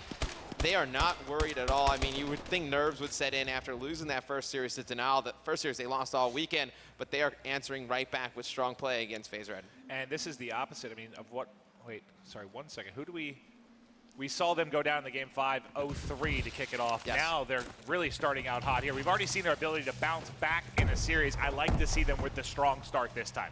And I mean, with a player like Facento, who's extremely confident, gets fiery, you'd expect them to have pretty good performance when fiery. I think that's what you really need, but this one player is actually going to be Aix directly above, so very interesting spot. You're able to control the middle of this map. Optic Gaming loves to push up the middle of the map on offense. Aix making sure TR doesn't try and rotate across, so they know if they can see that bomb over at B, they can rotate all other players over that side of the map. All right, Nate's just going to keep watching middle map. It will end up being good positioning, I believe, if anyone decides to actually peek middle. But as of right now, it looks like they're just going to be flying around this B site. And then, like you said, we have that player way in the back watching the flank, which is going to be Facento. Yeah, and this is a huge map, just in general terms of the whole series. FaZe Red's able to tie it up. They have the next 2 maps coming up that are pretty favorable towards them. You know, spoke with them last night. They felt good about the last the two maps, the CTF and the uplink in this series, and it's going to to be Aqua. He's going to get first blooded by Parasite. He didn't have eyes on him at all, No, but he's going to get taken out on the board. Parasite must have saw a shoulder there or something. Remy and Nagafin going to be in a 2 versus 4. Bomb is down. They've got to converge. They've got work to do. There's one. Can he get a second? Shots coming in. That player's going to dip away. It's going to be Remy. Left in a 1v3. He gets one as well. Aches and Slasher left up. In and around that bomb. We'll see. Is that player going to be sticking it? He's on it. Yeah, and all Aches has to do is cover Slasher right here. Remy running out of time. Remy, can he get the second? Both players right there. I thought maybe you got the... Oh my! Remy with a huge play here. I thought he had the defuse for a second. I wasn't sure where they were at in the timer. It had to have been so close. Aches decides to challenge, looking all the way far. Remy comes through mid-cut, able to pick him up from the side. Slasher, that had to be within 1 or 2 seconds away from defusing. You actually weren't sure what happened. I didn't say anything right away because I had no idea. The timing in my head, the eternal clock just of where that was headed, I knew it had to be very, very close. But Remy coming up clutch yet again. He had a monster game 1. He's having a monster game 2 as he's 5-1. But let's switch it over to the offense. Aches going to be first blooded. And this is not a good start if you're already down 3-0, but Slasher able to answer back. Nagafin around that corner. Is he going to get challenged? He knows there is a player tagged up. Both playing it wisely. And I think TR was able to get first blood there because uncharacteristically, they pushed straight up that A street. I mean, we talked a little bit before how passive TR usually plays in S&D. You wouldn't expect a player to be pushed up that far, able to catch Aches off guard, get him down for first blood. That's dangerous. I thought he was going to push middle. You don't want, last thing you want is to drop in here and have bomb down mid-map as he's going to wrap back out to B. Look at the flank, though. I'm going to go on with the defense. They're wrapping around behind. This is going to be huge here. As the 2 come in, but Slasher's ready to pick up 1. Let's see if he can get the other one. That player backed out to parking lot. The next engagement may be mid-map as Enable's watching here. He should have a player. Oh, the timing there. He's going to be coming through. Is Enable going to get caught in the back right now? He's looking right. He's looking left. Tries to turn around, but he will get dropped. 2 versus 2. Yeah, and it's going to be Parasite and Slasher last 2 alive. Parasite's going to be challenged by Aqua. Slasher's going to be able to pick him up. Huge 1v1 situation, and Remy alive again for TR. I mean, the guy is so clutch. Let's see, let's bring out the 1v1 cam, see how this works. All right, and you see, I'll stay on with Slasher then. You see, he just got it done. He's going to rotate towards mid-map. You can see back of the map and the push coming from Remy. Remy's been so clutch. He's on a 4 streak and he's 6-1 at S&D, for God's sake. You gotta think it's on his side. He's over to second. Who's gonna win the engagement? Shots coming in. No one able to fight it. Both so tagged up. Who's gonna be the first to challenge? I think Remy jumped over, but a nice play from Slasher in that corner. Woo! That's the type of play that can turn a game around. When Slasher is able to win this 1v1, really, it settles down FaZe in the booth. Going to be looking to see if they can rattle off a few rounds in a row here, try and get this one tied. Almost the opposite of what we saw in Denial versus TR could potentially happen here. That was nuts. I mean, it was what, someone 6-1, Slasher 5-3 on a 3 streak. Remy was on a 4 streak, though. Slasher going to be able to pull it out. Yeah, Slasher able to pull that one out in that 1v1 situation. Going to be Remy on the offensive, going towards this A bomb site. It's going to be TR playing this a little bit more aggressive. You're going to see bombs going to be pushed up straight up onto that B bomb site. See how they're going to attack this. Remy looks like he's just going to be playing for picks out there, trying to bait a player out so Nagafin can pick up an easy one. And Aches still in that similar position. Mid-map, he's actually going to drop and try and challenge this time, and he will fall. So first blood. Aches, is that 2 or 3 times now he's been first blooded? Yeah, that's at least 2 times that I can recall that he's been first blooded. Needs to play a little bit more passive middle of the map, really hurting FaZe here. Nagafin just got destroyed by Slasher. Yeah, Slasher with another huge gun battle. Slasher's on fire here in this S&D. Talked a bit about him beforehand. You know, I think Slasher and Parasite, 2 of the smartest players when it comes to search and destroy. And I wanted to switch over just because I know we like to stick with the offense, but Slasher is 7-3 on a 5 streak after seeing him clutch the 1v1. I want to see if he can keep it rolling. There's another one. Wisely backs down as he got tagged up by Aqua. He's got a little bit of help to his right. I'm trying to watch Remy as well and see if Remy's actually going to come in here. Slasher's right below him. Again, Slasher doing a fantastic job. I mean, not going to get finished by Slasher. Slasher's going to finally pick that one. Saw the last player. Yep, saw him mid-map. He's going to wait for his teammates. So smart play by Slasher as Aqua, though, takes out Parasite. Slasher to end it. He is absolutely tearing it up kill? We'll see in a second. I think he did, but there's another player off the left, I believe. And it was Enable, actually. Yeah, Slasher, though, really the story for this S&D. FaZe Red trying to make the comeback. If you're TR, I would pull out one of your strategies that you've kind of hidden up until this point. You need to get the momentum back in your favor. I don't want to say like a cheap round win, but if you can really know something about FaZe Red that you can use to your advantage right now, this is the round you bring it out. Yep, I couldn't agree more. Slasher doing it all, though. He had 2 kills and 2 assists in that one. I'm pretty sure he assisted on both of those. So incredible stuff. We'll see him going to be sniping in the back. We'll watch the push coming at B. So you were thinking, maybe we get this full flank from TR, this rush up middle. It looks like they're going to play a pretty standard B stack right now. Yeah, they're going to stack over at B. They're able to trade that first engagement. It's going to be Ace dropping again for FaZe Red, not having the best of games here. But it's going to be FaZe still trying to put pressure on this B bomb site. And you see one player from TR all the way in the back. Looks like he's going to rotate out towards A. If you're FaZe Red, you have a ton of time to work with. 50 seconds left. I would probably fall back, maybe sit in your spawn a little bit, try and distract them, but it looks like they're going to go for that full flank. I wondered how Slasher would be able to handle the pressure of his first World Championship. At 9-3 and on a 7 streak, is that enough of an now answer safe for you? to say he is playing out of his mind right now? You gotta love seeing these young players, so talented, step up on the world's biggest stage, and he is absolutely going in right now. Yeah, and Slasher, he's going to be watching the back. It looks like FaZe gonna be able to get this one down at A. I would be shocked if TR doesn't start to flood in here quick, and you can see the blue arrows on your minimap. They're gonna be pushing in. Parasite not even able to get the bomb down. Keep an eye on the clock at the top of your screen. 10 seconds left. Parasite's gonna have to get bombed down. They're gonna force Remy out of there, but if Remy can pick up these 2 kills, Nick, he's not gonna do it again. Okay. Okay. That was a whole lot closer than it had to be. The reason I kept switching between Slasher and Parasite is because you saw them rotating. I was like, oh God, is he going to be able to get this down in time? As he was trying so hard, but at the last second, he had to ditch it. Parasite, though, able to get that final kill. Parasite elects not to go for the bomb plant there. Interesting. Remy gets away he towards, went to hunt it. If Remy gets away into mid-map, maybe down in the tunnels, that's a round win for TR. He clutches that 1v3. Parasite, though, playing super aggressive, going for those wins. Playing very aggressive, challenging Remy right there. I probably would have elected to just plant the bomb, had Slasher look over him, but smart plays out of FaZe. Tie this one up at 3 apiece, and look at that Remy right off the bat, able to take out Enable. Little different look here from TR as they're going to push straight up to B. And you saw Vicento got eyes on a player for just a second. He's going to get pushed up top and can't win that gunfight. Going to be a 3 versus 3. Remy, no, well, I take it back. Remy in yet another tough situation. He will fall.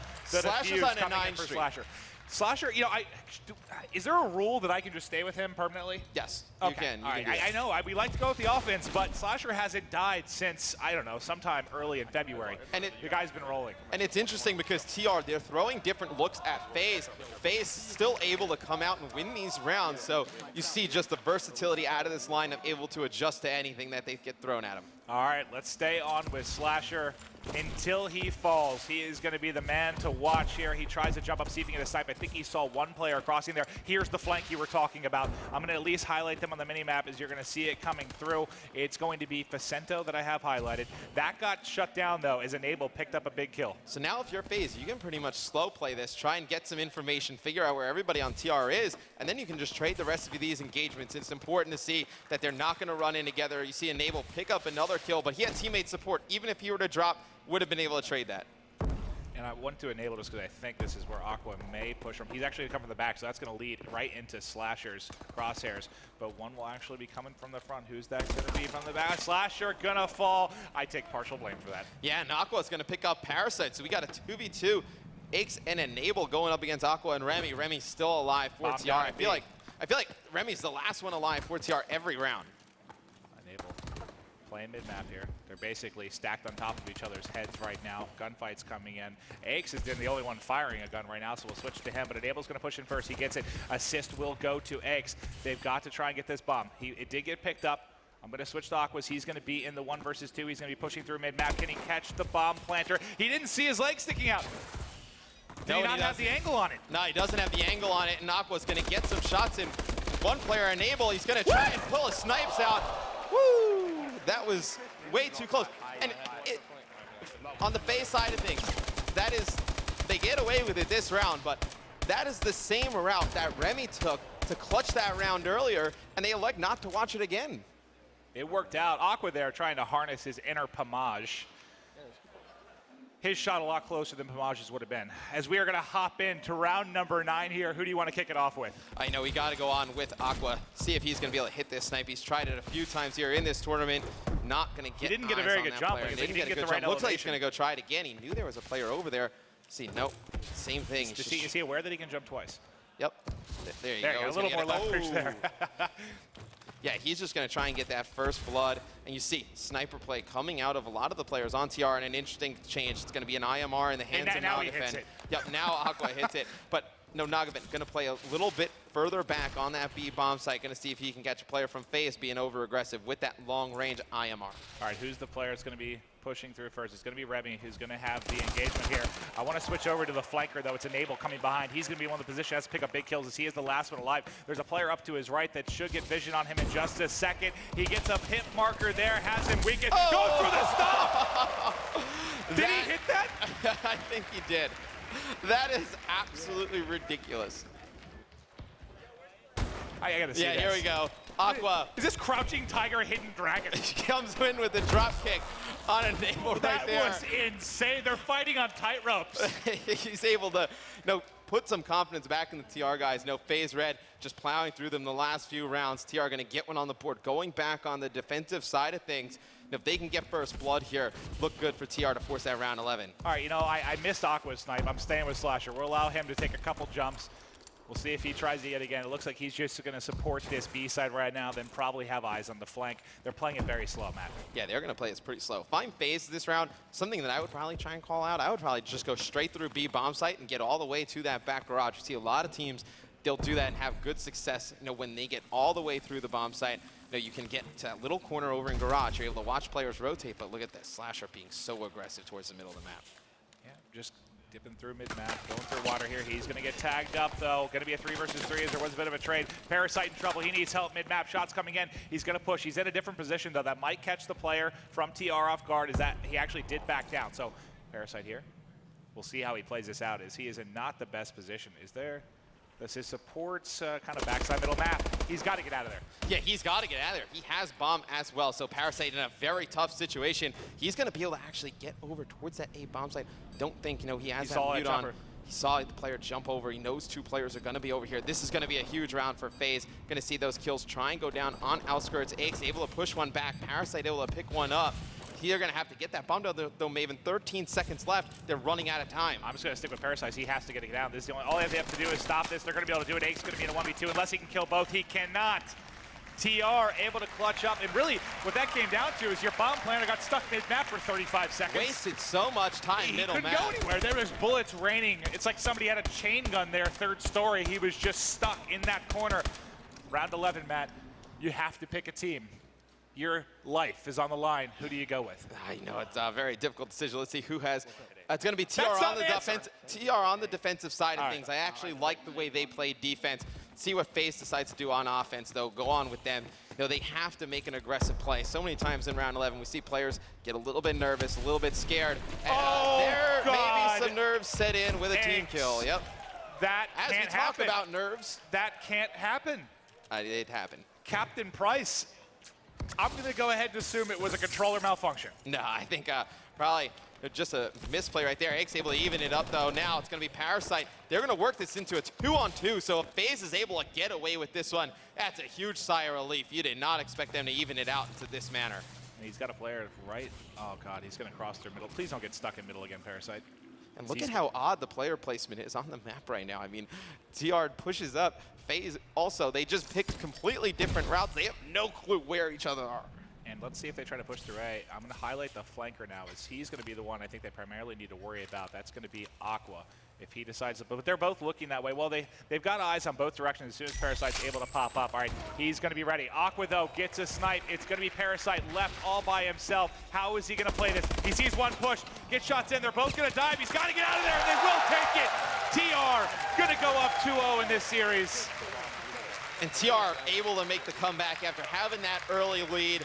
FaZe Red, all the momentum, they're able to shut that down. And you look back, FaZe Red, the round 11 Aix team kills on to Enable. You got to look at that round. That's a huge turning point, obviously. And then the round that I believe it was Aix and Slasher, last 2 alive. They get bombed down at B, and Remy able to clutch that 2v1. 2 rounds that you think should have probably well, at least one round. It would have went in FaZe Red's favor, would have ended up winning them the game. So kind of some small mistakes out of FaZe Red here. Aches is a good friend. I love him to death, but you put Captain Price on a team so plays like that don't happen. That's the veteran. That's the one you trust. And again, we didn't see what went down. We didn't see how it could have been a player dashing in front of him. It could have hit the back. I didn't see exactly what happened, but that is brutal. Let's go to Benson and Rambo on the Xbox stage. Get their thoughts. I mean, Ray, that was very, very interesting search and story, that's for sure. And kind of deja vu, in a sense, from what we saw between TR and Denial, just a little bit flipped. Obviously, TR come out the gate looking so strong. 3-0 lead. 3-0 lead, but then FaZe gets 5 straight rounds. And you're like, how is TR going to bring this back? And the one thing that sticks out for me is it's the consistent switchback from styles of play. TR was super aggressive, then slows it down, and you see FaZe slow it down and switch it up. We're seeing a lot of kind of like teams are blind countering. They're just basically making strategies up, not based on reaction. What's seen on the map, they're just deciding, okay, we're going to push this side, and we're going to rush it. And then the next round, they're like, we're going to slow it down, and the other team rushes on them. So there's a lot of interesting stuff going on within the map that's not necessarily seen by the player's perspective, and strategically, it's super, super crazy. And obviously, you know, that round 3, you saw Remy get that 1 versus 2. And we almost saw a very similar thing happen again later on in the game. But talk to me about, you know, those rounds from TR. FaZe up 5-3. And then TR mounting that comeback. I mean, what was it really? Was it just a change of pace? Was that the key? And even before we bring into that, I really want to kind of sub in here that 1v2 you just talked about. If FaZe wins that round, it's a 2v4. It's a 4v2 for FaZe. Right. And to be fair, TR had bomb planted, but it's still, if they win that round, the game's over. It's 6-2. Obviously, maybe it would have been different, but seeing from here is obviously easy to talk about. When your player like, nah, that wouldn't have been the same. But here, yes, it is. But yeah, no, the last 3 rounds, TR just clutched up. I really like that. Was it the 10th round where Enabled had the bomb in the middle? To me, that was a huge play. Parasite stuck in middle map. Right. Yeah, and it kind of happened 2 times, but Enable had the bomb in the middle. And they stuck him in the corner, and he, like Maven said, he was stuck for 35 seconds. And that play is so huge because, one, to me, I was like, TR is not going for that kill. If obviously the TR doesn't know where the other players are positioned, they're probably banking on, okay, Enable's probably getting help.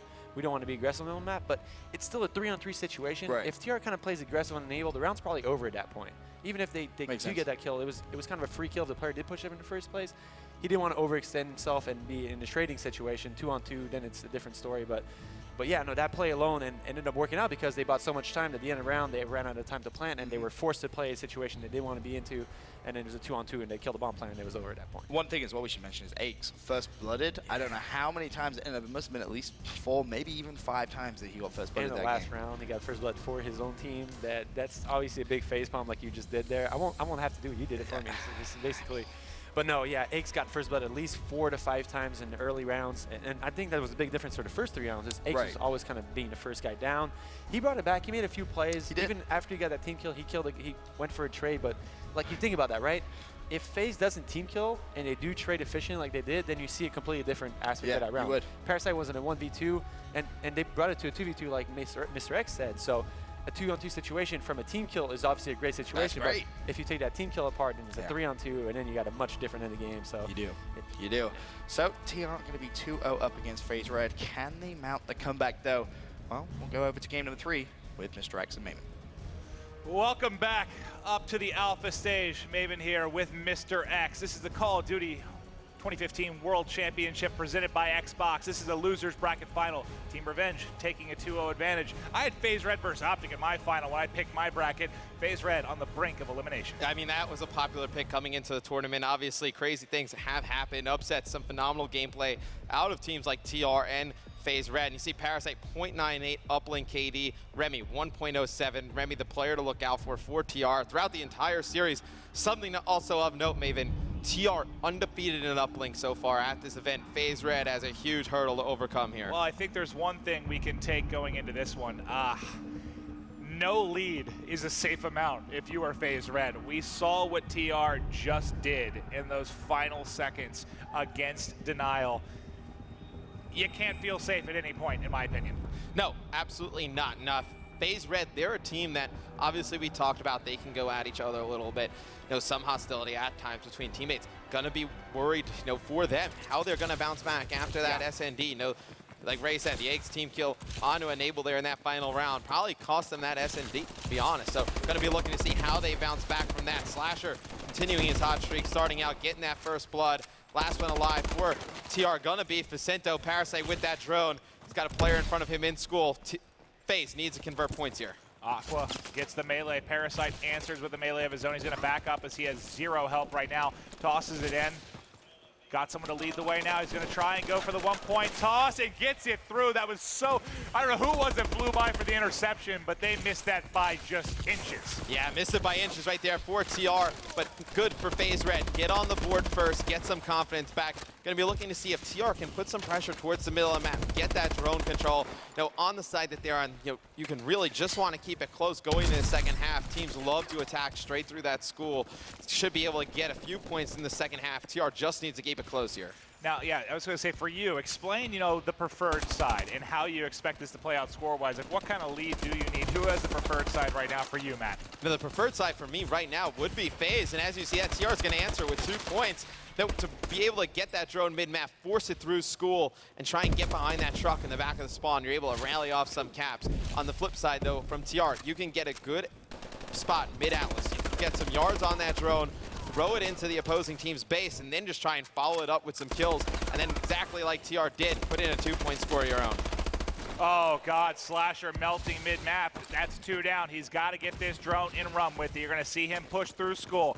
Backside, he's got 2 players leading the way right now. Aches gets a 2-piece. This has to turn into points right now. They're going through. You see the spawners coming in. This should be a dunk as he's going to fly through. 3-2 advantage for FaZe Red. And the melee coming in, as Fwiz would say, the Mayweather. Yeah, and it was going to be Slasher in the back of the spawn. He had position behind that truck. He's going to have to leave, though. And Oh, you see the interception! Parasite with an interception. Huge play right there for FaZe Red, but they forced Slasher to come out of the base. Huge play out of TR. Even though they don't get points out of it, if Slasher's able to set up behind that truck in the back of the spawn, that could have been dangerous for Team Revenge. I'll tell you what, that might be one of my favorite plays in the history of Call of Duty. We were talking objectively.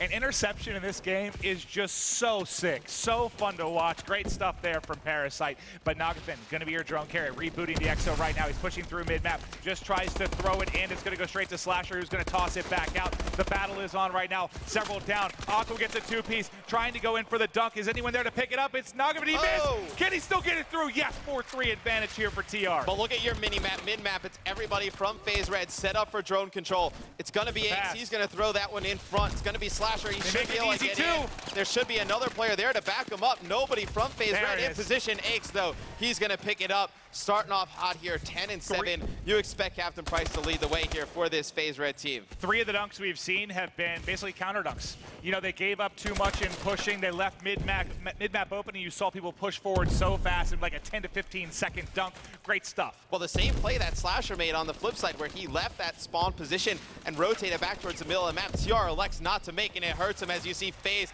gonna gain control over the drone, and you see the kill feed being dominated by FaZe right now. If you're TR, you just need to get towards that middle map, maybe even play the drone once or twice, just try and waste the clock out, because FaZe on a roll here in the final seconds, Maven. This is what you expect from FaZe. They slay, they slay, they slay, and you can't keep up every player, even or positive right now. Parasite, the dunk man himself, he's got 6 caps to his name. Let's see if he can keep it going. But right now, drone going to be in control by Nagathon. 3 up. It looks like he's just going to try to toss that forward. Is anybody home to get hands on it? No. We are going to have a change of possession here in just a matter of seconds, as this should fall to Slasher. And Parasite really dominating this first half on an 8 streak right now, 12-6. It's what you want to see out of FaZe. You had a slow start out of him, map 1. Gotta get out of there, run, run, run. If they can get Parasite going, this could be very dangerous for TR the rest of the way. Slasher puts one in. The final seconds, they're going to hit that 10-point mark. Yeah, for new viewers, just to point this out, because I know this is live on Xbox. We've got to be streamed on YouTube, on MLG.TV. So many different ways to watch the platform right now. If you are new to this game mode, if you put up 10 in the first half, it's like basically a mercy roll. Get off our map, double digits first half for FaZe Red. And you can see, we just went into that crowd, the shot of the FaZe Red team in the booth. Ace staying to put that pressure on TR. I think that's how you really have to beat TR. We saw Denial, they lost a few rounds in S&D. Players like Aqua and Remy, they get in these interesting spots you're not prepared for. If you can really make TR force those gun engagements, I think a team like FaZe Red with the gun skill that they have can have good success against them. All right, well, let's see how the second side plays out. Sorry, I'll get the map zoomed out here so you get a better idea of what's going on right now. You can see in the middle of the map, it's pretty much going to be entirely controlled by TR. That's what we saw pretty much throughout the entire map. on the first side for FaZe Red. We'll see if they can push through school, just like we saw FaZe Red doing throughout. All right, Nagaben's going to change things up. He's going to bring out the Amelie, trying to catch FaZe off guard. Going to be interesting to see how they're going to play this. The beautiful pass right there. Alley-oop. With an alley-oop, and it's going to be Nagaben picking up one to spawn. He's going to be taken out right away. But you see the players on TR, they're getting school control. FaZe needs to flood over on this side of the map, get that back, or else we could see what happened in the first half happen here. They can't mount another comeback like the last series, can they? You never count them out. Here they these come. guys in TR, the nerves is clearly not an issue to them. They're going to pass that one in. They're going to get another dunk, and they are coming back fast here against FaZe Red. They're like the Harlem Globetrotters on this side. They just keep rolling. There's nothing FaZe Red can do. You already saw the alley-oop. Let's see if they can get more coming. I think he threw that out for the reset as he felt the pressure coming from school. Smart play, and you see Facento, he's going to do the same thing, just trying to buy his team some time to get off spawn, work back towards the middle of the map. You see Remy picking up a huge two-piece there, trying to even the odds up in the middle of the map. But FaZe putting that pressure towards that drone. They're going to have to control this if they're going to win. And you would even like to see, no, FaZe can keep the score like this the last minute, 30 seconds. Just everybody, maybe even pull out another AR, lock down that middle of the map, and really just kind of control that drone for the rest of the game. But look at this Parasite. Looks like he's able to get away. There's the toss. And it's intercepted by Aqua. Another big interception. TR going big here in the second half. Obviously, like we said, have not lost an uplink yet here at the COD Championship 2015. Looking to keep that streak alive here, close out FaZe Red. And this is unbelievable. Like I said, you can't ever count them out. They got blown off the map the first side. They've already brought it into a one-possession game. Two up for either side right now. Eyes on with Remy. They've got mid-map control. It should be Aqua. Going to be your drone carriers. He's going to try to get to school. Going to make it difficult as his EXO is going to be rebooting. Going to hide right now in parking garage. One pushes, take the melee. Drone to the face. One more coming at him from wall. So it seems like that's how FaZe is going to try and counter that. And Aqua absolutely just plays Slasher, making Slasher look silly right there as he throws the drone into Slasher's hands and then able to take him out, as he's going to be only the alive in school. He has no help whatsoever. Aqua's going to try and bounce that one back towards himself and going to try and regen some of that armor you get when you have the drone. Looks like he's going to try and push out the front. If he can get one here, that would be huge. And he's going to go for the one-point play, put it in. Big play right there. Nagaben trying to control middle map with that Amelie. A minute and 11 left. FaZe only up one. And you see, this is what I think we're going to see FaZe try and do the rest of the way. They're going to have to slay out mid-map and play that drone. Hey, Matt, how many points did FaZe have at the end of the first side? 10. And how many points do they have now? 10. They've been struggling. It is safe to say they've put up 0 points here. We've had 5 unanswered right now, and this is all about TR. Here they come, going over wall right now. Went for the melee's teammate, is going to clean that up. He's coming in backside steps. Remy pushing the way. Parasite able to pick up that kill. He's going to have a one-point toss here. Lines it up. There it goes. Can he get it through? Comes up just a little. Oh, he did get it in. I thought it was short. Tie game. No, 30 seconds left. TR, they're going to have drone control here. Kill feed going in TR's favor. 2 down for FaZe Red. Slasher's going to pick up a big one. Let's see Parasite with another huge kill. Nagaben, though, he's going to be in control. Aqua trying to get that drone in Parasite's hands. He might have just given them an opportunity for a one-point score. Parasite goes for the going to launch a shot. It gets intercepted by Facento. An amazing play here in the final seconds by Facento. The guy has ice in his veins. Huge plays all weekend long right there. Saves this map for TR.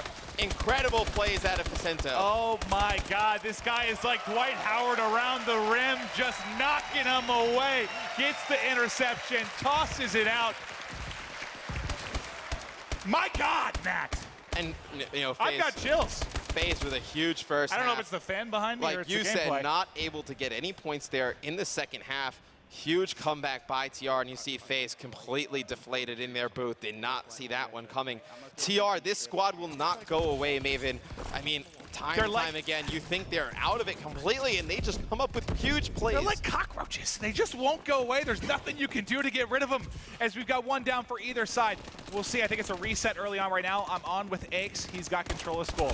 Trying to get shots in here now. Going to get the assist on one. They've got control of mid-map right now. Let's see what they're able to get done. Turn and burn. No, he will fall. If you're FaZe Red, you want to put on a point right on the board here fast as possible. And regardless of 1 over 2, doesn't really matter. I think that's how you want to play uplink. A lot of teams, they'll try and wait. Going into that second half, nobody has any points. It's going to be a sudden death. I think in the first half, just get any points on the board puts you at a huge advantage. Well, look at the side control. I mean, how that played out. The side that FaZe Red is on is where they dominated from. You've seen TR twice. They picked up the drone. They've thrown it out. They know the whooping they got in that first side, and they're not trying to see a quick score. If they just do it over and over and over again 3 times in a row, they're burning as much time as they can. But that's a huge play by Nagafen. He knew 4 players from FaZe Red mounting a big push towards the middle of the map. He's able to pick up that drone, get it out. But you see FaZe Red, they're going to be able to control this. It's going to be Slasher with it on your screen. Enable picking up a huge 2-piece over in School. See if FaZe Red can convert this into points. It looks like they're going to be able to get a 2-point here. So they get a dunk. 1:13 to go here. Gonna go over. That's too long for me. That's too long. I was gonna say, I think that's a pretty long time. We've seen what TR does. Does TR pull anything out different here? Maybe they go with the LMG to start things off. Gonna be interesting to see what we see out of Nagafen and the guys on Team Revenge. If anyone's in, nope, looks like they're all going fast here. They're trying to get mid-map, and now let's see if we get a similar plan. Is Parasite gonna throw it out? Yes, I do believe he's gonna reset. This will be a reset battle for FaZe Red, and pressure coming from TR. He gets one with the melee as Remy. He is gonna drop 2v3 right now as players are coming off a spawn. Drone up, 1 second, there it's live. And Aqua is going to be picking up 2 kills in School, going to open that up for TR. This is it right here. It's going to be Nagafen. He's going to have a chance to make a push here. He's got teammate support in School. Slasher, though, holding that down with the AR. If you're TR, you can wrap this drone around towards the middle of the street. Push those players out of School for FaZe, and you might be able to get a play right down the middle of the map. All right, and he's met by multiple players there. Nagafen just jumping around. 3 Remy, dead for FaZe Red. That's it. They're This going could be through a 20 push here. seconds. The last one alive for FaZe Red is Aches. He's going to be in the back of School. He's going to pick up one. The drone is still down in That's front. it, they shut it Slasher down. going huge for FaZe Red. That's it. He should hold on to this until he gets some shots fired get at it him. out of here. But Fine. he's going to get it out now. And FaZe Red holding on by the skin of their teeth there, Maven. Going to add TR their first loss in uplink here. Whatever player that was inside of School, I think you said it was Aches. Aches held it on for maybe 4 or 5 seconds. That's all he had to do to get other players to come up. 4 down, closed it off. If you are a FaZe Red fan, the dream is still alive. The boys battling back. But holy hell, what a game that was. TR will not go away. Any stretch of the imagination. I'm sorry, I called them cockroaches. You can never count. Yeah, that was kind of mean. You can never count them out in any situation. Just take a look at the stats. I mean, Aches finishes 32 and 27, 1.19 KD. Everybody positive for FaZe, so good slaying out of them. And then on the flip side, you had 2 players go positive for Team Revenge. Facento making great plays. Nagafen as well with the LMG, opening up some lanes, able to get close to making that comeback. But very valiant effort from FaZe Red there at the end. If you're not a fan of Uplink, if for some reason you were born on a separate planet from Earth and you were just now watching it for the first time, that is the glory, that is the passion, that is Uplink. That was absolutely amazing. But let's kick it to the Xbox stage, get some analysis on that game. That was absolutely incredible. Dude, all I can say is we're dude. sat here screaming at the monitors. I was hitting my desk. I was so excited. For a better game. You just couldn't. It was so great, and there's so many interesting things to talk about. Let's talk about the first half. Let's start with FaZe. FaZe dominated that first half. The kill feed was just literally all FaZe. Yeah. I think Remy was like 3 and 10, or certain players they were outslaying about like maybe 10 to 15 kills, really badly, and it showed on the game. It was like a 10 to 3 or 10 to 4 first half.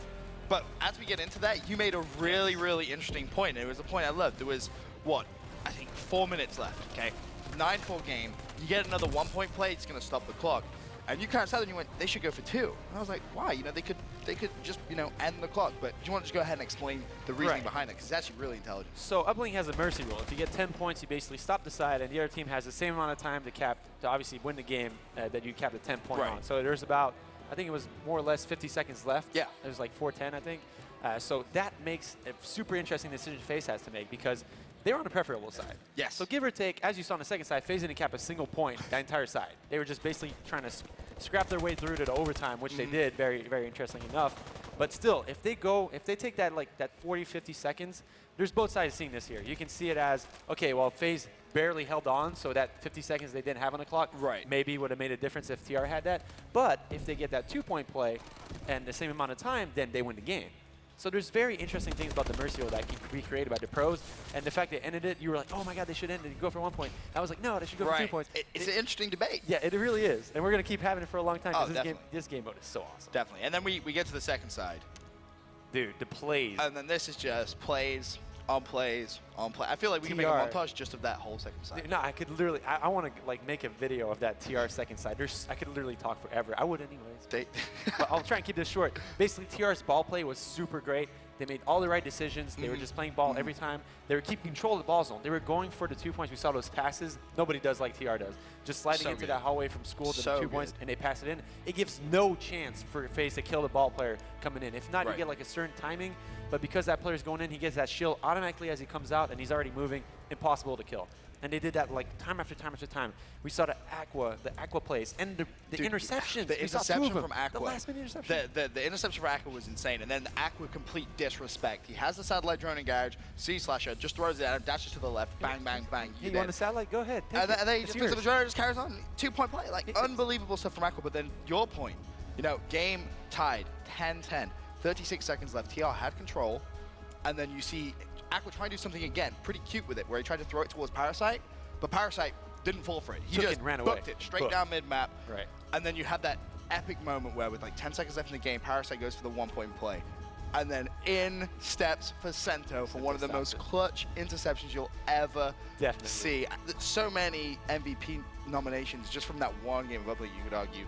Sick place. But OT. So OT, I really like how TR played that first side. Even though they lost, it was super, super smart. They're basically like saying, hey, look, they had the preferred side. We got 10 forward on the first side, and this is the side we're on right now. Let's just play the ball. Let's just waste time on the clock.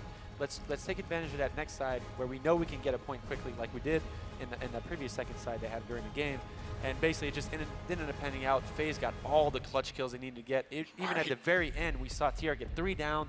Aches held School down so hard to get 1 or 2 kills or like basically a kill and a half by injuring a second player, and Slash was able to get that clutch 2-piece in the School hallway. That would end in the game, and super clutch play for FaZe to stay alive, and now CTF. The rest of this series is going to be insane. This is some of the best Call of Duty esports action I've ever seen in my entire life, and what a place to have it at the Call of Duty World Championship. It's awesome. Back up to Maven, Mr. X, game 4.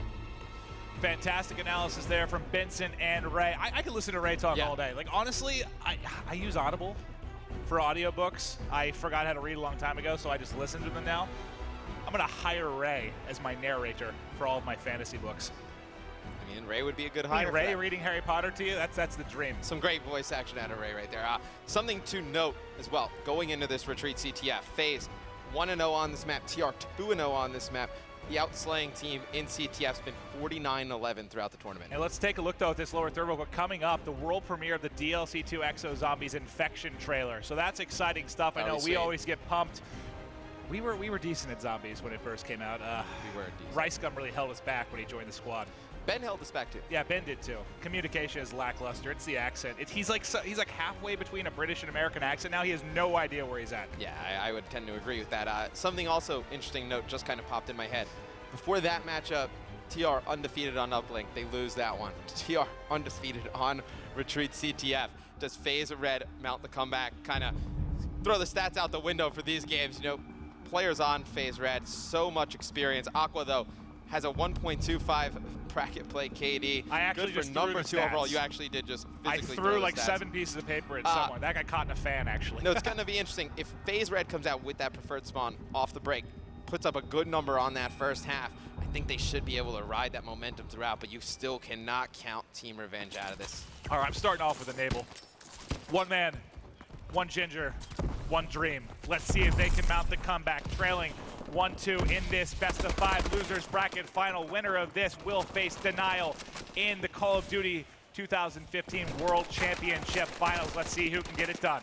Yeah, and it's going to be Aqua getting a huge 2-piece there in lobby to kind of keep control of his base for TR. So early in the game, but if he doesn't pick up those 2 kills, actually 3 on the board right now on a little bit of a run, you know, that's probably a pull at least for FaZe Red. You don't know what happens after that. Was this 4-0 right now is Aqua.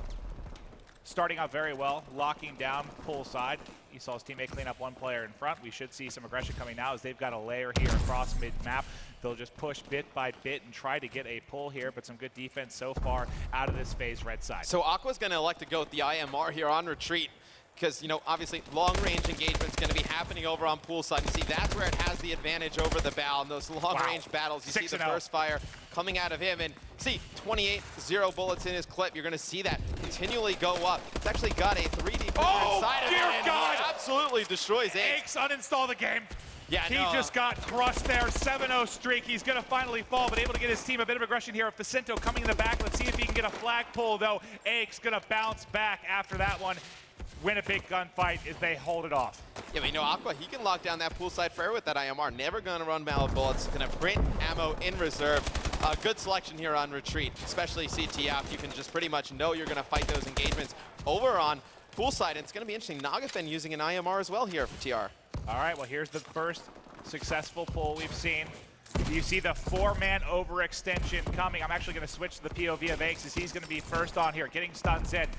Shots in, flag carrier still alive. He's got support behind him as well. Can he get two? Great play from Aches. Can he get the return as well? They also have the counter pull. It's going to be the hands of Enable. They're wrapping around pull side. They've got pretty good control. This player here is the one that's going to need to pick up clutch kills. It was Slasher. He had one to his left. Does he get eyes on? He does. That's a big one. Yeah, and that's going to be Parasite picking up those kills. Enable able to put one in. So huge counter cap out of this phase lineup. And no, Aches talked about it beforehand. Struggled a little bit coming into this tournament. Almost seems like he's almost turning it on when he feels like he needs to. Right there, coming up big with Enable, able to get that cap. How impressive was that? He got absolutely destroyed in his base by Aqua. He fires back, wins that one-on-one fight with Vicento, which would have led to a flagpole, then gets the 2 kills and the counter pull with the return. Incredible stuff out of Captain Price. Yeah, Nagafen, though, he's going to pick up 2 kills. Attacking for TR. Going to be a huge defensive stand here for FaZe, and it looks like they're going to give up on their own base, but Vicento already there to watch the overextend, but there's one player that's gotten by. It's going to be Parasite. See if he can make He's a in the huge same play position here. Aches was, but he doesn't have a bow. He has an ASM-1. He didn't see that player lying close. He gets the stop. No, he does not. The cap goes through. 1-1 is the score. Yeah, and right there, FaZe, no, Parasite overextends. Unlike the last time, not everybody goes with him. He was the only one to overextend. FaZe gives up their base, but a minute and 47 seconds to go here in the first half. You'd like to get another cap on the board. If you're TR Enable, he's going to have one player directly in front of him. This is huge. If he can make another stand, don't agree with going for that flag there. Think he probably could have waited for his teammates to get over and support, but that's the second one out of TR. Down 1, though, going into the second half, if you're FaZe, you would take that. Yeah, exactly. And the reason we say that, again, if you're new to Advanced Warfare, Call of Duty Esports, this particular map is a pretty preferred spawn for that TR side. So having a 1-point lead isn't really everything. You kind of want to lead by at least 2, 3, sometimes 4 really going into the second side. So if you are, even though you're trailing right now, you're feeling pretty good if you're FaZe Red. I mean, a team like FaZe Red, you like to have at least a 2-flag lead, I would say, going into that second half. TR, with about a minute to go, seems FaZe going to get a little bit aggressive on poolside, going to force TR to play a little bit defensive, so going to stop their chances of making a push down that poolside. All right, that was 2 down. Parasite going to be kind of left by his lonesome mid-map. Slasher was just playing decent defense. Parasite gets one, trying to turn and burn another. He's got it to the right of the rocks. He is going to fall. Up by pool wall is going to be Vicento, but he's by himself. He needs players to push forward. Should have an easy kill here on Enable, but no. Enable actually gets caught mantling. He's going to come back and almost destroys that player in second story, but he is going to fall. A couple down for either side right now. 30 seconds left in the first side. We'll see if they can put any more points on the board as they do have a flag pull out, but he is going to get dropped. And Nagafen trapped in a corner. It's going to be Enable and Aches going big again for FaZe on the defensive side of things. You're going to need those Slasher to really pick it up. One of the best ARs in Advanced Warfare, currently starting this one out 6-11. If he can get going in the second half, FaZe going to have that side you like to attack from. Look for them to pull away. Looking for the closest teleporter if he can get to the base and try and put this through. But yeah, he got that pull with 6.5 seconds, not nearly enough time to cap. Tell me about the biggest things we can take from that first side, Matt. I think, the first half you take away from TR, they're able to get a 1-flag lead, have some good pressure. Aqua really dominating, 16-5. You saw that IMR come be extremely aggressive. I mean, he stopped Slasher from getting any type of poolside control, really hurt FaZe. But on the flip side, going into the second half, FaZe attacking from this preferred side, going to look to see if they can get one on the board early and open up the floodgates here against You know what TR. I'd like to do? What do you want to do, For FaZe Red fans at home, they're trailing 1-2. They're trying to bounce back in this series. Let's kick it to a listen in with FaZe Red and see if they can pull this back. One shot top towers and one pool. Pull it away, pull it away. I think a guy spawned there. I spawned behind gym. I spawned here. He's here. He's on the ring. By the ring. Where, Chris? Where, Chris? By the ring. I got him. No, I got him. Let's go. Get out, Chris. Get out. I need help though. No, back up with him. Back up with him. Oh, where? No, wait, no, just hold it. Just hold it back there. I'm watching my far right or what? Yeah, yes. Yeah, an IMR. Austin, do you need help? Yo, I have your cut, Chris. Austin, can I get behind you? Is there Nautican's there with the IMR? Or Pat? Hop jump. I have your far right. You're back. I can tell you if they're there. I'm trying to watch their back stairs. You spawn there, so they aren't gonna be there. One's there. They could be. He's holding the flag full size. I got one. Nice. I'm hitting full our lobby side. I stunned the flag guy. Are you guys all going? No, I'm just. Yo, they're cut right now. They're cut. Nice, what's up? They're cut. Hold on, stay left. He's the back step. Let's go, two. We got Chris. Where's last guy? He's running through mid-map. I'm in our base. I don't know where. He's on me. On our base. There's one top towels also. I got him on the base. Coming to your right, Pat. Coming to your right. I'm watching towels. He might be in lobby now. But that's him. No, last guy. Dude, I'm stuck with him. Got it. At our base. Pulling. He's one.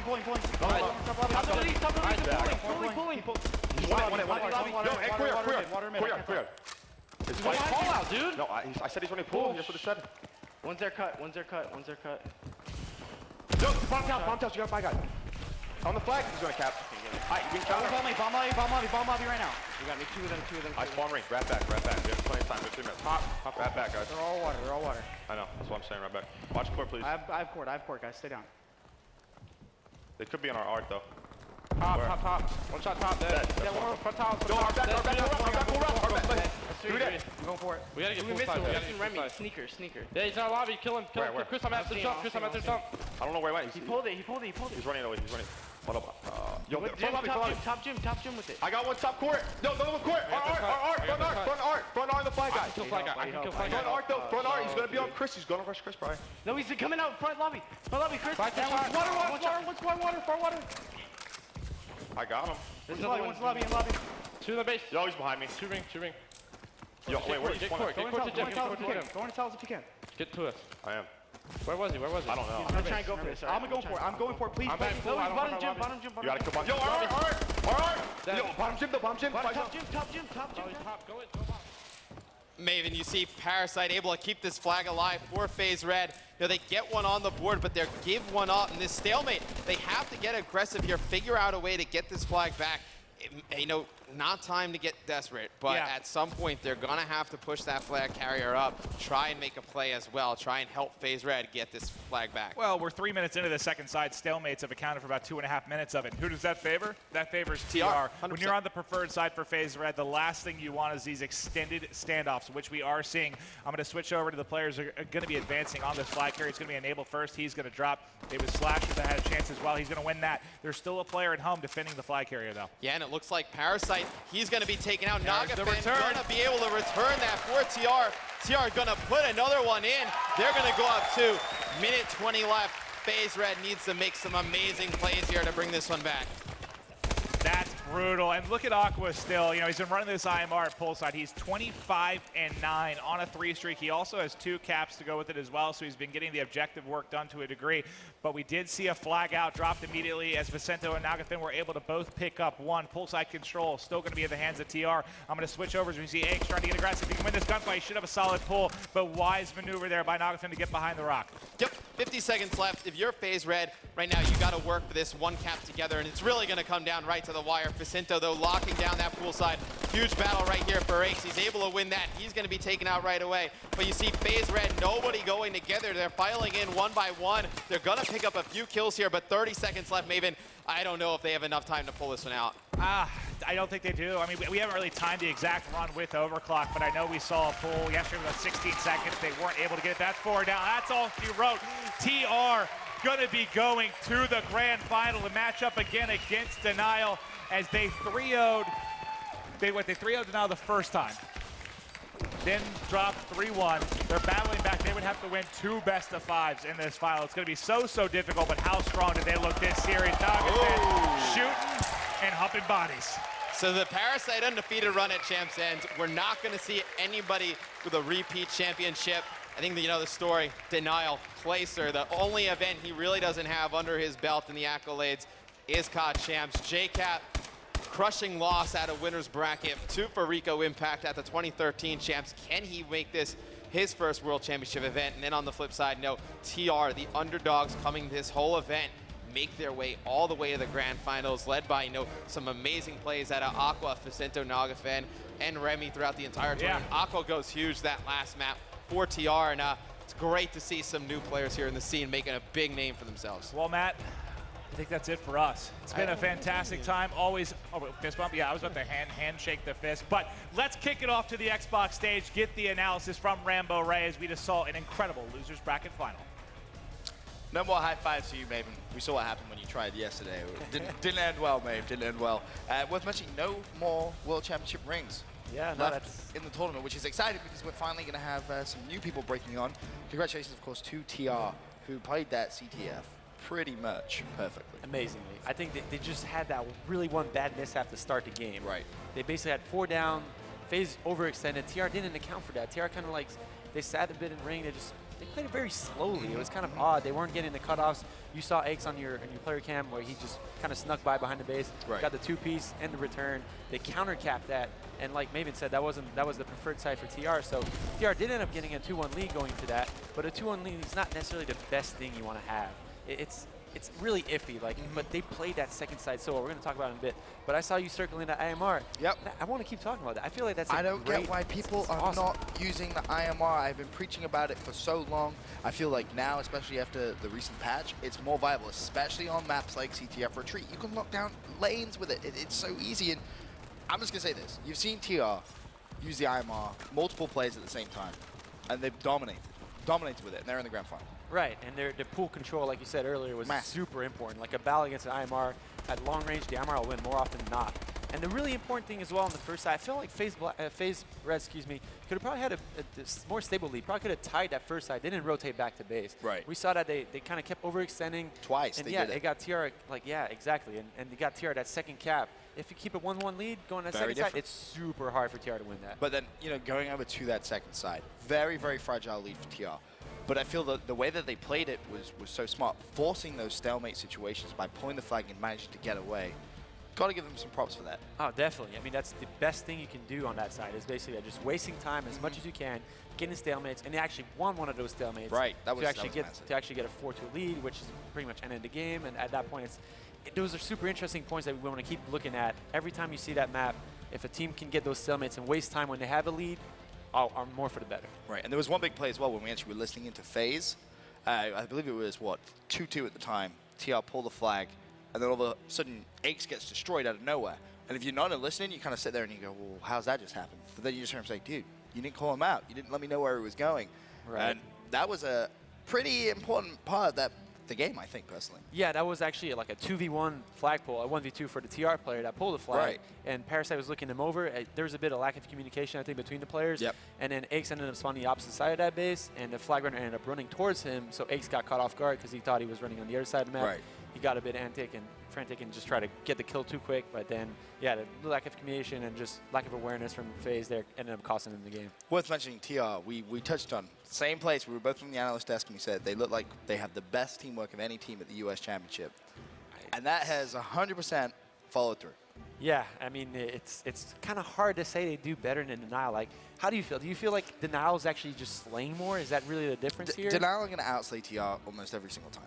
Right. I mean, you have plays like Clay and players, like Attach, who are just going off. But this is where it gets interesting for me because TR, they seem to be thinking so far ahead about decisions which they're going to have in like 60 seconds time, like uplink, for example. Right. Their uplink is insane because they understand the game mode better than I think any other team. I think that's their best game type without a doubt.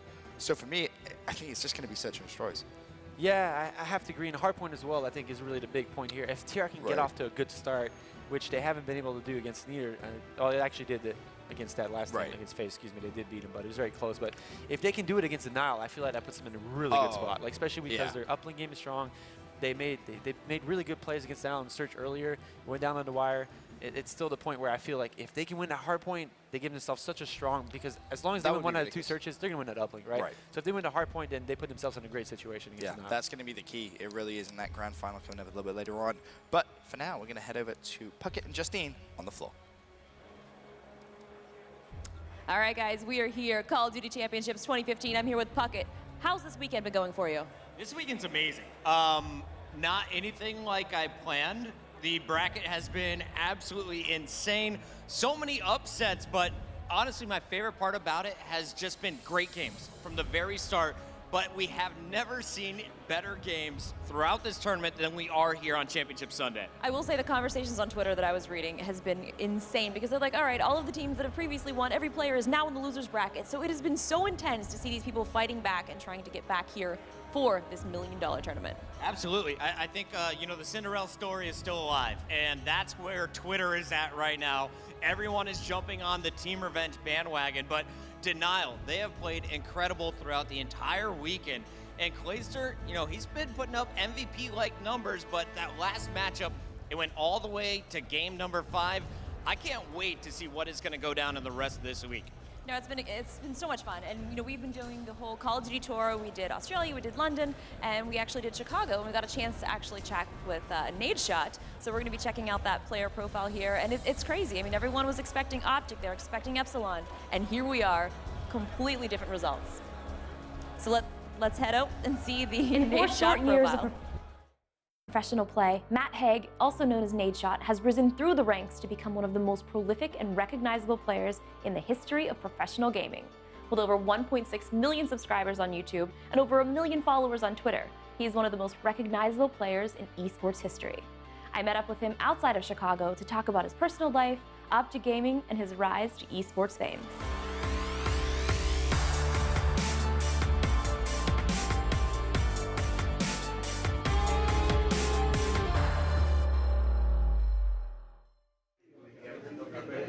So we're at McDonald's right now. What is the significance of this specific McDonald's to you? To be honest with you, like, this is where it all started. I got a job here when I was 15 because my mom was really on my case because I was playing video games all day and she just wanted to make sure I knew like the value of $1. It's like, get a job. And I'm like, Mom, I'm 15, give me a break. And to be honest with you, I was really shy when I first started, and I actually made a lot of good friends here that kind of brought me out of my shell, and that kind of helped propel me into like a YouTube career. So now, at this time, were you actually making any money gaming, or was it mostly just for fun? It was the start, you know what I'm saying? Like, at the time, I wasn't doing YouTube or live streaming, so like all my income was coming from tournaments. But in those times, we were playing for only a couple $100s, and I wasn't winning those tournaments. So you can imagine, put 2 and 2 together. So when was it that you were like, okay, gaming is officially my job?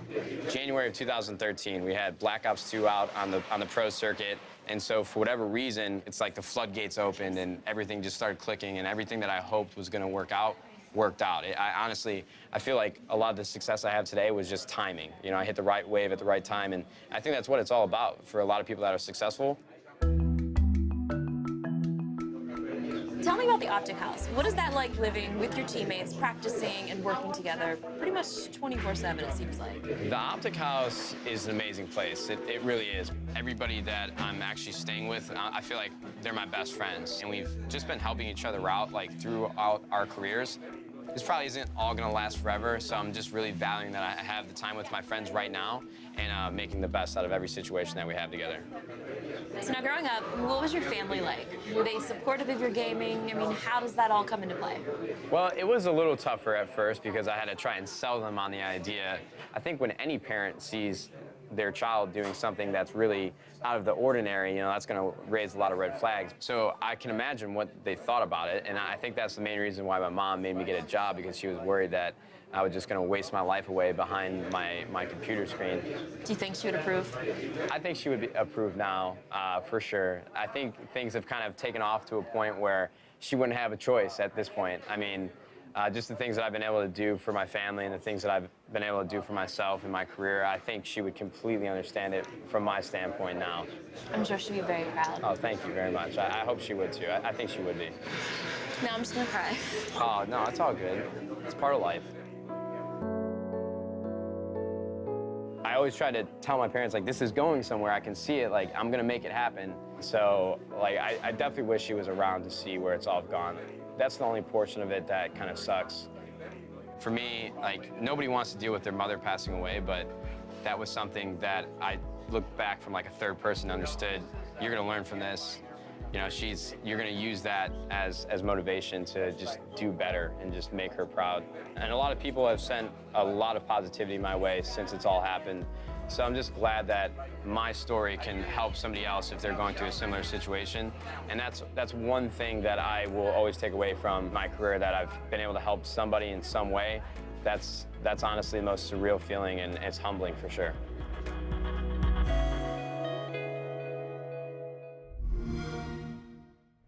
We had so much fun doing these player profiles. It was really great to actually get to know them and kind of find out what else they have going on besides gaming. Absolutely. I mean, and those look gorgeous, by the way. Shout out to the production team over there. But really, you get to see kind of what is Nadeshot like when the camera is like off. He's not streaming. That is, you know, just him. And he's the same person that you see in all of his YouTube videos. It's really awesome. Like even today, his team's out, but he's here in the stands. He's cheering on his over there. former Shout out. teammates, his friends. It's really great. No, and it's great too because I don't think people realize how much actually goes into being a professional gamer. It is a lot of work. You think, you know what, you guys are just playing games. This is all fun. It is fun, but it is work. Absolutely. I mean, so much time and energy goes into this craft, and really, I want to credit Nadeshot for some of the explosive growth we're seeing in Call of Duty esports. He's been the face for me really since I got into it back towards the start of Black Ops 2, and every day he is on the grind. He's one of the hardest working guys in the industry. It's amazing. Well, we are here for the finals, and it is all happening very shortly. We're going to toss it back up to the booth. It's great. It's a great video, man. I first met Matt in 2008. He was a little kid, man, causing such a ruckus on the Game Battles forums, playing in online tournaments. It was kind of cool hearing him talk about that. I'm feeling incredibly emotional. Yeah, I'm very vulnerable right now. He is. Yeah, he's come a long way, man. Super proud of the dude. Shocked at obviously how they kind of panned out, but you know, this weekend. But Tough loss. I told him, They've man, been rolling, man. he's winning the game of life, man. That's what matters the most. So shout out to him and obviously the Optic squad. We got the finals coming up here. It's been quite the roller coaster so far, hasn't it? All right, let's take a look here. That's right. Getting to kick it off. Yeah, you ready? Are you ready? Yes, I'm ready. All right, you ready? Okay, you good? You out of your emotional state? Yes. Okay, good. I'm having trouble talking. That's okay. I got it from here then. All right, that's right. The Call of Duty Advanced Warfare's latest DLC pack drops this Tuesday first on Xbox Live, and it's loaded with new content, including 4 insane multiplayer maps, a collection of new bonus weapons, and of course, part 2 of the Exo Zombies saga. So we actually need to get on that. It's going to be sick. I'm ready to grind. Are you? All right, let's do it, man. We've got an exclusive sneak peek lined up for you starting right now with the world premiere of the Exo Zombies Infection trailer.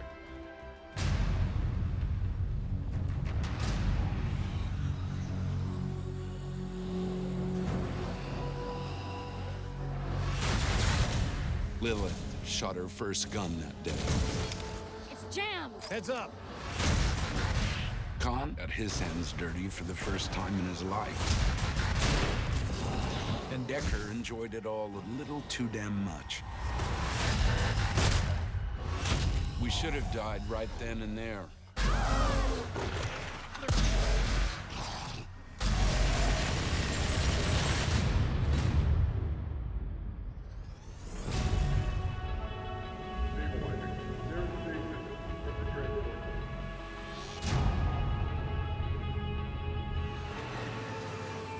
We were lucky. Hello, welcome to Burger Town. But our luck was running out. Finally, got the good gear.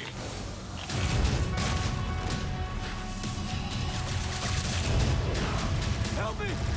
They're everywhere! Get to the Warbird. This is Eagle 1. Survivor's waiting for his escort.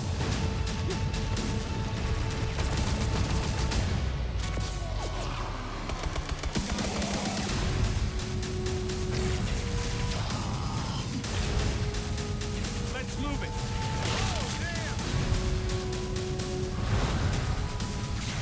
Nothing's gonna survive that.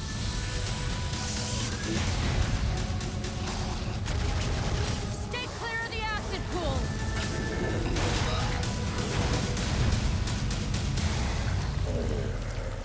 What is this? Nice job down there. I'll take it from here.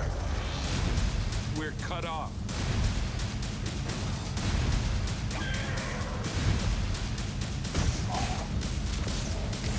What the hell happened here?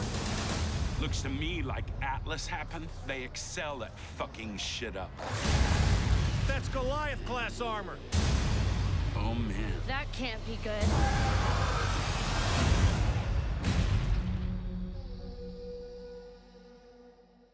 Get the Ascendance DLC pack and all Call of Duty Advanced Warfare DLC packs for one great low price with the Season Pass.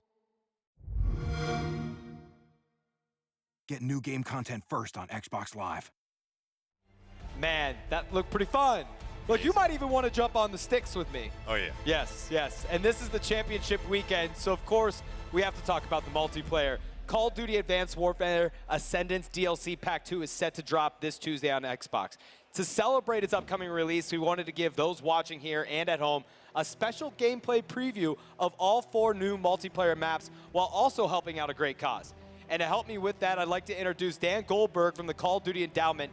Dan, tell us what you do. So I'm really fortunate to lead Activision Blizzard's efforts to help put veterans in jobs. And it's a real problem right now. 17% of our young vets, guys that right now are watching this cast and shout out to playing them. the game, absolutely, are out there. And 17% of them are unemployed. So our mission is to help them out. And the Call of Duty Endowment's been having a lot of success at that. In fact, over 10,000 veterans over the last 4 years have gotten jobs through the Call of Duty Endowment. That's amazing. I've learned a lot about it. I first was introduced to the Endowment in Call of Duty Black Ops 1 doing a multiplayer event.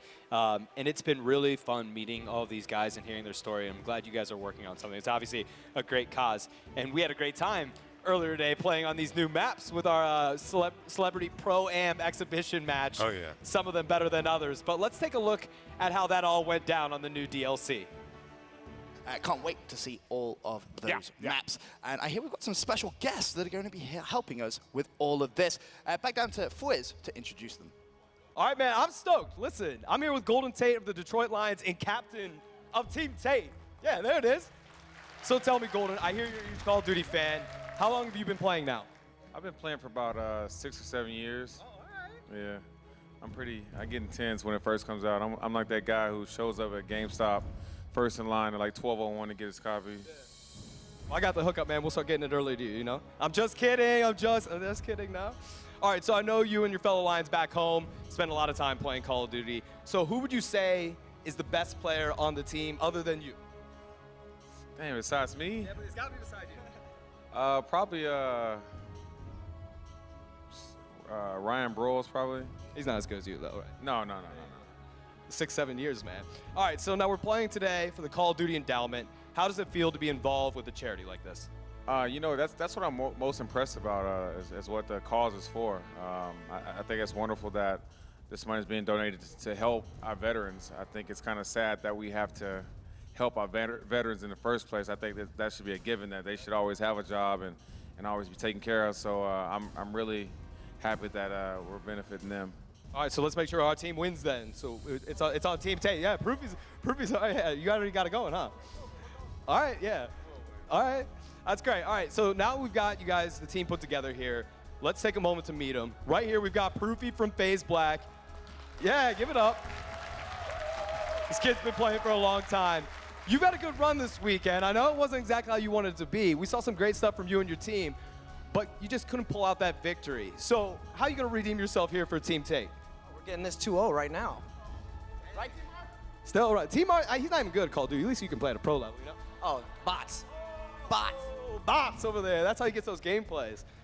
All right, next up, he's going to kill me after this. Next up, Team Tate, we've got British rap artist JME.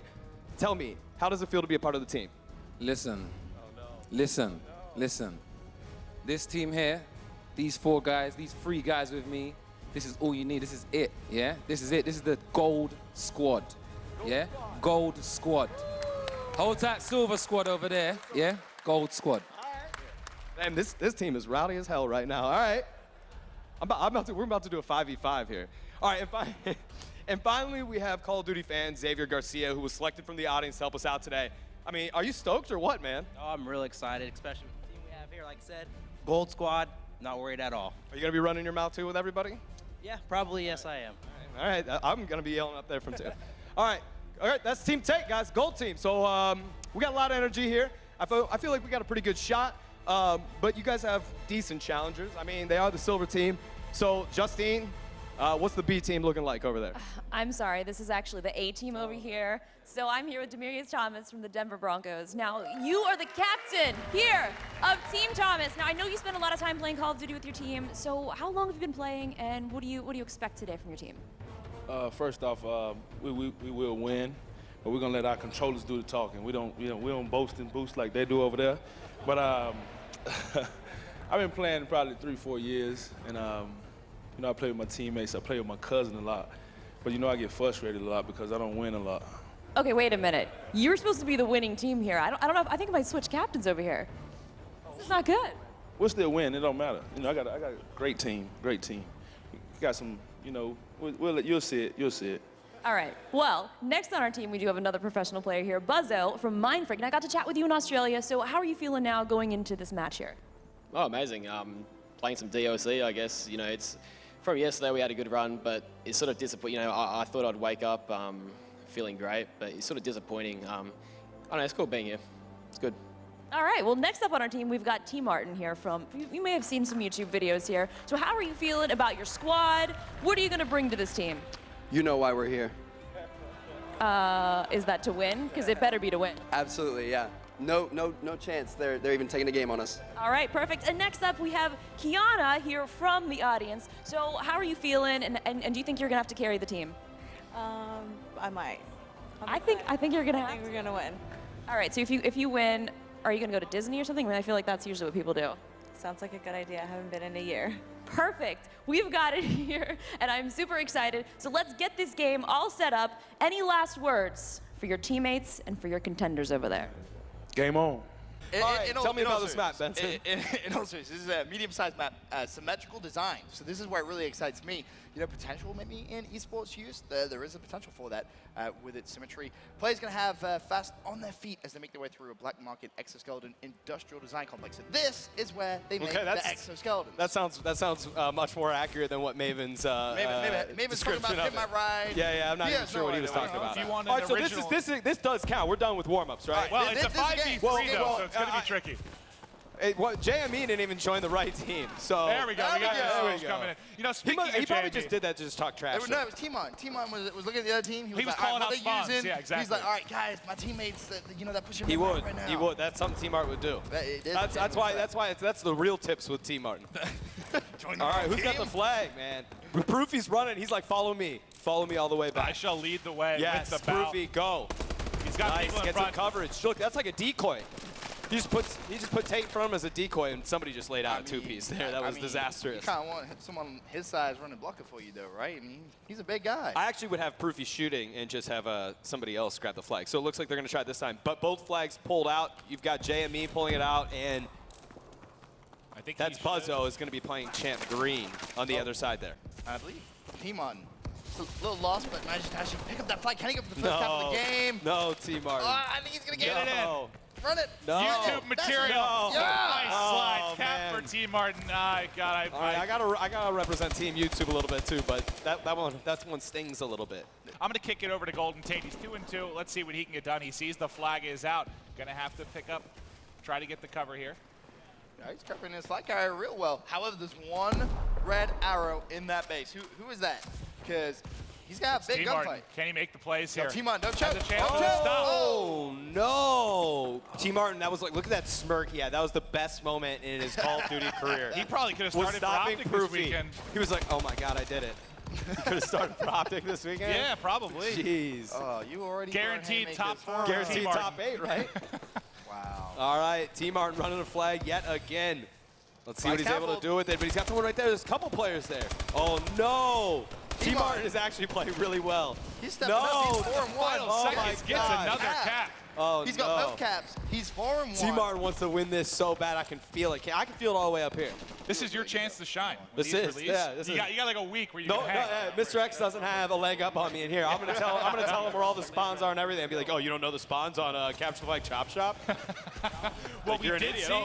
We had our silver team take game number 1. Team Demarius. That was just the free-for-all. That was just the warm-up. They are, however, leading 2-0 in this one. 2 minutes to work with for Team Tate. Let's see if they can bring it back. Sure. But still, a minute and a half left. 2-0 lead for our red team. Jamie actually has a flag. And I think Jamie, if he can cap this, never mind. Just like I say that he falls. Oh, nice. This is going to be the return for Buzzo. And Oh, also no, this is bad. Cap. See? No, he didn't get it in. The stop. We're doing this for the endowment. That's why we're letting Team Thomas win this one. We're trying to have fun with it. Win, huh? Wait till we really drop the hammer Hold in on. game number 2. Jamie just got a cap. There's 17 seconds We're left. not going to rally relaying. one. They We're are not. they are relaying it. No. They are literally relaying. Make not a gonna drag the happen. Codcaster. Maybe. It's the fan. I'm ready. He's got 8 seconds to No. work with. Win. No. Strap on your No. Pumas. Pretend this is the real NFL. No, the fan. Dash, No, the boost, fan doesn't know how to slide. use the. He didn't even use the No. exo. Oh my No. gosh, he didn't use his exo ability either. Man, he looked like You me. weren't He looked like me overclocked, running the flag there. Proofy's all smiles. That was an incredible game number 1. We're going to kick it to game number 2 in the best of 3. Like you said, the first one was a free-for-all. Yes. Who you picking in game number 2? Team Tate all day. Team Tate. All right, we are going to get ready to hop into map number 2 of this best of 3. It is going to be Uplink on Perplex. I feel like Demarius Thomas has an advantage here, being 6'5", 250 pounds of muscle. He's going to have the reach for that. Is this uplink. Notch's house? It might be Notch's house. Cool. Oh yeah, this is the candy room. Benson, this is your cue to actually tell us about the map. It's located in Sydney, Australia. Oh, So- great. All right. Exactly. This is Mind Freak's map. Yeah, then. exactly. So you expect, Mind Freak to do a little bit better on this one. Great. It's a very small to medium vertical map. You can see the This is kind a of some cool of the map. vertical elements. This is my favorite already. And let's not forget, in DLC, Exo Grapple. All right. And you'll see we've upped the difficulty. I'm not sure how it was played out, but T-Mart has been removed from the game. He actually talked so much trash, he received 3 technical penalties. It is technical now going to be penalties. played a 3 versus 4. Look how as the far first high that uplink is. Oh That my is gosh. so cool. The uplink portal is actually so high up that you need to use those vertical That is elements. cool. T-Martin's been allowed back into the game. All right. Yeah. we let him back in? Yeah. He received a 20-second What? violation. Team Yeah. Tate, 2-0 up. That's right. Well, we take advantage of the penalty box, man. We don't mess around here. Currently 2-0 up, Team Tate. 25 seconds left in round 1. Team Martin with the drone in his hand. Can he go for the kind of a Hail Mary play? 20 seconds. Nice use of exo movement. He's got plenty of time. He's Astros going to for slam down. this home. Astros. And the jump in. Hey, For that's not my T-Mart. Team Martin. I was all excited for him because it looks so good going into the like that dunk. Just being able to just slam right through it. It's pretty cool. I love the design of this map too. Yeah, actually, I think of the map so far, this is layout-wise, this is my favorite. It's really clean, nice to look at. That's what you I'm got saying. You got the great background. Yes. See all those trees? Really efficient housing. Very Yeah. efficient housing. I mean, you could fit at maximizing least space. like 1,200 people. We in could this fit the small whole area. squad. The whole squad in this complex. Oh, look how nice it is. I'll Here tell it you what, goes. though, if you look at the real estate value being right across from the opera house like that, I imagine that's pretty expensive right here, though. Buzzo confirmed, please. Buzzo, let us know. In-house Australian. Well, start off with Champ Green, aka Buzzo. Looking to pick up a couple kills. Got that. That's one, but falls. Buzzo Game has to tied have at 2-2. distinct All right. advantage here. Let's be real. Team Thomas won the first series. The 1-0 up. Who do you guys both see picking up this uplink on Perplex? Team Tate all day. Team Tate? Oh, Team Tate all day. At least he's getting kills, man. Thomas is 0-5 right now, Sorry, that makes him 1-14. which means he's going to win. He is, but he's a communicator, though. Exactly. Which clearly is working well for his team. In-game leadership, ladies and gentlemen. T-Mon picks up the drone. And I'm going to be honest, I was giving T. Martin a lot of flack. I'm actually surprised how well He's playing to be really honest well. I with mean, you, yeah. he had that break from the technical issue. I do want to point one thing out, though. The fan on Team Tate is currently doing better than Proofy. That's another score right there. T. Martin just let him have it. Satellite going to be in the hands of Champ Green. He's eventually going to fall. That was Buzzo. T. Martin now on with him. He's 7-5. Oh, 2-point advantage though right now. Oh, no. the melee doesn't connect. Come on, no. Hit markers for days. Trying to chase him down. Eventually gets the assist. That was pretty lucky. Had his the fan in assistance, but T-Mon looks as if he is going to go for another 2-point play. I got a cruise ship over there, too. T-Martin's about to get selected for Space Jam, too. Team Tate about to lose again, Fliz. I'm gonna be honest with you. I just blacked out looking at everything on the side of the maps, like the cruise ship and. You should free cam it, Maeve. Yeah. Drive around the map. Show us some Yeah, Maven. Do you know how to do that, Maven? I'm just so focused on the Oh, no! Why did he do that? That was so nasty. He threw the drone at the. Oh, no! Career over. End the game. It's done. It doesn't matter. That was absolutely. I'm giving them the win just for that one play. Who did that? They win. It doesn't matter. Forget the final score. Team Tate wins this match. This is a best of 3. Technically, we just ended game 2. We're going to go into game 3. But can we just- However, I wanna after give that, we are the. We're the projected. This is going to game 3 because of Team what Proof Team, just yeah, did. Great job, I agree. Proof. I agree. Great job, Proof. We're on the same page then. Good job, Proof. There's no way that the other team can even win after that level of disrespect. You can't even honestly get. You can't even win. Look at them running. You know how many times I got killed? Get out of broadcaster. Oh. Let's go. Privy talking smack, man. Privy talking some big. No, actually, I'm surprised that none of my team is talking any trash right now, and I'm actually going to be honestly pretty disappointed.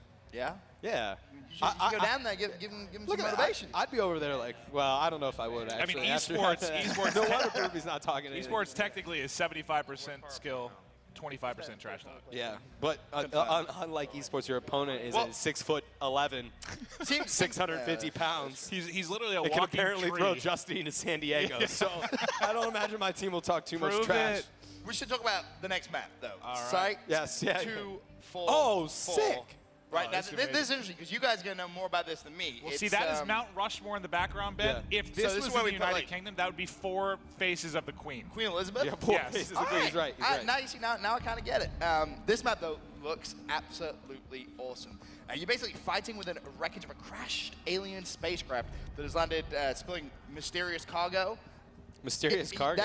That's what they told me to say. All right. Curious to see how that mysterious cargo is going to affect the game. And Probably, as you guys probably mentioned, the product they have in my hair Mount came out of one of these. Rushmore. This is going to be a half-point game, 5 minutes. The graphics guy, they need to change it. Team Thomas is not 2-0 up. This is 1-1 game. Oh my God. After what Proofy did, it's 1-1 game. Yeah, we have decided to make executive decisions here. It is tied 1-1. We're on with Proofy. Let's see if he can just destroy any more members of that silver team. Let's at least admit whoever wins this straight up Is the best team? is the winner. Yeah. Can we do that? This is a deciding game. Whoever wins this Oh, wins God, the the whole 3-piece for Proof. He's turning up in this one. Yeah, Proof, man. Proof doesn't want to lose. Proof hates losing. He's a born winner. As Team Tate started to build an early lead, 12-6.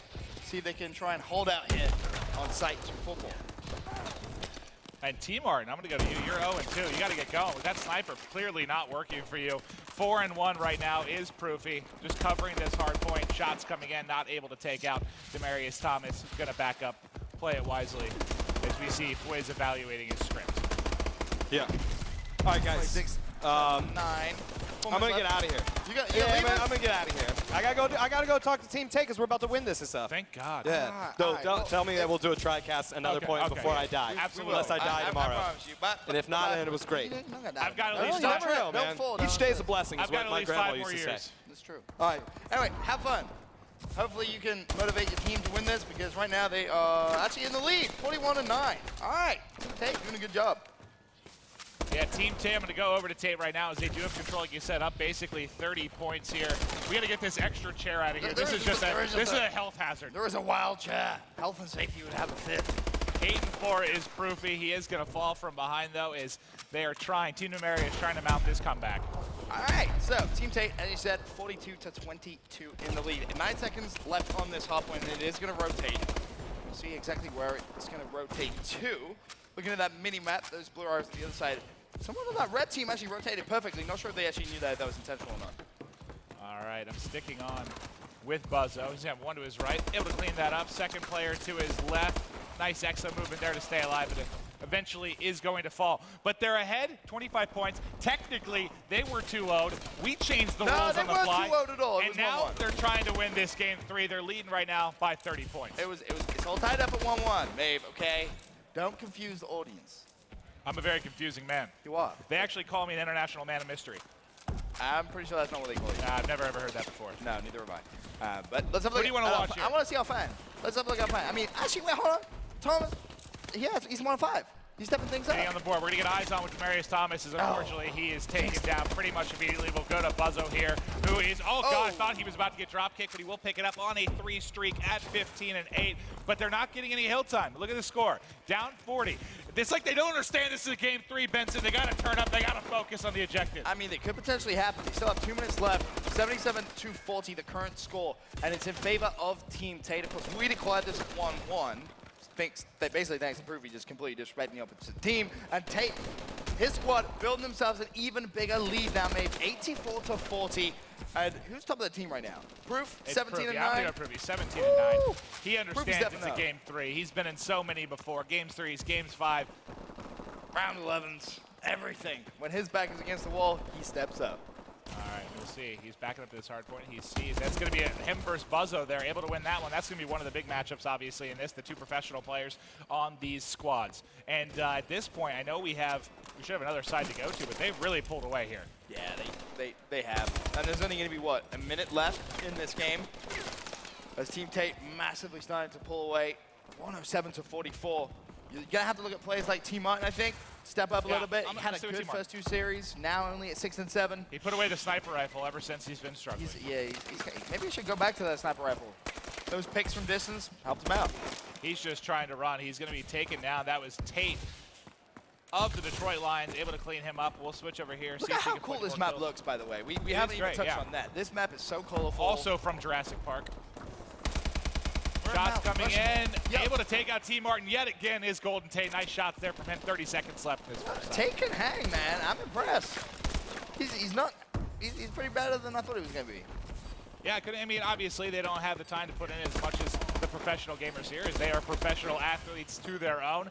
But putting in work here right now is final time is winding down for this side. This is game over. Has been dominated. This is game over. Team Tate gonna take this hard point side. 2 for Forrest. Oh!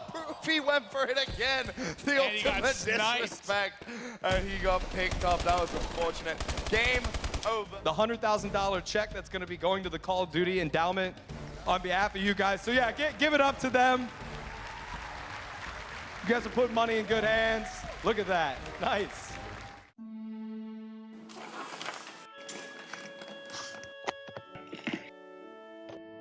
I walked into this interview.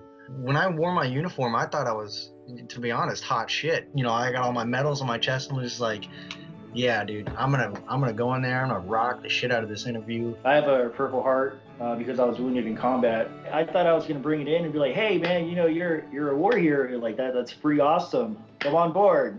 You're good. But that wasn't the case.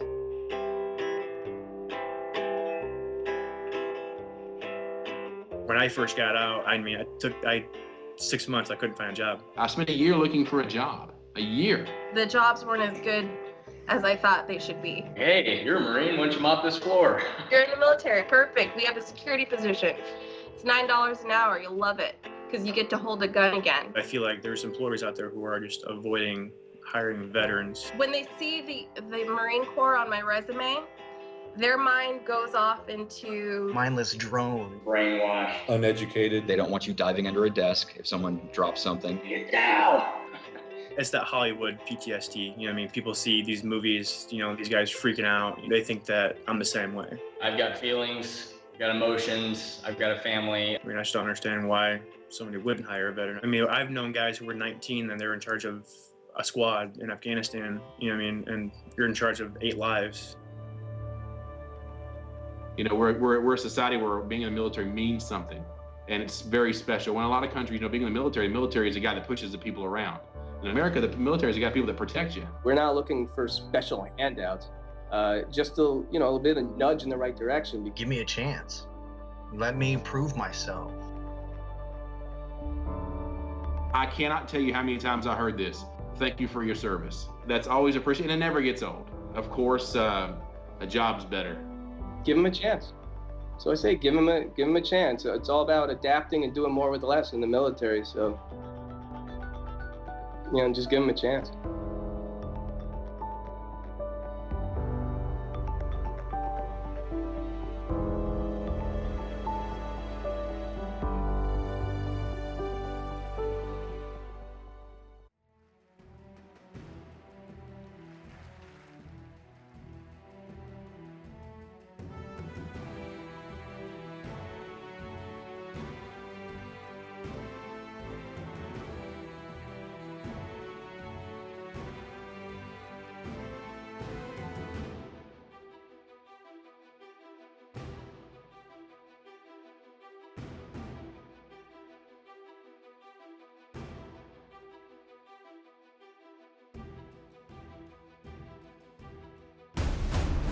A year in the making, that is the moment we find ourselves in now. If we were write the ending to this story ahead of time, it would have included one team that seems to always rise to the top. But a huge upset has changed that storybook finale for Optic Gaming. and now only 2 teams remain. One has been doing what they do, win, bowling their way through the top half of the bracket. Denial is deserving of their place here near the top. But it's the other team, Revenge, that has people wondering. Previously unproven, they have surprised many and continue their winning ways. Are there winds of the change in the air, or will experience rule the day? The best. It's why we are here. To be the best means there is no equal. To stand alone at the top. It is a road less traveled. The road is rough, fraught with obstacles in the path to victory. Adversity is the norm here.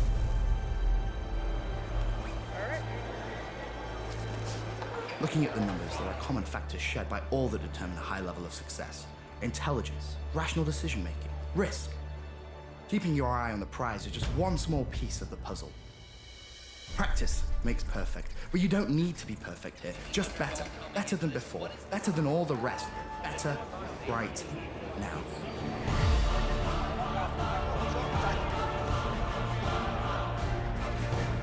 The next step in creating a legacy is to first win here, on the biggest stage, against the best there is, in front of all. The ultimate prize awaits, the payoff at the end of the road less traveled. Call of Duty Championship. The name says it all.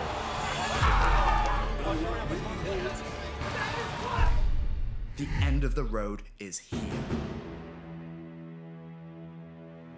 I feel like I'm about to MC the hottest rap battle in the year, and the camera guy's in front of my teleprompter, so I don't even know what you want me to say. There we go.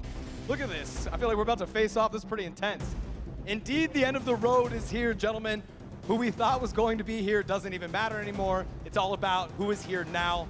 2 teams will try, but there can only be one champion. There can only be one best. So it all comes down, who do you think it will be? Let's meet the players. Look at you guys. So we got Denial. Denial, how you boys feeling today? How's everything going, Clay? Talk to me. You know, we're just ready to play. We're not thinking about anything else. We're ready for this Detroit Hardpoint. You feeling good? All right, Revenge. Tell me, how you guys feeling? We want revenge. Woo! We put a little play on words. Hold on, I gotta do this. Are you guys gonna deny them? No, I just think they're in denial. Oh, all right. Well, I think we can let you guys go take your positions in the booth. We got a great finals matchup. I'm gonna smudge this for good luck for both of you guys on both sides. Yeah, come on, guys. They've come a long way, both of these teams. Give it up for them. All right, I'm sending up to the casters. Kick it off, Puckett and Benson.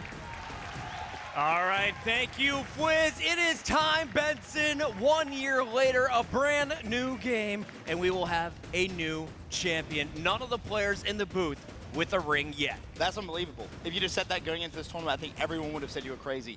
But we're going to have a brand new team of Call of Duty World Champions. We're going to see 4 new players walking out of this venue this evening with a ring. This matchup that we saw just a few hours ago in the upper bracket finals was one of the best matches of the entire weekend. Incredible talent on both sides. It's been teamwork, though, that has really separated the winning team. And last time, it was Denial with perfect play to close out the S&D to get here in the championship match. You know, it's weird. You say teamwork. That's exactly what Team Revenge is all about. Their teamwork has been impeccable. We saw it at the US qualifier, and they shocked so many people with fantastic performances there. They've come to the World Championship and haven't disappointed. Then you look over at the other side of the booth, you've got Team Denial, a team full of slaying potential. Clayster has gone negative 2 maps the whole event, and they were both search and destroy. You look at Attach, the young gun, his first World Championship, and he's playing like he's a veteran of the scene. It's unbelievable. And everyone putting up MVP caliber performances. When you look at the Revenge side, I think look at one name right now, and that is Aqua. He's the one trying to keep pace with Clayster, to top the leaderboard when it comes to the hard points, to stay up at the top of his game when it comes to the search and destroys. And boy, did he put on a show. He had that jumping slam against FaZe Red just a few moments ago in the lower bracket final. Now, TR is here. They get their second shot at Denial. And really, Ben, I can see this one going 10 games. Don't say it. 10. Don't say it, because 2013 was probably the best grand final Call of Duty Esports has ever seen. Last year, you know, it went to the favorite going in, and it was a very, very convincing 3-0. This year, honestly, with all the upsets we've seen at this Call of Duty World Championship, it just seems inevitable that it's going to be a close final. I just hope, I really hope it is. The competition has never been tighter. Has more and more players coming out of the woodwork. We have 8 phenomenal talent inside that booth. But for now, let's send it down to the floor with Justine. We are down here on the floor before this amazing matchup. We have an entirely full stand, so let's hear it for Call of Duty 2015. All right.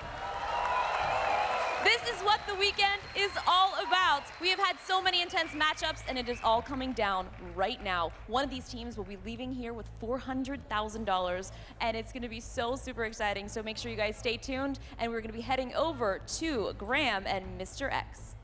Thank you, Justine. I'm down here on the floor with Mr. X. Look at this crowd in here. Are you excited? Yeah! Grand final day. Everyone's excited in here. Matt, Mr. X, tell me what you're looking most forward to in this matchup. You know, TR, they battled their way all the way back here to the grand finals, but I think the story's more about denial. You know, JCap denied that ring in the Black Ops 2 COD champs, but then Clay, you know, last year kind of felt like he deserved to be on that Complexity team that ended up winning it. So, you know, after the year he's had the ups and downs, finds his way in the grand finals. I think it's a great story. So we've already seen this matchup today. What can we learn from the matchup we've already seen? You know, I think in the Search and Destroy, Denial, they're going to need to play a little bit more passive, kind of gave that one away to TR at the beginning, but TR in the respawn game modes against FaZe Red, they looked extremely strong. They started to come alive a little bit, especially Aqua, so this first map I think is huge. You know, Denial can come out and win this. I think they make adjustments in S&D. I think they take that first best of 5, but this first map, huge for TR. If they can get that momentum, keep riding that wave into this match, they could be dangerous to force a second game. One of the things we've seen again and again this weekend is that partnership between Aqua and Remy. How big is that today? Oh, it's been huge. I mean, Aqua, I think if TR were to go on and win this, probably the MVP of that squad. I mean, just dominating the kill feed with the SMG and then obviously playing great around the hill. Him and you know, Remy do a great job to working together, putting pressure on the hill. It's going to be looking for them to go big in that first hard point. All right, who is the one player you think everyone should look out for? Who do you think is going to make a big difference today? Clayser, no, I think for Denial, kind of called it before doing some predictions. I thought this would be his event. He's come in and owned the entire weekend. Going to need to put up a great performance, though, again, in the grand finals for them to take it home. And a prediction? Who's going to take it home? I think Denial takes it. I think it goes to a game 5 in the first series. I think Denial probably wins it in 3-2 fashion. All right, Mr. X, thank you very much, mate. I'm going to hand back up to the caster desk. All right, thank you guys. Just to remind everybody at home who may be tuning in for the first time this weekend, this was a double elimination tournament. We started with 32 teams at the beginning of this whole event. Yesterday, we were down to our top 16. Today, the final 3. But Ben, explain what that double elimination tournament means. It essentially means if you can get out of that group stage, which is obviously the first kind of way we whittle down the amount of teams we have, you have a second life, so to speak, but it's not easy, and that has a massive effect on the grand final, of course. The team coming out of the winners bracket, as you kind of just heard Mr. X briefly touch on, will only need to win 1 best of 5, whereas the team coming out of the loser is going to need to win 2 best of 5, so TR essentially needs to beat Denial twice. We'll see if they can pull it off. They definitely have the talent. It's all a few moments away, but for now, let's send it down to our friends on the Xbox stage. What's up, man? I feel like I've teleported all over this damn venue, man. I'm everywhere. How you doing? I'm good, man. I'm ready for It's been a good weekend, man. I've enjoyed being here. Totally, do you wish you were up there playing right now a little bit? Don't lie. Come on. I know I hit just a dagger to the heart. Don't pull that one on I me. know. You could be finishing second right about now. Exactly. Yep. All right. That's it. That was my last roast for the day. Tell me what you think about this matchup coming up. It's going to be tough for TR, I feel like. I mean, even though TR just came off a really big win against FaZe Red, the Denials look so strong, and they showed it earlier. In respawn game modes, especially hardpoint, they showed that kind of like slight edge, that just something that TR doesn't have. Denial just seems to have that clutch mode, everything going for them. We've seen TR, most maps actually TR won, where basically just resurgence from like 2 or 3 minutes, you just turn it on like a switch, and then like they go off.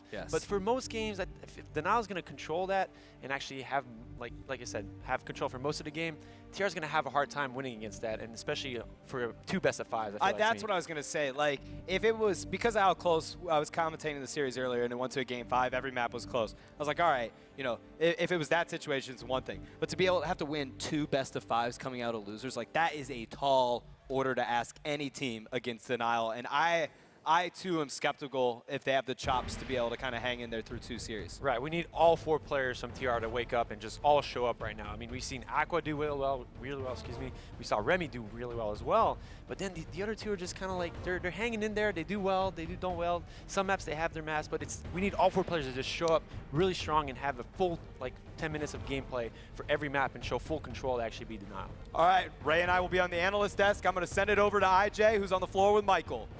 All right, Michael, so this entire weekend, the entire year leading up to this, I mean, this is what it's all about. So how are you feeling going into this next round? Oh, I'm feeling great. I mean, on behalf of Sledgehammer Games, we couldn't be more excited. This finals is going to be fantastic. Denial with Clayster and JCap playing at their peak performance. Revenge, a bit of a Cinderella story there, dominating an S&D and Uplink. I think the fans are in for a real treat. I mean, did you expect this? Because this is such a crazy turn of events, how everything happened. And I think for everyone out here, it's been really fun to watch. No, it certainly has. All weekend long, it's been a series of amazing play, upsets, leading up to a really dramatic fight here. I can't wait to see how it turns out. All right, were you ready for this? I'm ready. Are you ready? Oh, for sure. Fuck it. Are you ready? So ready. I am so ready right now. Ben is so ready. The players are so ready. But we have one more thing to do, Ben, before we can kick this match off, and that is to introduce the world to the 8 best players in the room this weekend. Let's start it off. Who do you think is going to be the stronger team in this? Stronger team in the whole grand final? Sorry, I'm going with Denial. Apologies to the TR fans out there, but I think Denial have the experience in the form of Clayster to be able to come out. He's the hype man. You know, lots of eyes on Attach right now as, you know, his first World Championship. Can he stay composed? I believe with the leadership from JCap, the experience from Clay, and, you know, the general support that Replays will bring to the team, he'll be able to hold his own.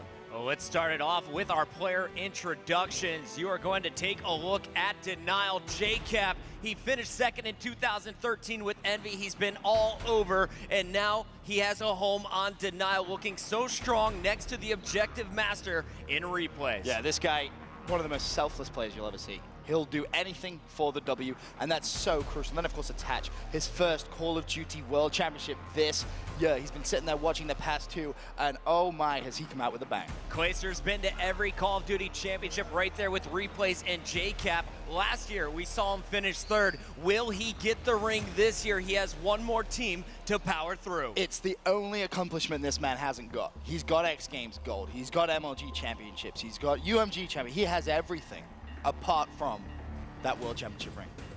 It will mean so much if he can lock it up here, but he's gonna have to get through. Nagafen has been locking it down, leading the team coming into today with the best kill to death ratio on this Team Revenge lineup.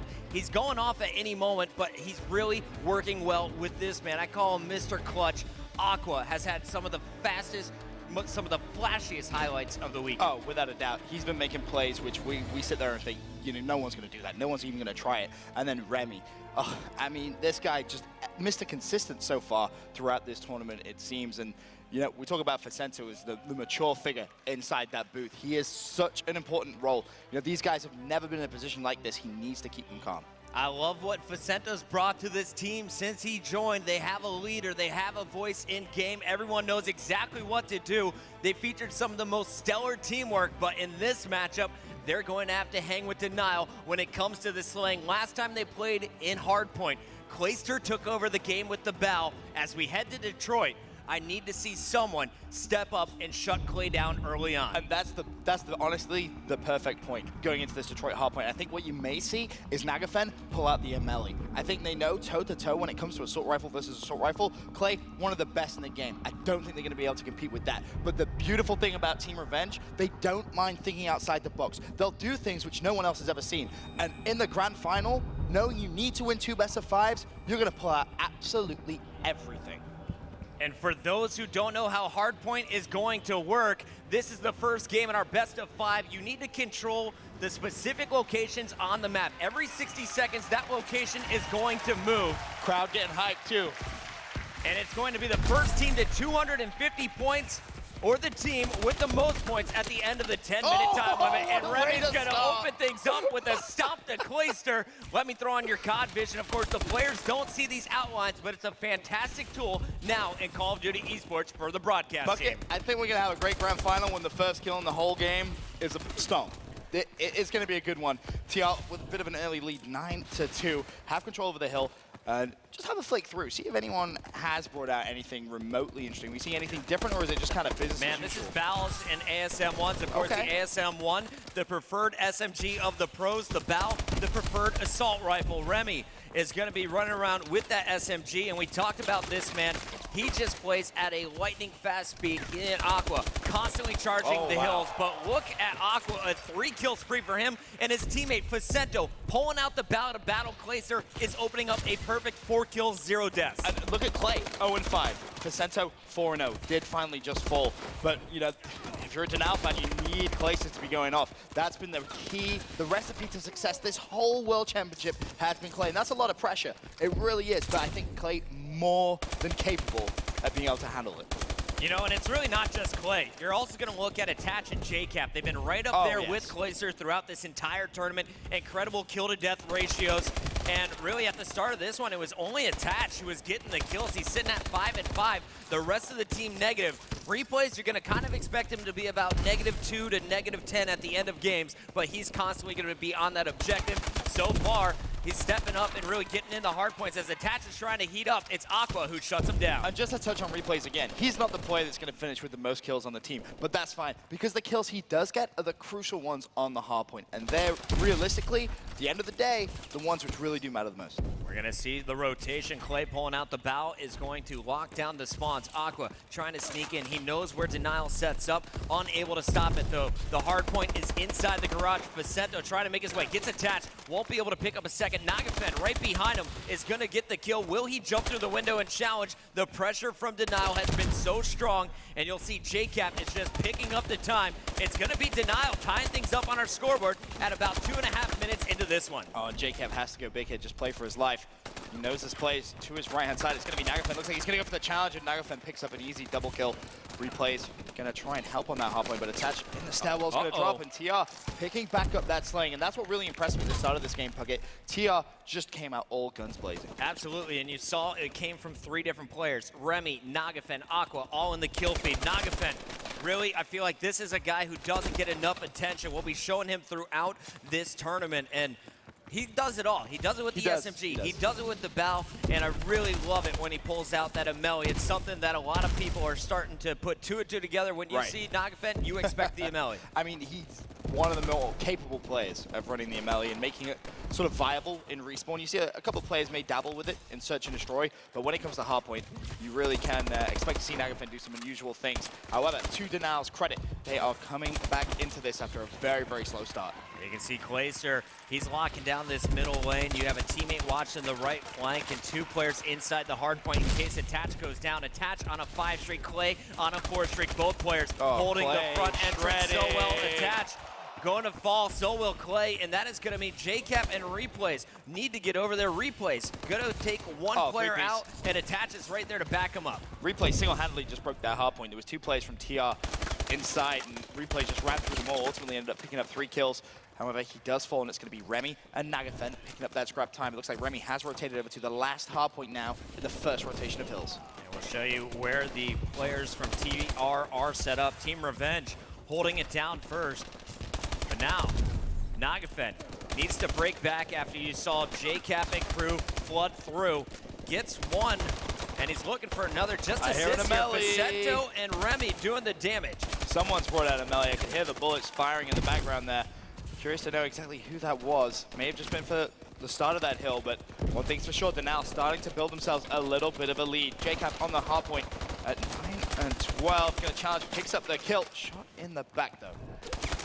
And down goes 3 from that Denial squad. It's Aqua on the 4 streak, kind of quiet.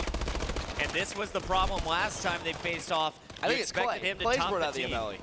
Is it Clay? You want to see Clay? I think he's brought out the Amelie. I'll stay on board with him as soon as he comes back from Respawn. Here he is, he's bowing it. He was using something a little bit different. Ben, you're hearing something. No, 100%. Hardwired, though, that is something definitely to note here, Ben. Why is he rocking the Hardwired perk? You know, Hardwire is going to stop stuns having as big of an effect. Obviously, stuns on this game very, very powerful, and it's very important for a player like Clay. You know, he's going to be trying to anchor those spawns down. You can expect players from TR to be trying to stun him, so using Hardwire is going to help him out. Welcome to all of the casual viewers joining us here in esports, but now we're going to turn on the hardcore casting mode, taking it to Clayster. Ben, Walk me through. Oh, he gets his 3-piece. We see 30 seconds left on the center hard point. Where's Clay going next? You know, Clay right now just wants to slay. You don't want your battle player to be anywhere near that hard point at this point. And finally, a little bit of support does come in. He has Jacob in there. And the more kills Clayster can pick up around the outside of this hill, the less pressure Jacob's going to have in it. But now, ultimately, with 16 seconds left, he was forced to try and push in. Had the ASM-1 in his back pocket as well, which he picked up with a dead body, so he could afford to make that move. Denial's getting outslayed right now. Attach, he's sitting at +2, just +1 for Clayster. Clayster, though, starting to heat up. We talked about they need to stop him early on. They did, but Attach was really making up for that lack of kills. And now you see Attach showing off why he is considered one of the best young gamers in Call of Duty esports. Finally take it down, but he is definitely leading the team in slaying right now, leading all players, tied with Remy at 25. And that was a perfect example of how important movement is in Call of Duty esports. You see, you know, Attach just kind of dash through. Previously, it's just, oh, you know, players with amazing gun skill. Now you're seeing players who just managed to perfect the movement in the game. And Replays and Denial will hold on to the last few seconds here. It looks like actually 30 seconds off. Big kills going down outside. It's Clayster and Attach, the duo taking over the middle lane. And you're going to see Clayster charge in. Nagafin's going to get thumped there with the left arm, and here comes Clay behind two more players. I love the rotation here.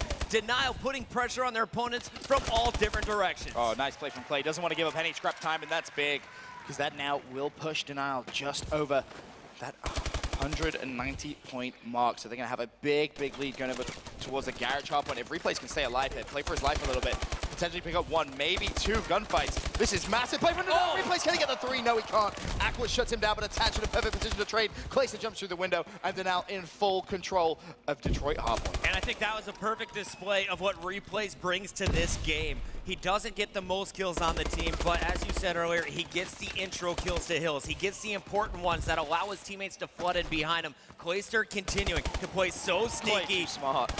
He wants this ring so bad. He's on a 10-kill streak, Chris, and he is in the grand final. Over. At 11, he's about to hit 40 kills. Still 2 minutes to go. Oh, if he'd have killed him, I would have just dropped the mic and walked out.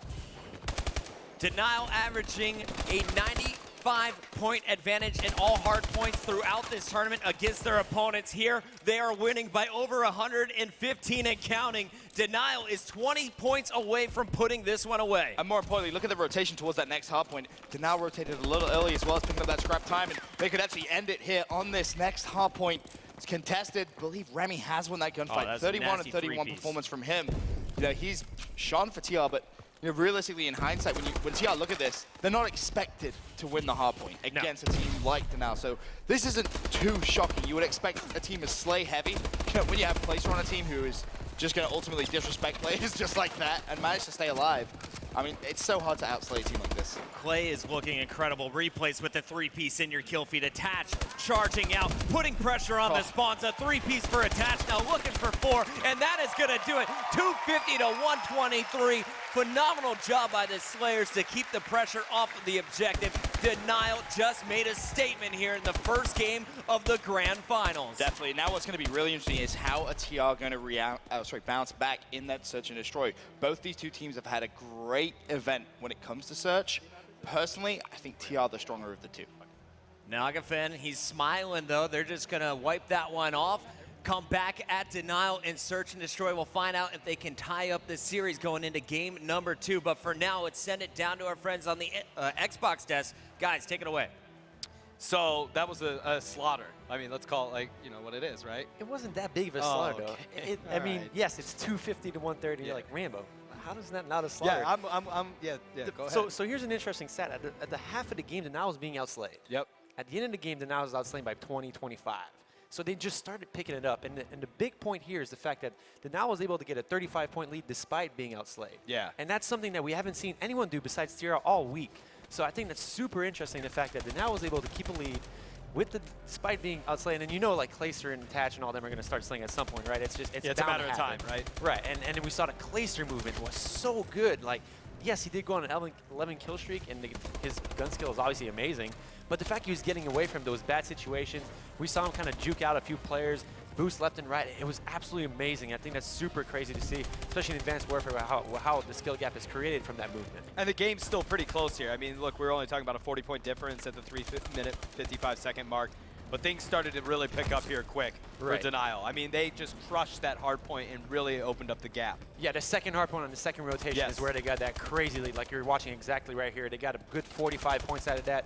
They already had that 30-point lead after that hard point, and they were able to break that Garage setup really quick. They didn't win the rotation on Garage, but I mean, they're just killing everything. And you see her Clayster here. That's what I was talking about the movement. Oh, dude, it's so slick, and he's not missing anything. So super scary for TR to actually go out into that S&D now. I mean, with how Denial slayed that game, if TR doesn't win the Search and Destroy, you got to be antsy, man. Yes, and I think they've got a good chance at it. I mean, when they played earlier, they had a really mean Search and Destroy game. But Clayster, I struggle to believe that Clay got this far and isn't going to close it up, man. And he's playing just like that. Yeah, you're totally right. And it's also the fact that in S&D earlier, they both got to feel each other out. So something interesting for the fans out there is when you play Search and Destroy against the same team a lot, you kind of start understanding how they're playing, the rotations. And I think I would have to give the edge to TR, though, because TR was kind of playing the counter strats, and a lot of the things they're doing were kind of outplaying Denial strategically. So if Denial doesn't really pick up on that, it keeps playing that aggressive style early on and slow down later, I feel like maybe TR already knows that's going to happen. So if TR is able to pick up a few rounds early on and not have to kind of deal with those end rounds like we saw Denial do earlier, maybe they'll be able to take that S&D real easy. All right, well, let's find out what's going to happen with game number 2. Puckett and Benson, take it away for us. All right, thank you, guys. Great analysis, as always, coming out of Rambo. Of course. Fwiz is just like, what just happened there? All you have to do when you stand next to Ray is ask questions, and he will give you the best answers you could ever imagine. But going into the key play matchup for game number 2, Search and Destroy, JCap, a 1.37 S&D KD. Remy for TR at 1.17. Average kills pretty even between the two, a 6.9 from JCap and a 6.47. First blood percentage, though, this is where it's interesting. Right. JCap, 36%. That's huge for Denial. Remy at 25%. Now, last time these guys played a Search and Destroy, it was Denial taking it in Game 5. But before that, these guys matched up on Biolab S&D.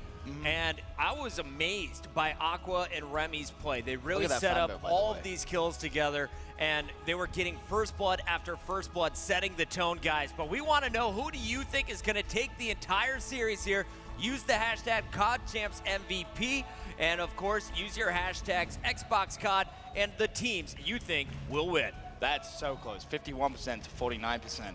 Want to point out as well, going back to that game 1, just another brief bit of analysis. Clay started off 0-5, and you sat there thinking, oh, you know, what's going on with Clay? Finishes 41-26. I personally think Clay saw that MVP trophy. He was like, I am walking away with this event. He's ready, man. But so is Replays. Hungry. Replays and JCap right there with him. They've been to 3 World Championships. Will they finally achieve their goal of becoming world champions? They are 1 game closer, but it's a best of 5 for them. Yes. Can they take this search and then finish strong with the game 3? Right now, they have all the momentum. I mean, as you kind of brought up there, Denial just need to win 2 more maps. 2 more maps, and they become Call of Duty World Champions, whereas TR now, they need to win 3 and then go to a second best of 5. And this is the thing which really excites me, Chris. For the first time in competitive Call of Duty history, we added DLC into the map rotation, and that's exactly where we're going for game number 2, Drift, Search and Destroy. We're keeping the game fresh here in esports, Ben. Players, you know, towards the end of the previous titles, maybe getting a little bit bored of playing the same maps over and over again. If you are the same way at home, don't worry. The new DLC is out. We got another one coming on Tuesday. You saw it a little bit earlier, but I'm so excited to see Drift, Search, and Destroy. Who has practiced this map more? Who is going to be ready so this to take this game? When it comes down to it, I spoke to TR about exactly this, because obviously the map rotation came out a while ago, and TR said, all right, well, you know, we need to grind, we need to practice Drift, and that's exactly what they did. Now, they played 3s Up, another North American team, one of the best Search and Destroy teams currently out there, I personally believe, and they lost. Ultimately, I think it went to a round 11, but Vicento said he learned a lot from that experience. And what are you expecting to see on this map, Ben? I know you've cast it quite a few times in our 2K and 5K tournaments at MLG. What's kind of the key to victory on this map specifically? Yeah, it's interesting because obviously there's a big dynamic map element which occurs. The avalanche, essentially, which covers snow on the whole side of the map, and it changes it quite massively. So there's that. First of all, you need to be wary of exactly how that dynamic map element is going to work. And then as well as that, it's so difficult to plant the bomb, I feel. Whether that's just, you know, players haven't had enough time with it yet, could potentially be that. But we'll have to wait and see. I think if you can be aggressive and you can push past that avalanche when it occurs, especially on the attacking side, you could catch so many teams off guard.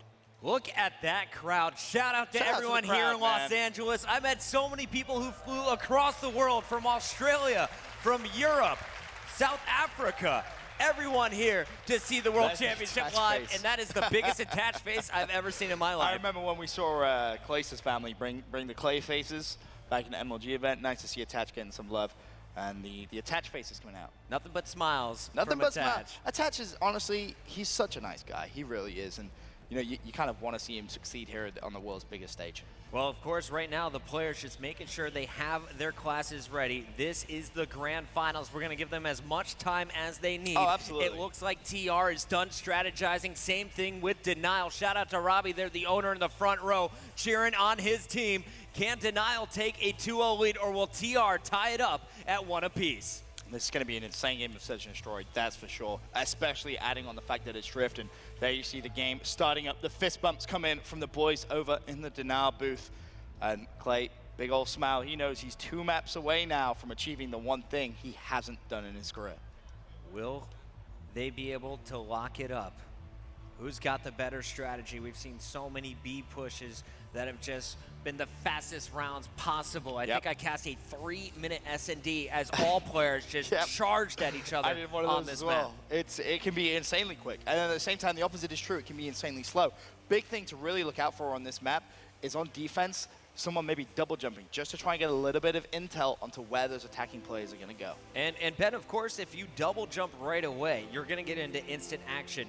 Oh, immediately. Who do you expect to see it more from, the attacking squad or the defending squad? I think, you know, the defensive squad, just because they're trying to pick up that intel. And again, you know, you can see the same thing from the attacking squad. Trying to get that first pick changes everything. Replays, instead of double jumping, is going to throw out double nades. He's got danger close as well. So if one of those lands, you are dead. Instead, though, Aqua and Crew are going to move out of the way. Revenge getting into position first, but look out for Attach on the other side. Had an angle on Aqua. Instead, it's all 8 players up, and I really like this defensive spread coming in from Denial. And the big problem TR have right now is Attach and Co. are playing so aggressive for Denial. They've essentially pinned TR into a very, very small corner. Now TR just have to rely on winning those gunfights. And JCap using the carousel to his advantage, tag someone up. He's going to fall. That was Vicenta that picked that up. Attach in a position to trade though. So now 3 versus 3. Attach is going to fall mid-map. That's Nagafen. 2 versus 3 for Denial. Nagafen trying to get out alive, and he's going to move this over to B. Action going down, though, over near the A building. And we are going to see Denial stacked up on A. They don't want to leave each other. I like this strategy. Stick together as the bomb is planted. They're going to need to pick off players one at a time and always be in position to trade.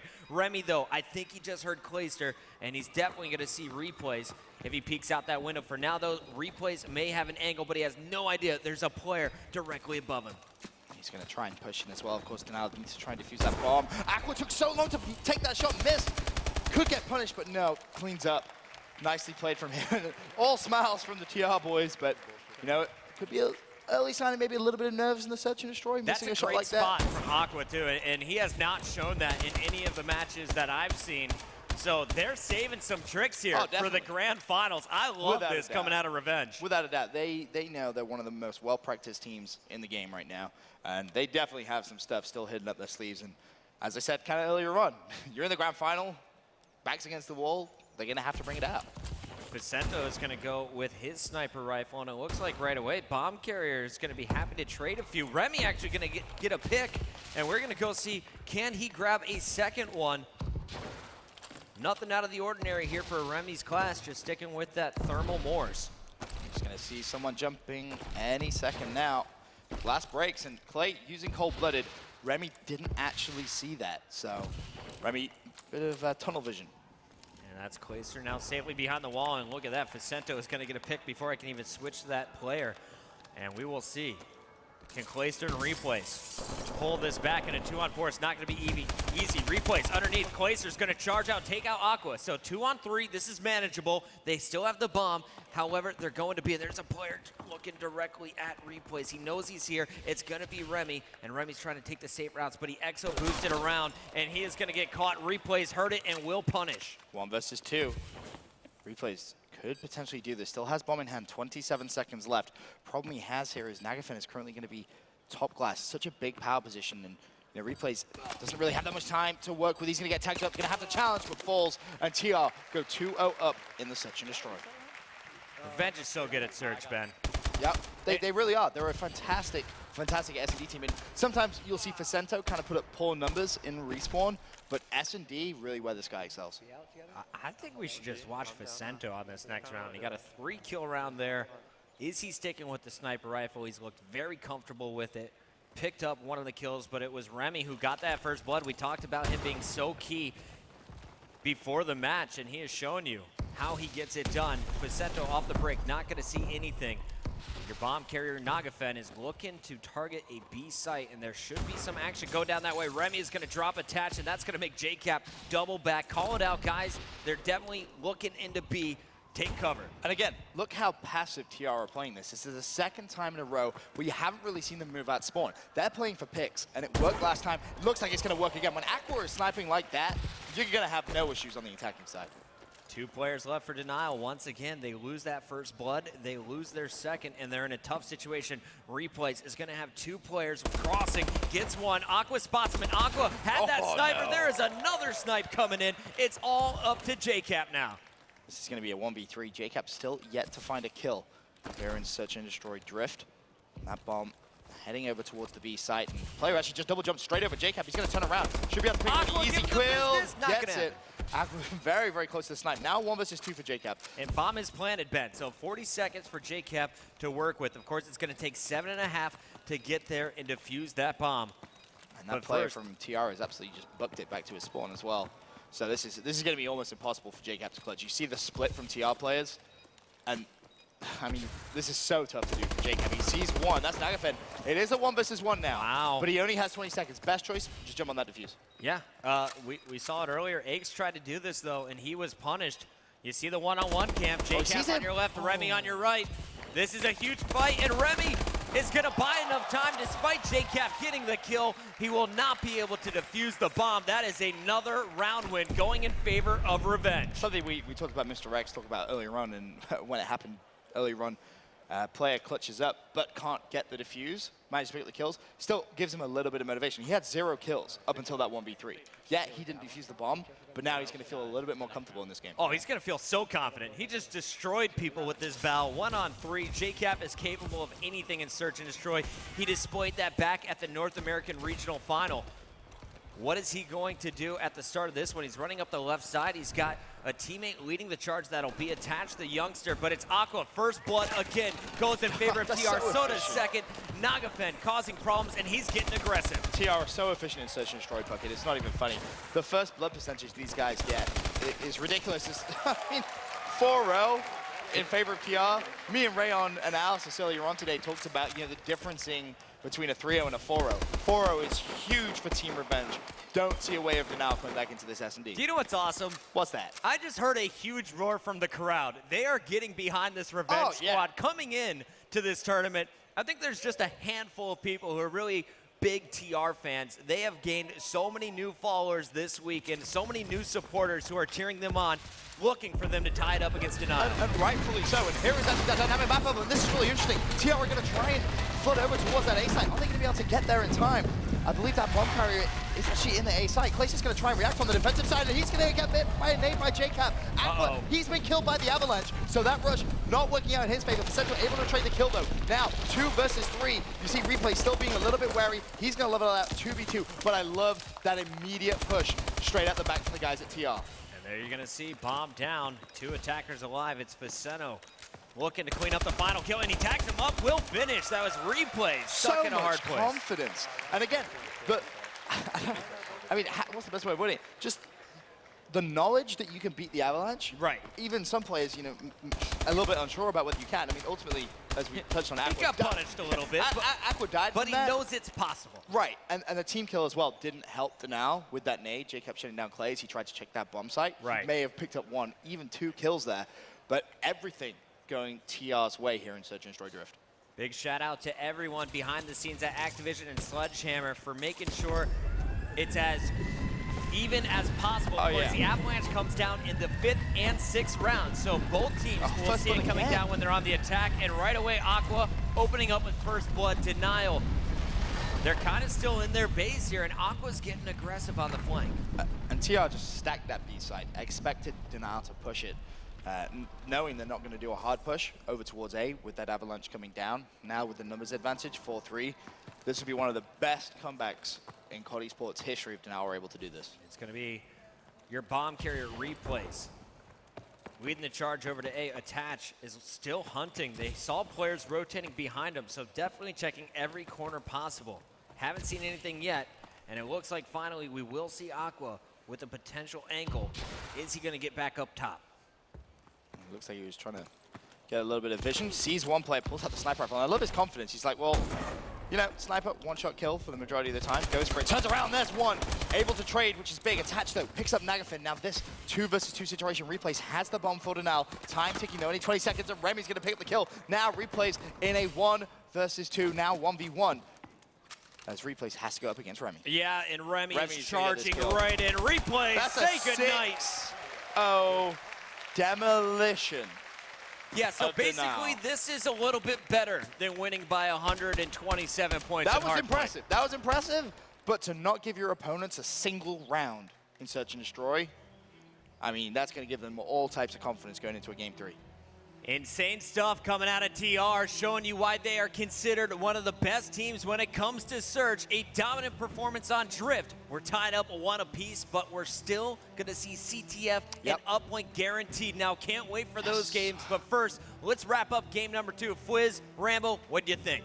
So, Ray, you know how important First Bloods are in Search and Destroy, right? I think it showed there. Facento had 2, Remy had 2, and Aqua had 2. So that's 6-0, First Bloods for everyone. And that shows you how important that first pick is. Definitely. And how they did it were basically 3 out of the 6 rounds were snipes. Crazy. And they just showed incredibly control off the start of the round. They got all the information they needed. They played reactively to what Denial was thrown at them, and they even counter-strategized them. Like we saw in round 5 and 6, we saw Aqua get killed by the Avalanche, but they made an A-rush. They tried to go beat the Avalanche.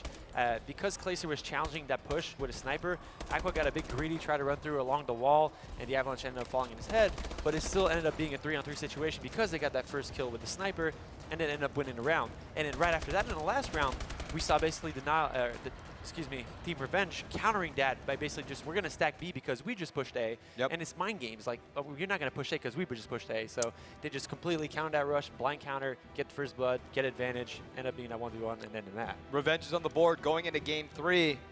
Do you have any predictions? Where's your head at now? I mean, I don't know what to think after Denial, what they did game 1, and then Revenge just flipped the script on a pretty good S&D team in Denial like that. Yeah, I didn't think they could get 6-0'd. It's then again, it's Facento and Aqua. They were both the players. I feel like if Remy and they can just show up and just like pull out a crazy performance where they're the ones carrying kill-wise and doing things around the map that they need to be doing, I feel like they have a chance to beat Denial in this best of 5. But I mean, it's doing it twice. That's really like looking ahead a little bit. I feel like doing it twice is really the interesting points here.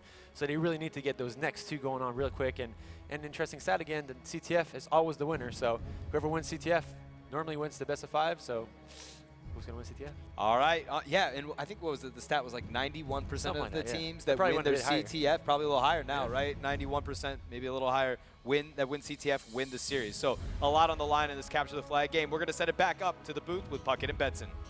I wish you guys could see what Ben was doing right before the camera came back to us. Ben, you just freaked out when you saw the game type. What are we about to see? I did. Comeback, Uplink. If ever there was a fan favorite of a map and a game type, it's that. Then you add the fact that TR have, without a doubt this weekend, looked like the best Uplink team in the game. That decision-making has been T1.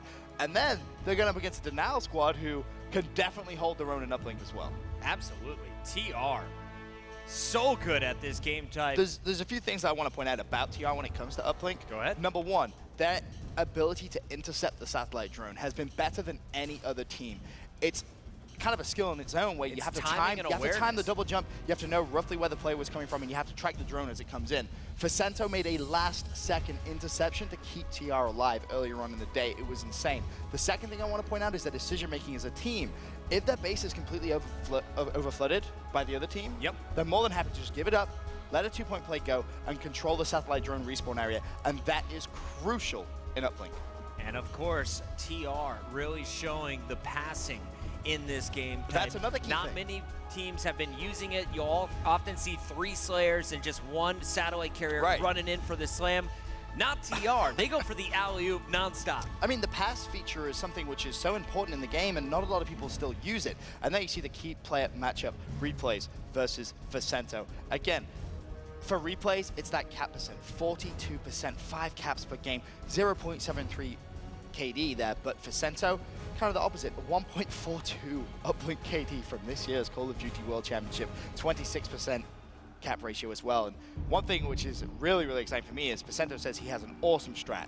And I think you just saw kind of the difference between these two teams. Replays with kind of a low KD, but all kinds of caps. Watch Vicento just a percentage, a small percentage of those scores. They're going to do it. And the smoke is out, the Ameli's out. Ben, why does this have you so excited? So this is the game plan which Vicento said he was going to do in the grand final, okay? He has the thermal Ameli. He's going to smoke out the satellite drone twice. He's going to allow his teammate, who's going to be running hardware, to run towards the drone, and they're going to pass the drone essentially across the map if they can get their teammates in a position. Look, there goes the fight. Aqua has just completely outplayed him. He can get this kill, but no, falls. That strat so T1. If it works, they get an easy 2-point lead. No one expects anyone to do that. What a fantastic opening, man. And Vicento with the Ameli is not worthless after that initial play. He stays in the action. Nagafen with the toss, and it will bank off and go in. 1-0 start in our first 30 seconds coming in from TR. Replays. Only man up. That was 4 down. Vicento moving the objective once again. Remy leading the charge. And there you're going to see the slam. The passing feature coming out. It looks so snazzy as well when players do it, but TR all over Denial's base right now. A couple of players fall, and finally Denial able to get some control back. But in the first minute, 3 points already scored for TR. That breakout on this map is better than any other team in the game, period. That is kind of crazy, but my heart is pumping. Adrenaline is coursing through my veins right now. I can't even imagine what it feels like to be one of these players.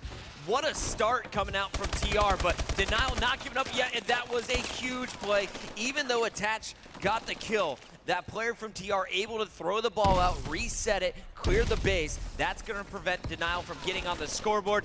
And now JCap and crew have to totally reset their game plan. Yep, that was unfortunate because they could have been on for a 1, maybe even a 2-point play. Play with the Valve and try and lock down Glass. And that area of the map, Chris, is going to be so, so important throughout the game. You want to force the opposition spawning out over towards green. By doing that, they have to wrap back towards their base, and it's so, so difficult. Oh, someone from Denial tried to throw the drone to Aqua just so he would stop shooting at it, but ultimately both players down. Just over 3 minutes still to play in the first side of Comeback Uplink. Still 3-0 TR. You know, I thought that player was actually resetting the drone, and I thought Aqua was going to jump up and intercept it. Strong play, though, coming from Denial after that. After clearing the base, you got Replays making his moves. Attached, leading the charge with the 2-piece. They need 2 more kills, though. Player's still inside, and Replays going to get so close. Can't JCap get the rebound. Kills coming through. Attached, though, last man standing is across the map. He's going to wait to see if someone from TR is going to run the screen, but nope. Smart play coming out of Vicento, I believe that was, who just plays the drone. And Attach was playing that sneaky. I like that play from him. Drops back towards bottom middle, picks up 1 kill.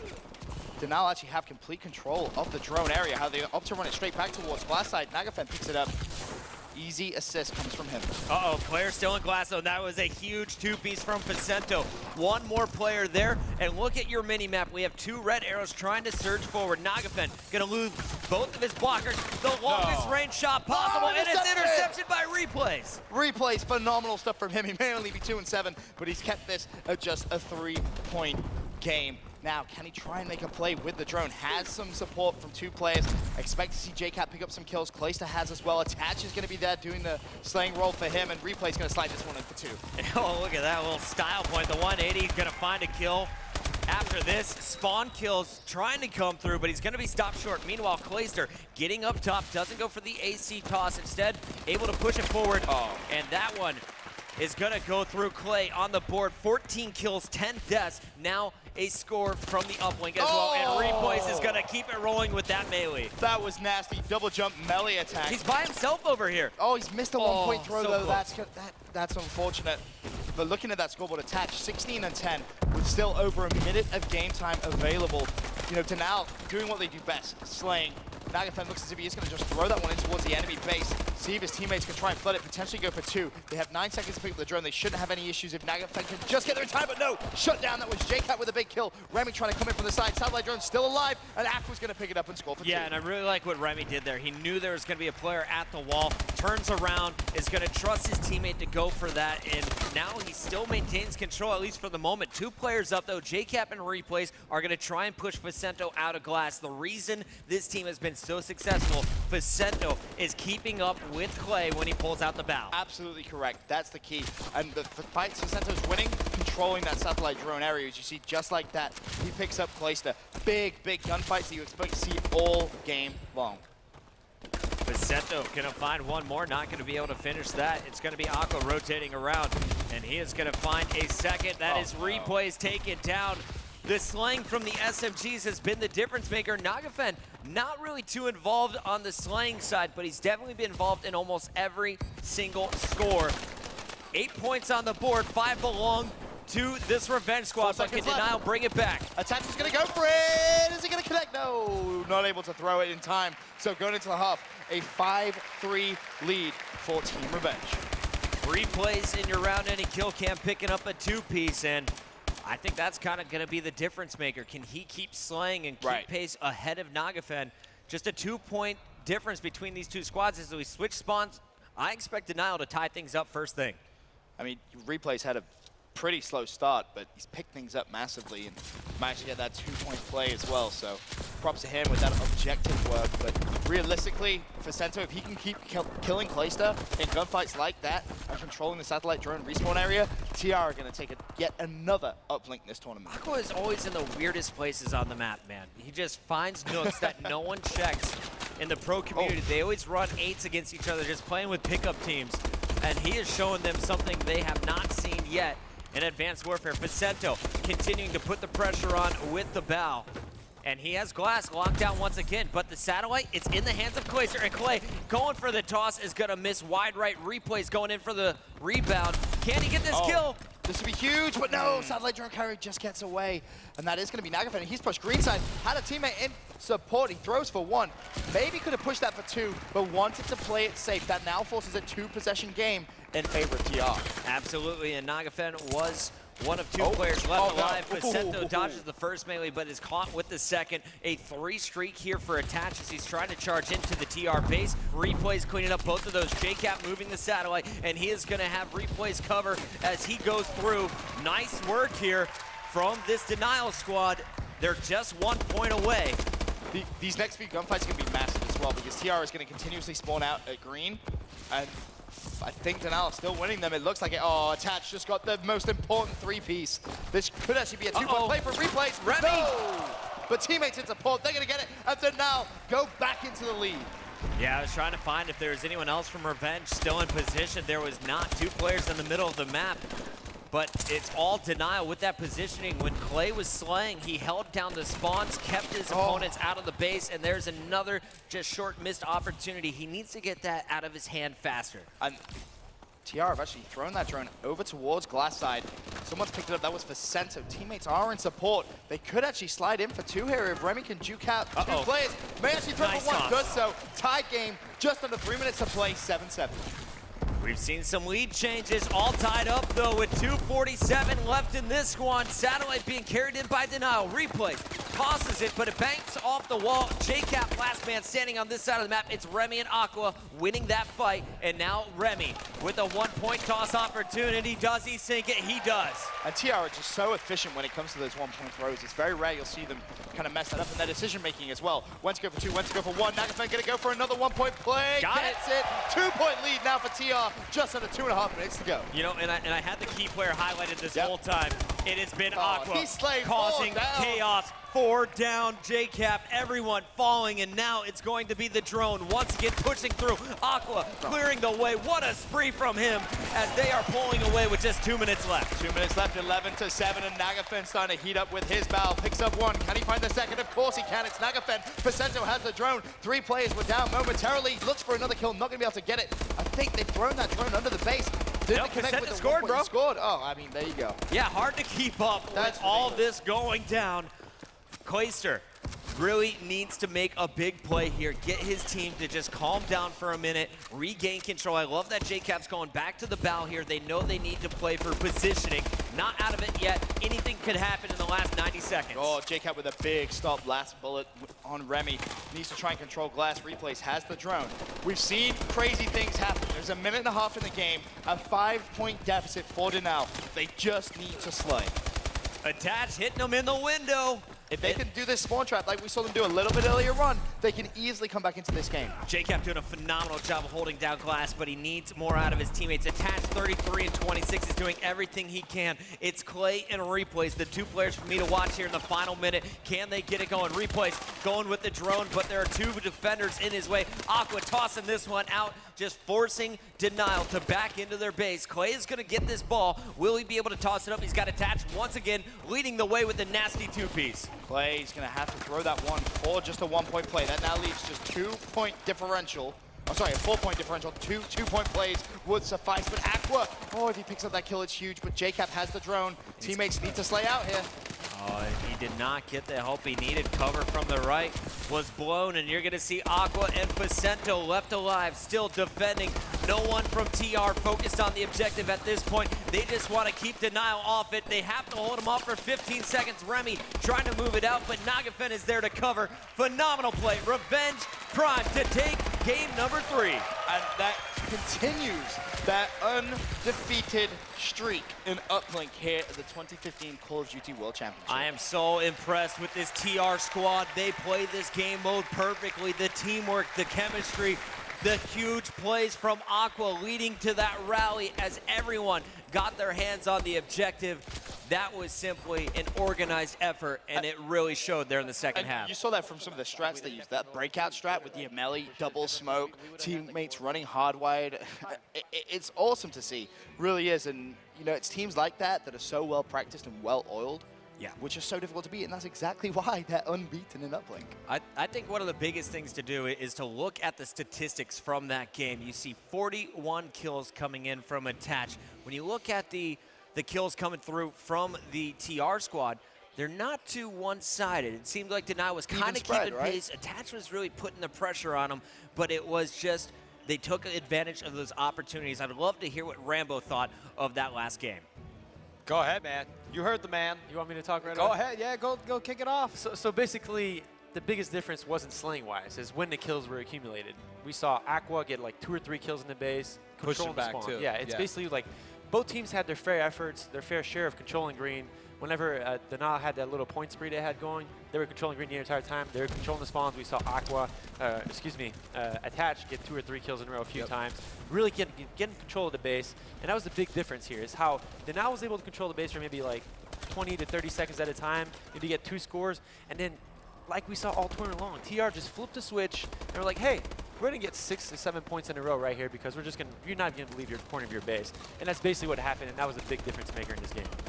I mean, their shot percentage, too, was way higher as far as just actually hitting these shots, and they just started rallying there towards the end. I mean, it got out of hand quick. They put up 2 1-pointers there, and then after that, once they pushed, the team just couldn't do much after that. Exactly, and the big point here is they were controlling green that entire time they were getting those plays, and whenever they did lose control, they were still controlling green. And green is the main point of control on this map. If you control the ball spawn, then you control the map, and it gives you the most opportunities to get them back in your spawn. And obviously, if you have the more opportunities, TR ended up having one really strong follow play. Yeah. And got all those points that made the difference for the lead. Revenge one away from putting it into another series here. I know. After that hardpoint game, I thought it was things were gonna be a little different, but Revenge, they're ready. You still got that CTF coming up. I know, the CTF. What if Denial wins CTF? Oh, is that my stat gosh. going to be still up? Game 5? Then that stat with Game 5 would be like Denial winning it. Well, we'll see. We got Justine over on the floor. She's hanging out with Greg from Sledgehammer. All right, Greg, how are you feeling? These matches are getting pretty intense. Oh, man, these are amazing. How about that uplink? That is just ridiculous.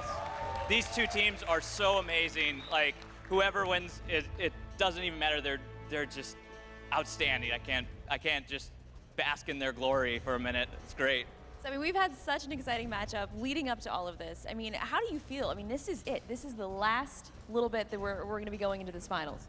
Oh, I'm thrilled to be here. It's amazing. This game has been 3 years of my life, and the team at Sledgehammer couldn't be prouder. Just to have these guys just hitting it hard with this awesome competition is great. All right, well, how are you guys all feeling here in the audience? All right. Well, thank you so much, and I look forward to seeing the rest of this Call of Duty Championship. And do you have any last words for us? Thank you, guys. Thanks to fans. It's great to be here. All right, thank you guys so much, and we will see you all soon. And I'm going to head back up to the casters to get this next game started. Thank you, Justine. The games can't begin fast enough for me, Ben. Right. This action, I don't want it to stop. I'll stay here all day. Let's do like 18 best of fives. I'm good with that. I'm with it. I don't think the players would agree, but I'm down for it. We've seen a hard point. We've seen a surge. Yes. Seen that play. It's kind of like watching haymakers in a boxing fight. The last one, though, is like a lot of jabs coming in from this TR squad, but I think we're going to see an answer back coming into CTF. It was very close the first time these two teams met up on Ascend. What is going to happen, in your opinion, now as we take it to our next map, Ben, as we go to Biolab? In all honesty, this is where Clayster becomes so important. You see that KD for him, a 1.38, a 1.28 from Nagafen. 31% of the kills for Clay. That's huge. He needs to continue that if Denial is going to force a Game 5 here in this first best of 5. And it's worth mentioning, at this point, if TR win one more map, they haven't won the World Championship yet. That will force it to another best of 5. Don't get it twisted, boys and girls. We're going into game number 4. The map loading up right now. Biolab, capture the flag. This map, the most chaotic when it comes to CTF. It's all about being clutch, keeping your base clear, or getting those returns when you have a teammate in position to score. Last time I saw TR on this, it was Nagafen holding the base down. On the other side, I'm really looking to see who is Denial going to put to keep their flag at home, because TR, when they pull their flag, at least yesterday, they were scoring more than 50% of their attempts. And what's really interesting about the way TR are going to play this Biolab is they're not afraid to just go for counters. And that's so important. They're very, very good at getting themselves in a proper position to counter pull the flag and play for a stalemate. That's not an issue for them. They don't mind that. Here in game number 3, your red team is going to be Denial. Your blue team, the Sentinel squad, will be this Revenge team. And right away, a very slow start for both squads. Only Attach and Nagafen with kills so far, and it's going to be Attach on your screen. Peeking into Biolab, I'll throw on the COD vision. You can see the outlines of his opponents. That was a big win. Remy tried to go for the flag right away, but it's going to be Aqua who I think is going to be able to get this first one out. If Remy goes down, look for Aqua to be the second one making those pulls. And it looks like they are going to finally spring into life, go for a flag pull. Immediately stopped, though, by JCap with a big 2-piece. And, you know, JCap is a CTF player, one of the best. Remy just saw players in purple gonna wrap behind as you see all the spawns coming through, but there was one player behind him, so good opportunity here for JCap, and the rest of Denial. Replays gets the 2-piece Attached in the feed. Can JCap keep this flag out? He's gonna get the kill, and it's Attached making his way through Bio. One player in position to stop him right away. It's Facento outside with the bow. He's distracted though by Clayster, and Attached, I love the movement, is gonna rotate this back through the middle, wait for it to be clear before he pushes forward. Yeah, he needed to wait and did the smart thing. However, the problem he's gonna have now is both flags running directly towards each other. There's gonna be a big gunfight with both flags. Aqua's gonna pick it up. Can he get the flag returned? Yes, Cav a play directly behind him. He didn't see both flags back at base. We're going to see that time and time again, and again, that was Replays with his second 2-piece. He's on a 4-kill spree. Let's take a look at the man who has been to World Championships 3 times. This is his highest placing yet, though, and you know he's still gunning for that #1 spot. A big defensive play as well. Just came in, I believe that was by Remy. Managed to stop that flag carry making any moves whatsoever. Replays, though, should be pulling that flag.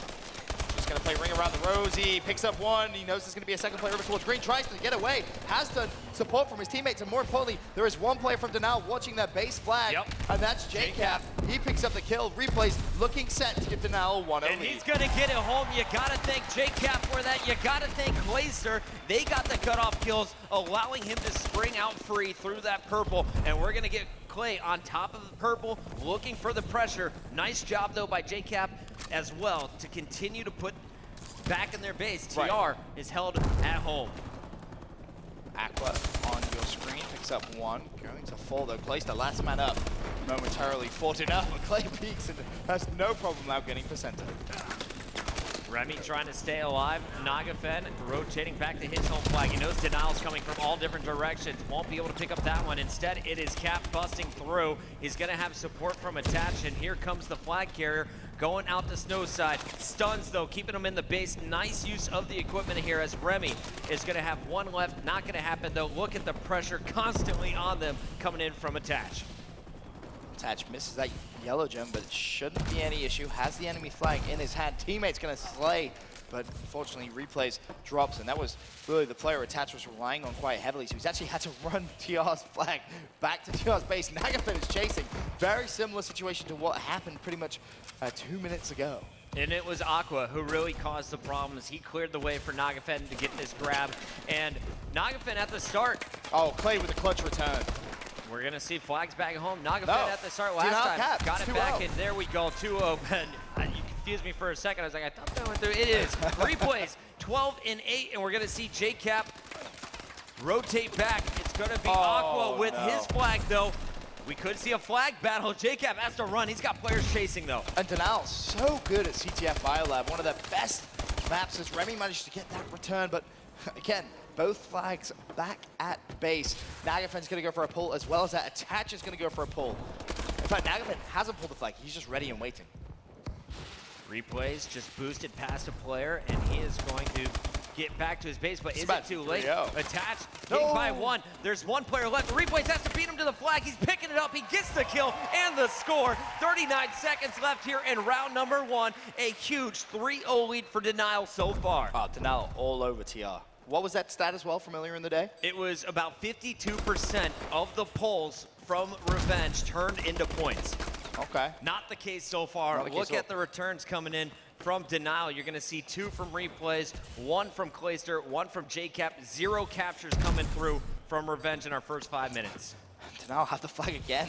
This time it's going to be JCap. JCap with 9 seconds left. Is he going to be able to go for the cap? Vicente needs to try and counterpull, but he hasn't let him. And JCap tapped the flag in the last 5 seconds. 4-0 lead in favor of Denial. They want to end this in this game 5. They're feeling pumped. Yeah, they had no idea how close JCap was. Vicento turning his attention to a player closer to him, and JCap is just going to slip in. Fantastic run over on the green side, the barrel side of the map. Good stuff coming out from Denial, but TR, can they bounce back? Bucket, what do you think?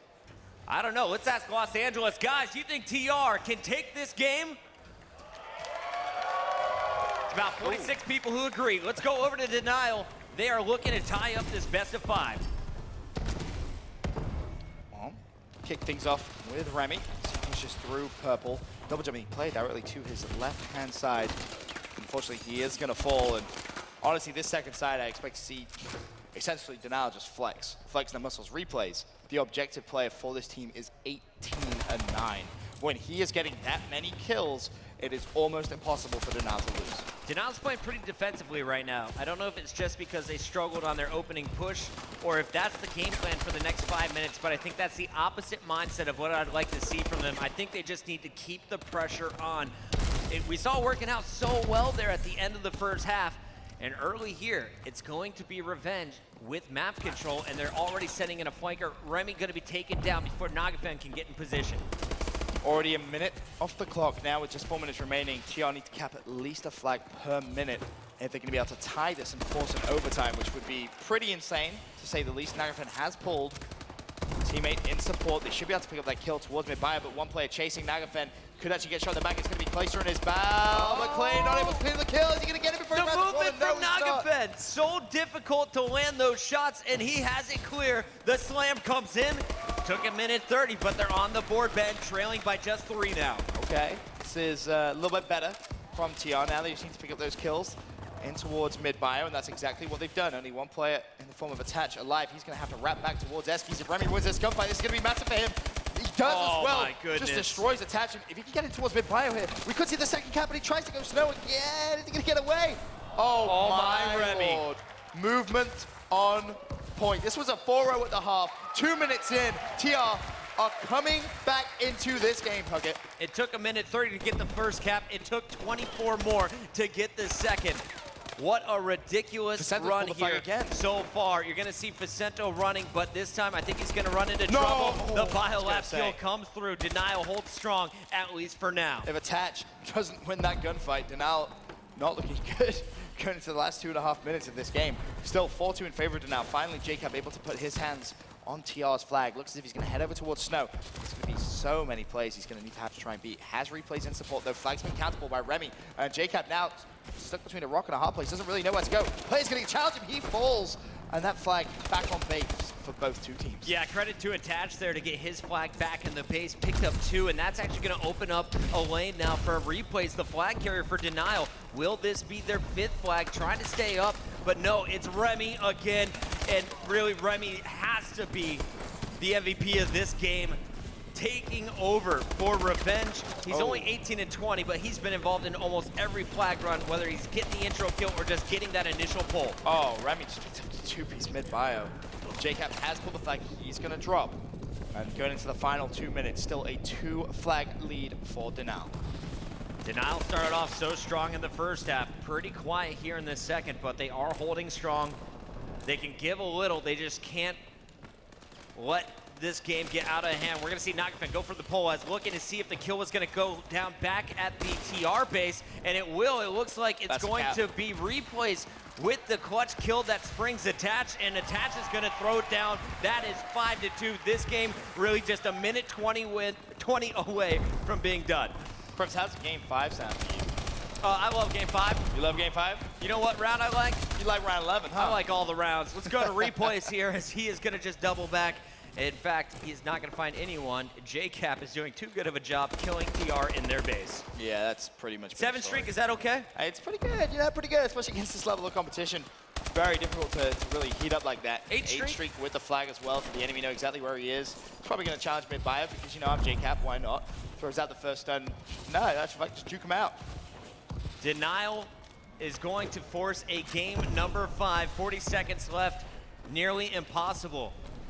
As long as Jacob stays alive with this flag, this is GG. Absolutely. So the question here, There's who's no going one to from finish TR. with the most kills on this Denial squad? You got replays and JCap at 25 and 26. Cap on an 8 spree, and he's just hanging out. Great cover fire from his teammates. I mean, look at that. Movement. You see it on the mini-map. No one is getting close. Both flags out, and this one is done. Denial has it locked up. Biolab goes in their favor. We're tied 2 apiece here on the main stage.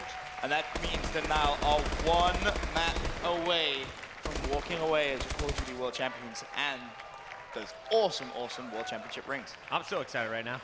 Backs against the wall for TR. They need to win this next map. It's Search and Destroy, which, is going to be pretty intense. They 6-0'd Denial in the first search of the series. But now in a Game 5, I don't know who I fancy. I really don't. The experience of Denial just coming out and really showing us exactly what they're made of in that CTF. I fancy them both, Ben. Honestly, I would be so happy to see Denial just lock it up with a Game 5. But I would also love to see a second whole series. We'll see what is to come in that Game 5. But for now, let's send it down to the floor. Fwiz, take it away. So Revenge, 2 out of the 10 flags that they pulled, they were able to cap 2. 5 out of the 9 for Denial there. So just some COD stats coming in. So 20% for them. Denial at a 56 percentage. Pulled a cap percentage. Great stats, Fwiz. Hey man, Great I stats. figure I got to provide stats because you're going to talk the whole time and give us the intel. So this was Revenge, this could have been a big game for them to push this into a second series. Not the outcome you want, especially when we talk about the significance of a capture the flag as we've seen here at Champs all day long. And now going into a Game in 5 search, there was a lot on the line here. Yeah, definitely. And the first side of this map was basically all Denial. Denial was up 4-0. It's kind of hard to kind of go anything about besides replays making those very important kills with the flag. We saw the flag runs. We saw 2 flags from him and a 16-9 performance on the first side. So there's one thing I want to touch though is Puckett said that he didn't really like how Denial was playing the first start of the second half, basically playing really defensive. And I'll somewhat agree with that. There's 2 different ways they could have played it. Either aggressive, trying to get stalemates going, or trying to get more to base control, playing it slowly. Yeah. So they went for the more defensive route. It didn't work out. Right. They went 4-2. Instead of keep doing it, they just switch it up. They were like, hey, look, defense is not working out. Let's play aggressive. Let's keep playing how we were playing the first side. Worked out exactly how they wanted to. They ended up outslaying by 20, getting out of flat, and even getting an extra cap out of that. So we've got game number 5 up here, Search and Destroy. Last time Revenge played played, it was just brutal. They 6-0 Denial. I can't imagine a 6-0 happens for either one of these teams in this game number 5. But what are you expecting? I mean, I honestly do believe in my heart that Denial closes this one out like 6-3, and they win it all. But what do you think? I mean, if you want to look at that first game, it really was, it's drift, right? So there's a lot of conversation going on. Not a lot of teams didn't have the longest time. It's a 3-month in map compared to the other maps are like 5 or 6 months in. So the meta has a lot more time to kind of accentuate on the other maps besides drift. So the 6-0 on drift to me, if I was Denial, doesn't really tell much. Yeah. It tells more that TR's drift play is like amazing. Yep. And they were getting picked every round. If anything I can take from Denial on that is the fact that don't give TR those clutch picks at the start of the round. Don't give him first blood. It was the first blood. Yeah, the first 6 straight first bloods. You can't let that happen against teams like TR. They play slowly. So if you give them a first blood, they take full advantage of it, make the trades happen to win every round. And if you give them that, they're not going to make mistakes again. We're going to see a second series. All right, let's go back into game number 5. I'm going to throw it back up to the booth with Puckett and Benson. It all comes down to this. Denial could put it away right here, Ben. Yep. Will they be able to close it out?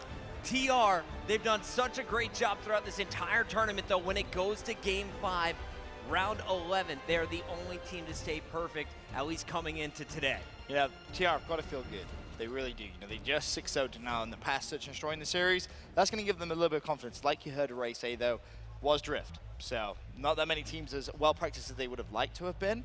But going into this game 5, it's going to be Riot. And sniping is going to be so, so important. Last time we saw this map, I believe, from Revenge, it was against FaZe Red. That came at the very start of the upper bracket in just round number 1. And we saw a round 11. It was Aqua picking up 2 kills, going up against Aches and crew to lock it in. Don't jinx it. Why would you jinx it? Because I love to jinx it. Why wouldn't I jinx it if I can jinx it, Ben? Touché. 6.11 more kills in SND than their opponents is Denial. That was, of course, most likely before the last whitewash we saw on Drip. Yeah, that definitely changed things up a little bit, I'll be honest.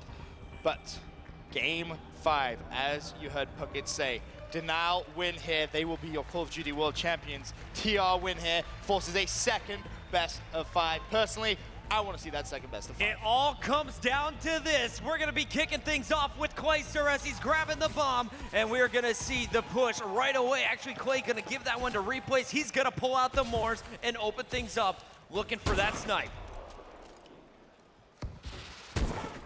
Looking at Clay, missing a couple of shots, but should be okay. Replay still with that bomb. Looks as if they are going to push B, and I love the strat from a team straight away to push B on the first attacking round.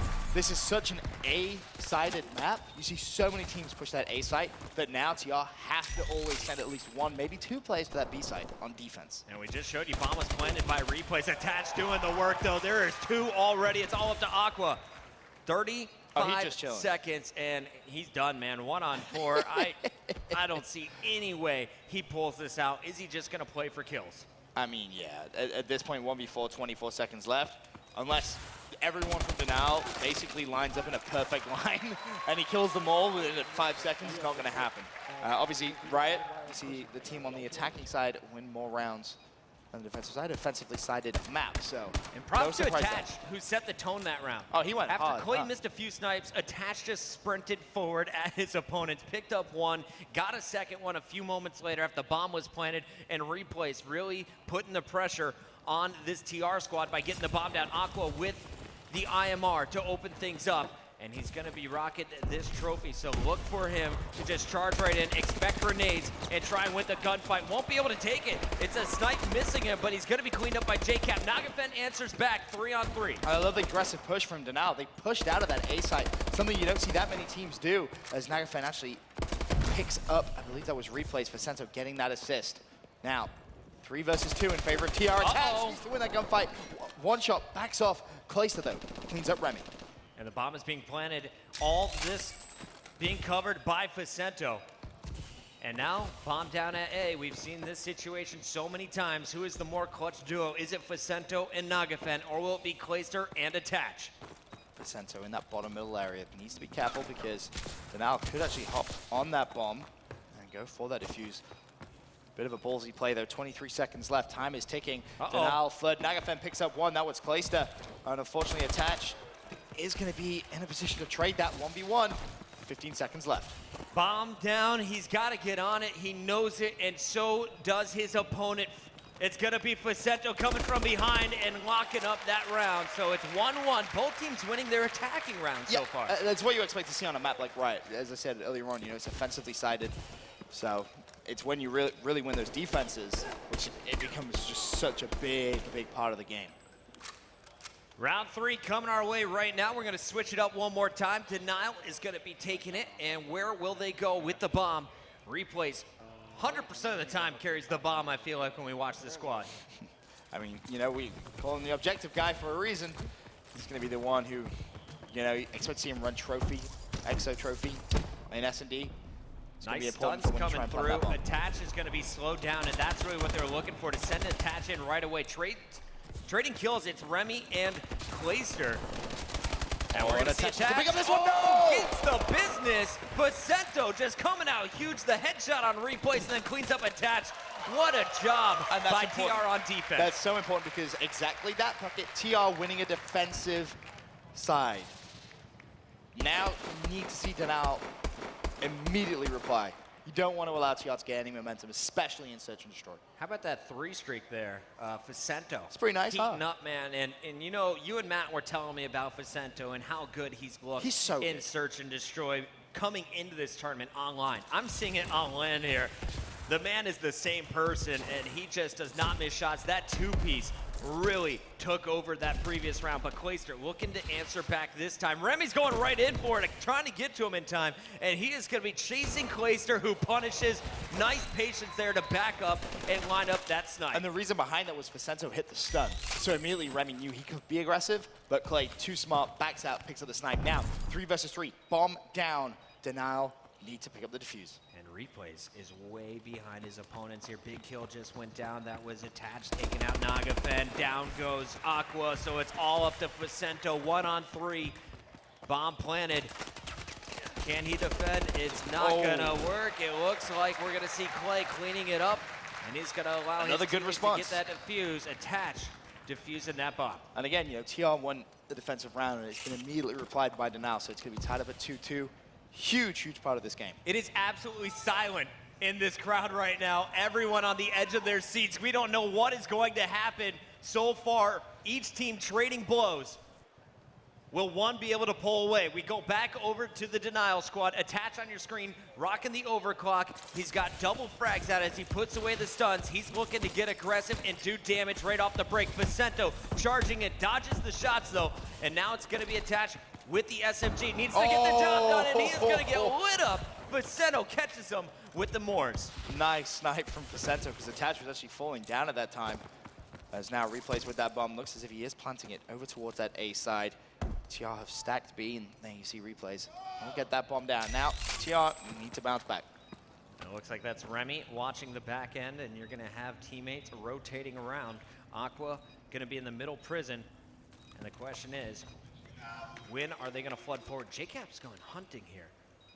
I mean, 29 seconds. Time is sort of running out for TR. Is JCap going to be so sneaky? Dashes, should be able to pick up one. Does so. That was Facento. Now, 1v3. A nice job outside, but it's going to be Aqua all left alone. And he did get Replays here to make it a little bit easier. Nope. Not going to get it, though. 3-2 Denial. With the advantage for now, as we see JCap in your round end and kill cam. Good stuff from JCap. Obviously, really nothing I could do. 1-5 from him. A 1-4 from Remy as well. So yeah, they've been non-factors, and that's really surprising for me. Those are your first blood guys that kind of really helped out at the early rounds of Drift. I'm going to start things off with Aqua and see what's going wrong. And this could be the pressure we talked about. Denial veterans of Call of Duty Esports. This is the first time TR have ever been in a position like this in their whole careers.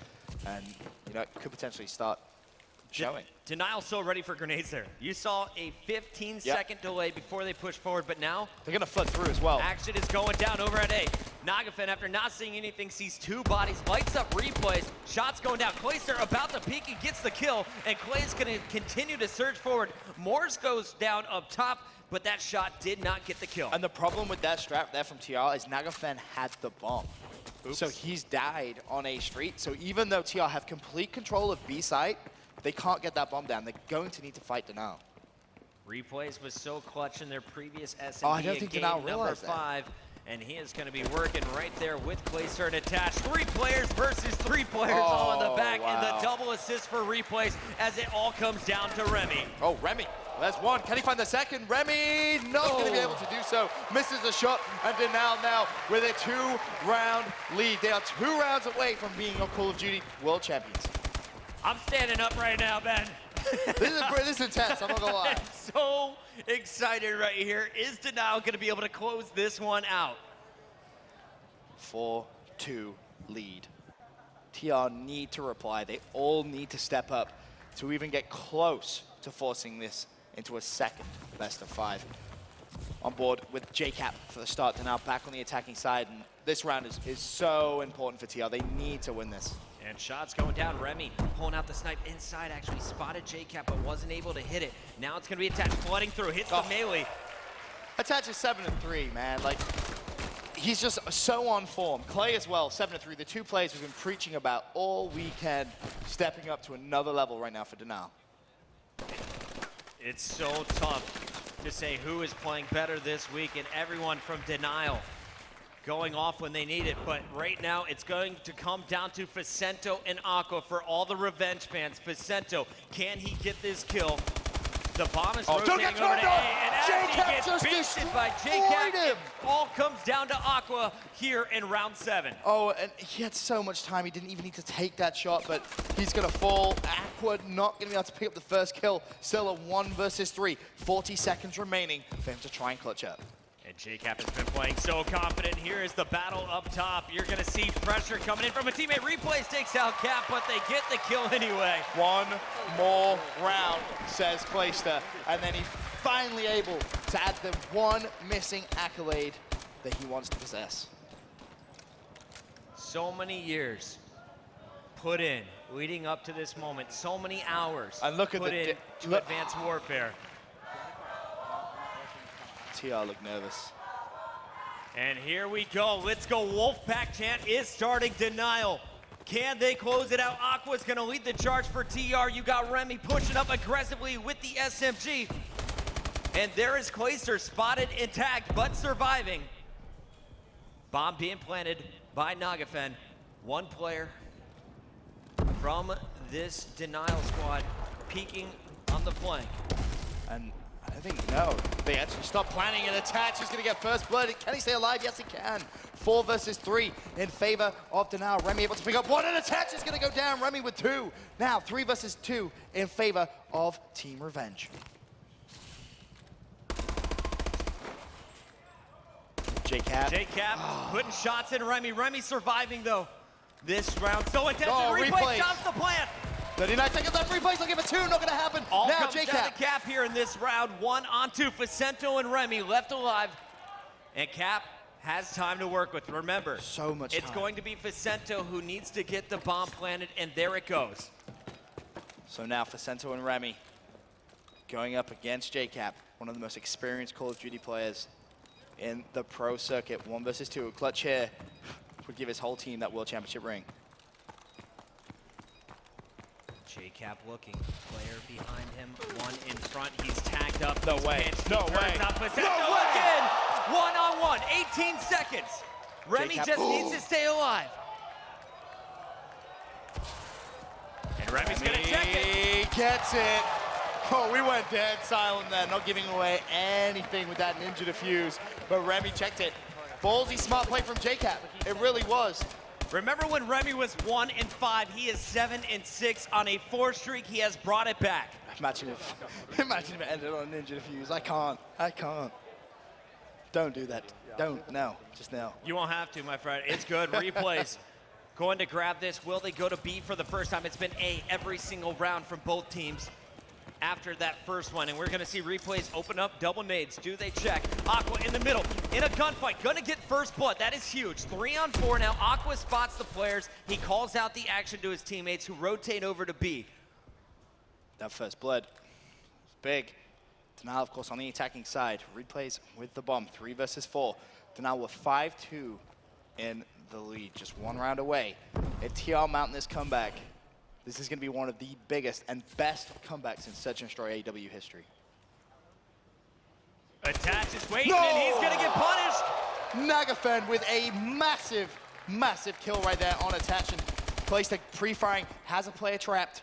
40 seconds left. And you know, he needs a little bit of support from his team here, but Nagafen again! Nagafen, he's been trapped twice and walks away with 2 kills. Replays, 1 versus 4, 40 seconds left. Picks up 1. Now, can he find anybody else? Bomb's planted, he needs to reload. Nope. 21 bullets left, and that is not gonna happen. Aqua TR gets the coming back. defuse. TR coming alive. Aqua has been a non-factor though at 2 and 8. That was a big kill for him. He's gonna get the defuse, and hopefully we will see a little bit more momentum going in favor of TR for all the Revenge fans out there. But the Wolfpack fans, they are cheering on Denial to close it out. They do not want to see another round 11. Finish it right here in round 10. I want to see it go to round 11. TR with 5-2 down, now 5-4. They're on the attacking side, the kind of preferred side for a Search and Destroy Riot. Can they close it out, or sorry, can they force a round 11, or will Denial close it out here? Attached, looking for jump shots. You see Clayster down beneath them, protecting. Oh, and Attach is getting very, very ambitious. Going for the peek with the sniper rifles. Gonna see Facento, but misses. And Attach still hanging back, but here comes TR. Shots going down. Attach is trying to pull someone out of position. And all 8 players basically on this one side of the map. Attach still trying to find some intel with a sniper rifle, but so far, no kills go down, but the bomb does, and that's Nagafen. He's done well. Can he get away with his life? Yes, he can. 4 versus 4, 40 seconds for Denial to defuse this bomb. Uh-oh.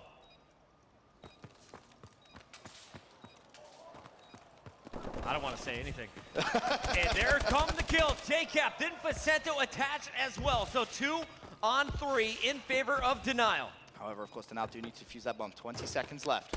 Replays, picks up 1. Another. It all comes down to Facento here. The bomb getting defused. Attaches on it. He's on it.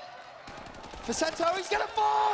And Attach is gonna get the defuse.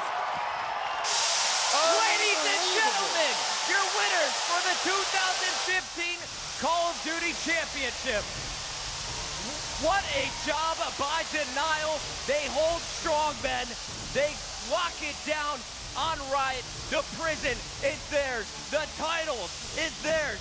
$400,000 richer after that intense Game 5. And the rings as well, Puckett. The one thing Clayster didn't have. He has X Games Gold.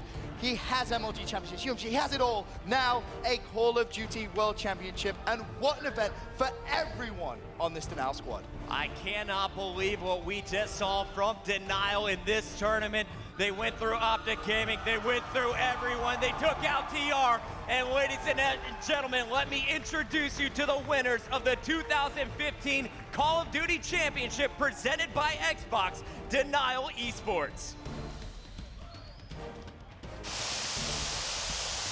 What a performance here this week in Benson. They have played so well. The confetti cannons fly, and such a deserving team, Puckett. Ridiculous stuff from the world's top team in Call of Duty for Advanced Warfare. Clayster, JCap, Replays, and Attach have accomplished their goal. Yep. You can see how much it means to them. All these 4 guys, $100,000 richer, and that prestigious Call of Duty World Championship ring, of course. And there's still that MVP. Still that MVP to be decided. And you have to give credit to Revenge. The Cinderella story finally coming to an end.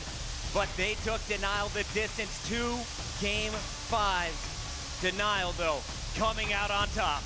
I mean, you know, TR, a fantastic squad. Really proven to so many people out there they can play at the highest level, but it's this squad. They play second at the US Championship. They play second at the last major MLG event in North America, and now finally get that monkey off their back, first place. JCap was in the grand finals just 2 years ago. He fell short in the final game that year, but this year he has done it. Let's send it down to the floor. We have Fwiz with our champion.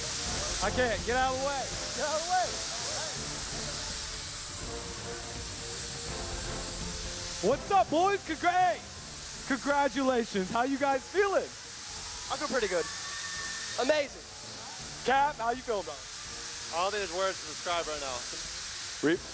Okay, then you don't have any. I feel amazing. Everybody feels pretty damn well, man. All right. Whew. These are a little intense, isn't it? You guys just didn't want to have to play another match, did you? I would not want to play another match. And I can't believe I actually won a championship. Weird. Look at you. Yeah, you're already going to put a ring at 18, huh? You know. How's mom feeling over there? She, you know, a man of few words. Is she so happy over there? Where's mom? Look, there she is. All right, guys. Final words, man. Final words. You know, to all the haters that doubted us, we came out here and showed why we're the best team in the world. So proud of my teammates, the organization, all the fans in the crowd. You guys are the best. Thank you, guys. Oh, look at that. Hey, look at that. All right, I'm going to send it back up to the commentators with Puckett and Benson up top. All right, thank you, Fwiz. Denial. They don't need to say anything. Their gameplay said it all this weekend, Benson. Champions, World baby. champions. Feels good, huh? So much money on the line, so much pressure. And Denial is able to power through it all. I am so impressed by what they have accomplished this weekend. I'm proud of them as well. They're all really good guys. You know, some of the smartest, most genuine people in the professional Call of Duty esports circuit. So they deserve everything to get. All right, well, I think that is about it for us, but there's just one more thing to do. There is one more piece of hardware to give out before we get back to the celebration on the floor. That's right. For the first time this year, we're awarding one of our top players from the 2015 Call of Duty Endowment Tournament MVP. Absolutely, and this award was chosen by an expert panel as well as you, the fans, throughout the weekend. I'm excited for this because I think this player 110% deserves it. Congratulations, Clayster, the MVP of the 2015 Call of Duty World Championship. There is no more deserving man than that guy right there as Fwiz brings him the hardware. James Clayster Eubanks, the 2015 Call of Duty Endowment MVP. He played like a champion from the very first match. Never a poor performance from him this weekend. Unbelievable performance from Clay. You see him lifting that MVP trophy. Just sweetens that World Championship just a little bit more. Incredible stuff. Everyone from Denial playing well to earn this championship. Let's send it down to the floor one more time with Fwiz. How do you feel, man? Are you feeling so good right now? Yeah, man, I'm feeling great. You know, the MVP is a great award, but that doesn't take anything away from what we accomplished as a team. We all came out here with a goal in mind. Ever since we started teaming, we've just had like one step after another. And, you know, these guys and I, we put together a really great run here. We didn't lose after a pool play, and I'm just so proud of my teammates. That's about it. All right. I think we got a check for these guys, don't we? Somebody bring up this check. Give these boys $400,000, please.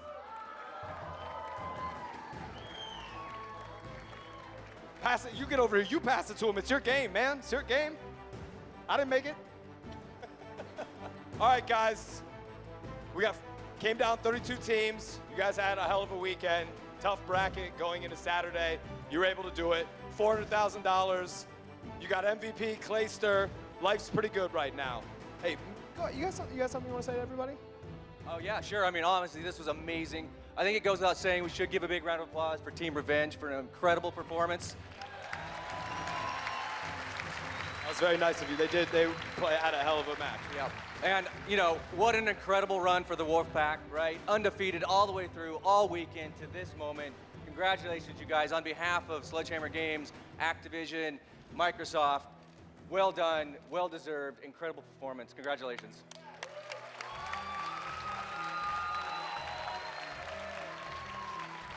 All right, and now for the big payoff. To give us a hand and welcome everybody, we had Michael come out. We got the MVP out. We got the check out. We got the trophy, but I feel like we got to bring, at some point, we got to get some rings out for you guys too. I know, yes, yeah, that's what you guys are like. You don't even care about all that. So we'll bring that out in a second for everybody. But Conrad, any last words you got for the squad? I know I want to make sure I wrap it up for you. No, that's great. And, congratulations, Team Denial. I think the check is amazing, of course, but more importantly, your 2015 COD champions, Team Denial. Woo! I'm gonna go fight somebody until they bring the rings out for you guys. We're gonna wait for those. We'll bring those out in a second. And then, Attach, you have any last words you want to say? I just love my team, and that's it. That's it. This is like, he's got no words already. All right, so while we're going to get those rings ready, I want to set it up one more time to Puckett and Benson, who are going to wrap this thing up for us. All right, thank you, Fwiz. What an exciting week it has been, Ben. It's been awesome. We started with 32 of the world's best. After months of online qualifiers, the top teams converged here in LA. It was just Denial and Revenge, though, in the grand finals, and what a show they put on. It started in the upper bracket finals. They finished here in the grand finals. Congratulations to everyone who tuned in. You just witnessed some Call of Duty history. It was honestly one of the best Call of Duty championships we've ever seen. Really was. The whole event. Absolutely. Ben, before we wrap it up here, what was the best moment of this weekend in your eyes? Best moment this weekend? There's been so many. There really has. That's almost an impossible question. And that's really a testament to how good Call of Duty Advanced Warfare is on the competitive circuit. So many top 5 plays. We may as well just make a top 50 plays. There's been that many. Oh, well, we're going to be busy when we get back to the MLT studio. We are going I'm to gonna be need a day busy. off. I'm just going to say it right now. I'm going to need a couple of days off probably to recover all this excitement, man. It's been unbelievable. Guys, it's been a great time, but we're not done here yet. We want you to stay tuned after the finals to see an exclusive sneak peek at Ascendance here. The new DLC pack that is dropping Tuesday on Xbox. Thank you all for hanging out with us throughout the weekend. We'll see you next year.